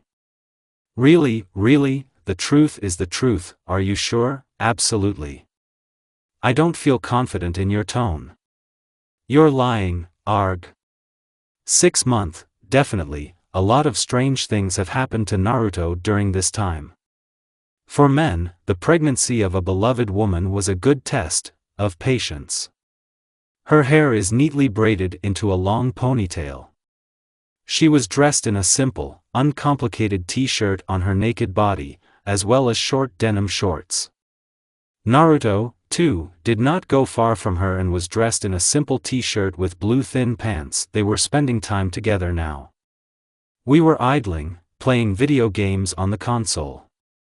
Naruto, let's do it. Didn't we do this already 4 hours ago? And yes, there were times when she was overcome by hunger, just like now. It doesn't matter how much time has passed. Are you really tired of me already? And, yes. She had moments of sudden hysteria, but now she was just trying to play on his pity. Okay. Only this time we won't be doing it for half a day, and we certainly won't be doing hard lemon. Unlike Yoruchi Shihoin, Naruto cared about the desires of not only his wife, but also his children, and he would very much not want to interfere with them because of his games.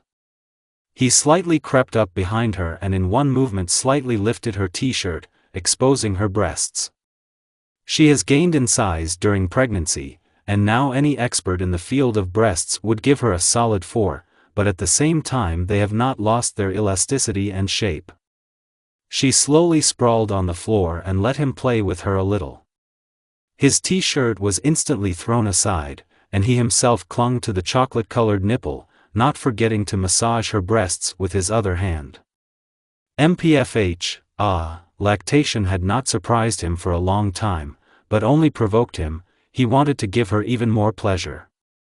"You're just like a child." Slightly biting and sucking her breast, her milk seemed unwilling to stop. Only after 5 minutes he fell to the next one. "I can't take it anymore. Please give it to me, Naruto." Slightly licking his lips, he positioned her slightly sideways, in a pose in which, judging by the books for pregnant women, it is least likely to harm a child during lemon. She didn't really like the responsibility and care with which he sometimes approached all this. But it was this trait in him that she particularly liked. A paradox, isn't it? "Don't be afraid, please, a little stronger." "No. No, don't ask. I restrain myself as much as I can." "Okay, damn good man, I will endure, and then, when all this is over, you will not dare to restrain yourself, okay?" Sounds like a threat. He commented with a slight grin. "It's a promise." 9 month. Naruto was sitting tensely on a bench near the door to the room where the birth took place. He couldn't go inside because Urahara asked him to for one simple reason. At the time of delivery, Orochi's Ryatsu would rage and get out of control, and the fewer Ryatsu sources nearby, the better. After a few tense hours, the door of the room opened, which made Naruto abruptly stand up, staring at Urahara Pussy with a mute question. Taking off his white medical mask, he spoke with a slight smile. "Everything went fine. I didn't find any strong deviations in the little babies." This phrase allowed him to exhale with relief. "Can I?" "Yes, but only for a short time. Yoruchi-san needs to rest. She's very weak right now. A little later I will explain what exactly your children inherited." Sighing heavily, he walked into the office and greeted her with a slight smile. Now she was lying in a white bed under a blanket with 2 babies, who were now sleeping wrapped neatly in a sheet. Both had slightly dark skin, and the top of their hair was light, almost white. "How are you feeling? Just don't gloat," she replied with a slight hoarseness. "They look awfully like you, especially the eyes. Twins, a girl and a boy. Did you cry? Did it hurt?" "Oh, no. To be honest, it really hurt at first, but the tears weren't from that. So still. Tora and Sora, yes, these are good names. Can I get some sleep? I'm so tired." "Of course." Naruto decided to rest a little too and, sitting down on his knees, closed his eyes. In the spirit world, Soifang was assigned to replace the missing captain of the second squad. She wasn't too happy about this outcome, as she felt a little hollow in her chest from the fact that her own mistress had left her behind. She didn't consider it a betrayal for only one reason: the same letter that is used in covert operations, from Yoruchi herself before her disappearance. "I'm sorry, Soifang, but I'm leaving the Society of Souls. I can't give you the reasons, because I'm afraid of putting you under attack. Our opponent is too strong and smart not to notice changes in you if you find out about him. So please, live your life. For the sake of the family, for the sake of the clan, and for the sake of their future comrades." The letter, after reading, immediately burned in a blue flame. Its contents made it clear to her that this certain enemy was inside Godai 13 and was a very strong Shinigami. This same Shinigami will also not show interest in her if she does not try to look for a traitor. She silently and thoughtfully drilled the ceiling of Yoruchi Shihoin's office, which, concurrently, was already her office, and thought about what she should do now for the sake of family, clan and comrades. In different words came out of her mouth, family. This is what gave her life, prepared her for the beginning of the path, the clan. Training, honor and dedication. Here are 3 words that her clan represented to her, comrades. The saddest and saddest part, in her opinion, was that Soifang had no comrades as such. She had only subordinates, but not friends. She was used to the fact that Yoruchi Shihoin would always be by her side, and that was enough for her. That was enough for her. But do all these concepts matter? She had sworn to protect her until she died. However, having become her bodyguard, she never needed something like this. It's sad, but I want to see her. Thoughts slowly flowed to Yoruchi's beloved man. So strange and unusual. Not like the rest of the man who could inspire confidence and a certain aura of warmth. I wanted to touch and feel him at home for a little longer. Then she understood why Yoruchi loved him. She was the same, I want to see him. This unexpected phrase that came out of her mouth plunged her into a slight shock. After all, for her, Yoruchi was the only one for whom she would do anything. And then she wanted to feel again what it was like to be in his strong arms. How hard, and without a single pity he hammered his, Kaya. She shyly hid her face with her palms, hitting her head on the desktop. Captain. Did something happen? One of the shinobi Shinigami immediately burst into her office. And nothing. Quickly returned to the post. The subordinate left with a fraction of a delay. The reason for the delay was that the captain looked awfully cute with reddened cheeks. It's been exactly a year since Yoruchi Shihoin escaped from the Society of Souls and disappeared somewhere in the world of the living, and her thoughts were still occupied with the fate of those 2. At some point, she decided to personally offer the commander an operation to find them, but was given a hard refusal. I want to resign. It was an unexpected, but quite expected step from Soifan, according to the commander. Unfortunately, due to the recent events in Gotei 13, there are currently no vacancies to replace you, so I have to refuse this request. TCH. Not daring to challenge his decision anymore, Soifang, frowning, only left the building of the commander's office. Oh, isn't that the captain of the 2nd squad? The captain of the 4th squad, Unohana Retsu, seemed to pass by chance, who greeted her with a slight smile. What do you need? I was just passing by and quite by chance I saw you leaving the commander's office. Judging by the frown on his face, you asked him for something and he refused. What's it to you? The most direct. You see, dear captain of the 2nd squad, I partly understand your desire to leave the Society of Souls and, even more, I fully want to help you. What? What are you up to? Not here. Let's go to my office instead. I in their office. They were already sitting next to each other at the table. It just so happens that I feel somewhat unsafe here. What makes you think that? I forgot something very important. She put her palm on the solar plexus, on the very place where her scar began. And for a while it felt like I was a different person. I don't want to fall under this influence again, and I want to leave Gotei 13, but as one of the best specialists in Kido, Bakudo and Kaido, the commander will never accept your resignation. Are you really? Yes, I will leave this place and become a deserter and a traitor. With the new captain of the 12th squad, Mayuri Kurasuchi, I just agreed on a special jigai that will help me avoid my detection. Why are you telling me all this? Because I have a good sense of people. One of the main reasons why Unohana Retsu decided to reveal herself to Soifang was that she needed a second person to leave unnoticed. Especially someone who will share her views. She knew about all their relationships and was more than confident in the success of her plan. Okay, I agree. Then listen up. On that day, Gotei 13 again lost two talented captains, the second and fourth squad. All traces pointed to a planned diversion in order to distract attention, while the captains, unnoticed by everyone, went into the world of the living. Unfortunately, for Gotei 13, traces of their Ryatsu could not be found, and looking for two disguised souls on a huge globe is like looking for a needle in a haystack. Yoruchi and Naruto's time passed almost like an ordinary married couple.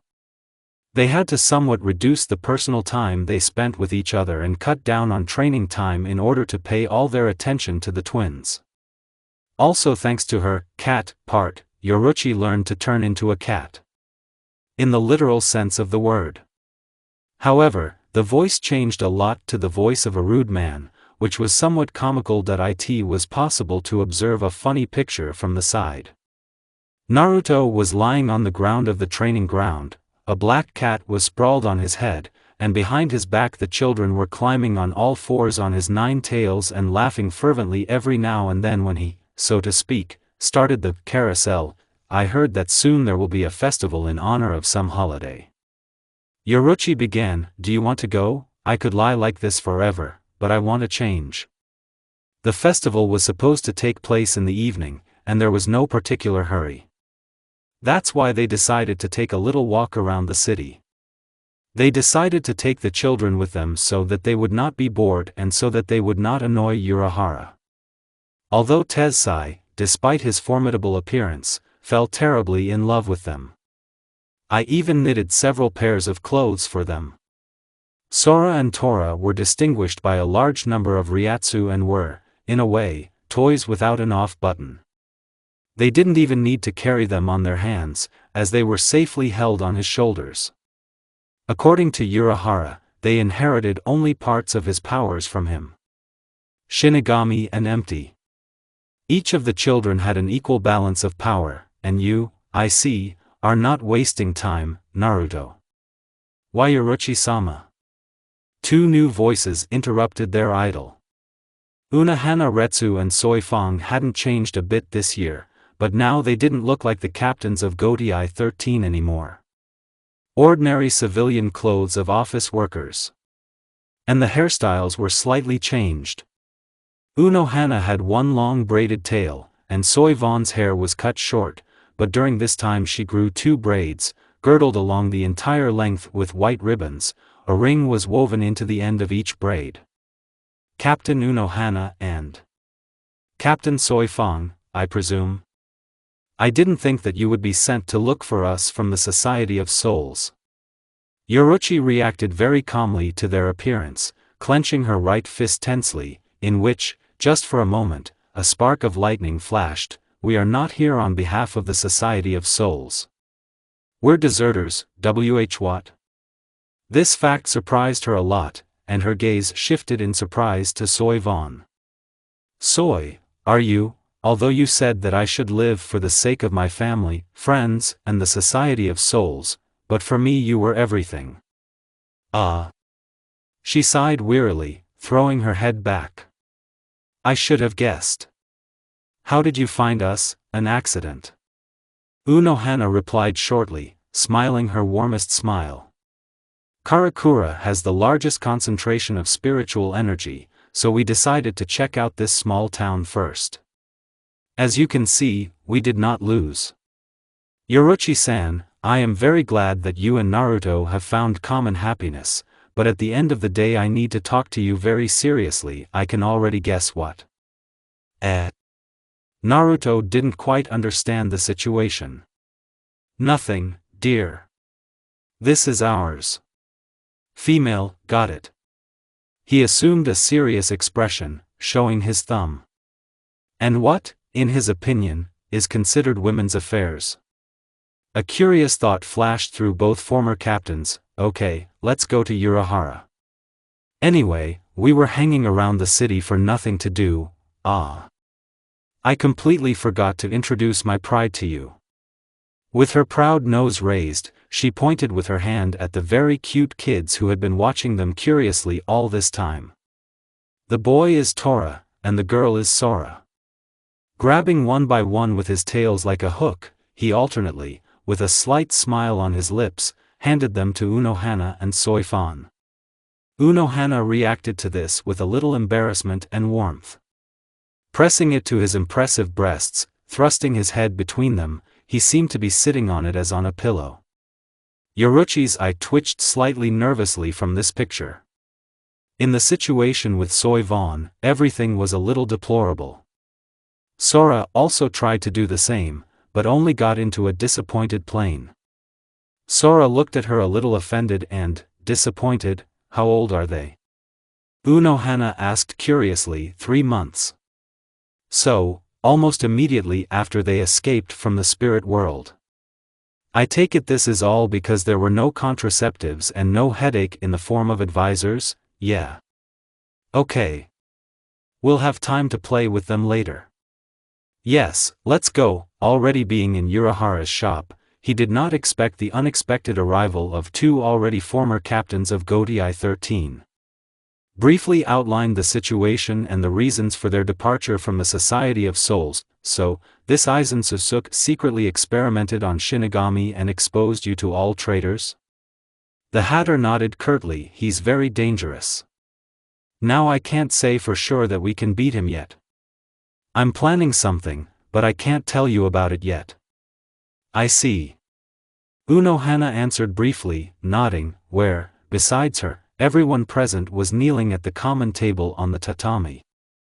I will help you in any way I can, thank you very much. And now, she looked at Yoruichi briefly, as if trying to convey the end of her thought to her. Naruto, Urahara, could you come out for a while? Of course. Picking up the twins, he and Urahara left the living room. I take it you want to talk about the main reason you left Godai 13, right? Yes. Yoruichi-san, couldn't you fulfill a woman's selfish request? Wednesday, Thursday, what? Unohana didn't quite understand her. These are your days. With a slight smile, she showed the same gesture of peace when they were still in the company of souls, which made her laugh easily. However, I do not promise that they will be permanent. There will be exceptions. Why?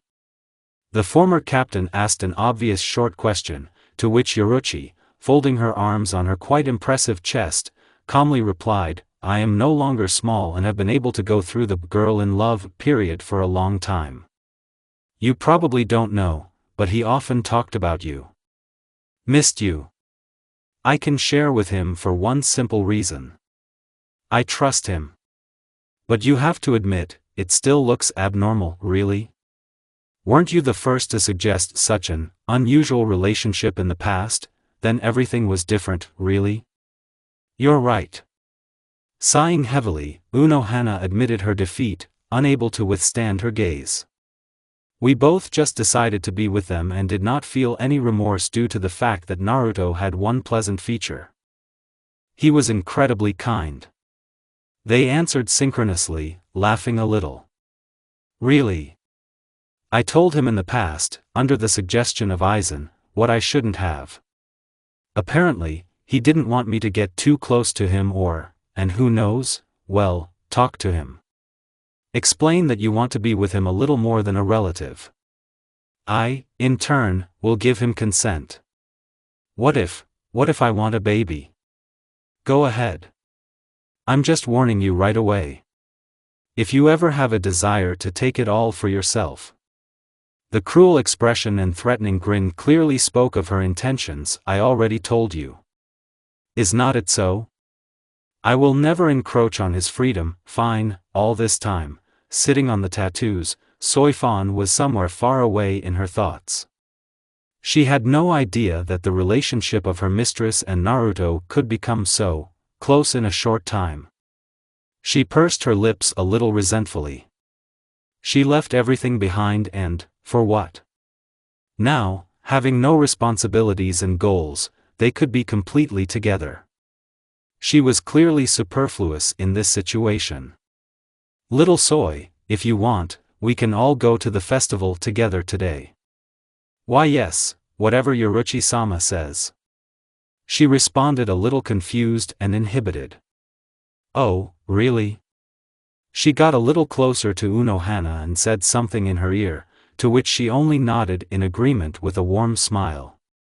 In the evening of the same day, a beautiful festival was held in the city. Here and there were shops with various goodies, playing tents and people in festive clothes.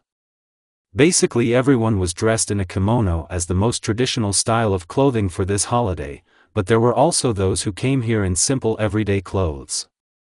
Naruto, Yoruichi, Soi and Unohana were almost no different from the crowd. The young couple decided to leave the children at home with Tessai, since Urahara could not create Jigai for them yet. Soifang felt somewhat uncomfortable for the first time. There was a feeling of stiffness and a desire to get away from this crowd. But she has to admit that being with these three made her feel fun. A soft, warm smile touched her face when she noticed Yoruichi's smiling face. When she praised her for winning the dash and won a small white rabbit, she was so carried away by the next game in an attempt to catch a small goldfish that she did not notice at all how she was left all alone. "Hey, beautiful. Would you like to take a walk with us?" Three slightly tipsy guys who were a head taller than her approached her. No, in a tone of utter contempt, she tried with a little concern to look for Yoruichi or Naruto, but there was one crowd of people everywhere. "Come on. Don't break you." A rough hand stopped her, which made her note with surprise that her small body in a jigai could not repel some dirty insect that dared to touch her. No, she could have spat on everything and just abruptly released Ryatsu, but she could not expose herself and her mistress. That would be too low on her part. "And don't touch me." The second hand tried to reach him to slap him, but was abruptly intercepted. "Hee, now you'd better get your hands off her now." Naruto's voice answered rudely behind him, who threw him aside by the scruff of the neck. "Who else are you? Is she your girlfriend?" "She's mine." And, as if for more confirmation, he put his arm around her. This short phrase, said in a confident tone, made her cheeks flush and her heart beat faster. "Sorry, we thought to leave you for a while to look for a convenient place to watch the fireworks, but when I found you, I decided to intervene. Everything is fine. Have you been offended?" She shook her head. "That's good." Barely had he finished speaking when the fireworks started. Soifang stared at this beauty in amazement, still feeling her heart pounding restlessly. Reaching up on her toes, she tried to kiss him, but it turned out to be too comical because of the difference in height. Blinking in surprise, Naruto slightly grinned, slightly lowered his head to give her the kiss she wanted so much. Soft and gentle, which lasted a little more than a minute. "It's just gratitude for the rescue," she said sheepishly, looking away. "Yes, of course." Naruto held out his hand to her, and she only hesitantly, blushing every now and then, still decided to take his hand. "Let's go to the others." So warm. It seemed to her as if holding this hand she could not worry about anything. "I love." The short phrase that quietly came out of her mouth was as if in a half-dream, and only at the end, when she began to realize what she was really saying, she suddenly woke up. "What? I love fireworks. I've never seen anything like it, eh?" "Yes, I liked it too. It's a pity, of course, that we couldn't all watch together, but we will still have a chance." Now she understood why her mistress and Unohana Retsu always tried to be close to him. Now two contradictions were struggling in it. Loyalty to Yoruichi and the desire to be with him. Thanks to recent events, the latter prevailed. "What am I doing?" The empty question was turned to nowhere. She didn't want to just get between two fires, since, in her opinion, she was far behind those two. Naruto could simply not see her as a woman and did all this so as not to offend her feelings. After all, as they said, he's so kind. When they finally teamed up, Yoruichi slightly scolded him for not being able to watch the fireworks together, but quickly relented and looked slightly suspiciously at the way she and Soifang held hands. Noticing this scrutinizing look, Soifang abruptly stepped aside. "Is something wrong?" Yoruichi asked. "Nothing special. And an impenetrable kind smile, but Soivon's reddened ears gave him away. Okay, I'll believe it this time. You're hurting me, Kuroneko. I'm not offending you, I'm just letting you play, stupid Kyubi. Just don't forget to warn about its beginning, okay? I am always serious about you. To all of you, okay, heartbreaker, let's go home already. The next day, when nothing foreshadowed anything special, Naruto and Yoruichi held joint training sessions with 2 more new participants. As it is not difficult to guess, it was Unohana and Soi. They had new opportunities and there were no restrictions as in the past, and all because now they had a lot of free time and one kitsune that had access to a completely unknown force that could make everyone several times stronger. When the usual training was over and it was getting close to night, Soifong stood slightly uncertainly at the door, behind which sweet moans could be heard. Opening it slightly with a creak, she went inside in only her black underwear. Why Yoruichi-sama, can I? From this picture, Soivon is confused, like a tomato. I'm very surprised that you came yourself, but who are you here for? Soi? The young couple stopped for a minute. I'm here, for him. Okay. Only I'll warn you in advance. It will be for a long time and this time we will participate in it together. I'm ready. Folding his fists on his chest. There was a strange determination in her eyes. That's the end of it.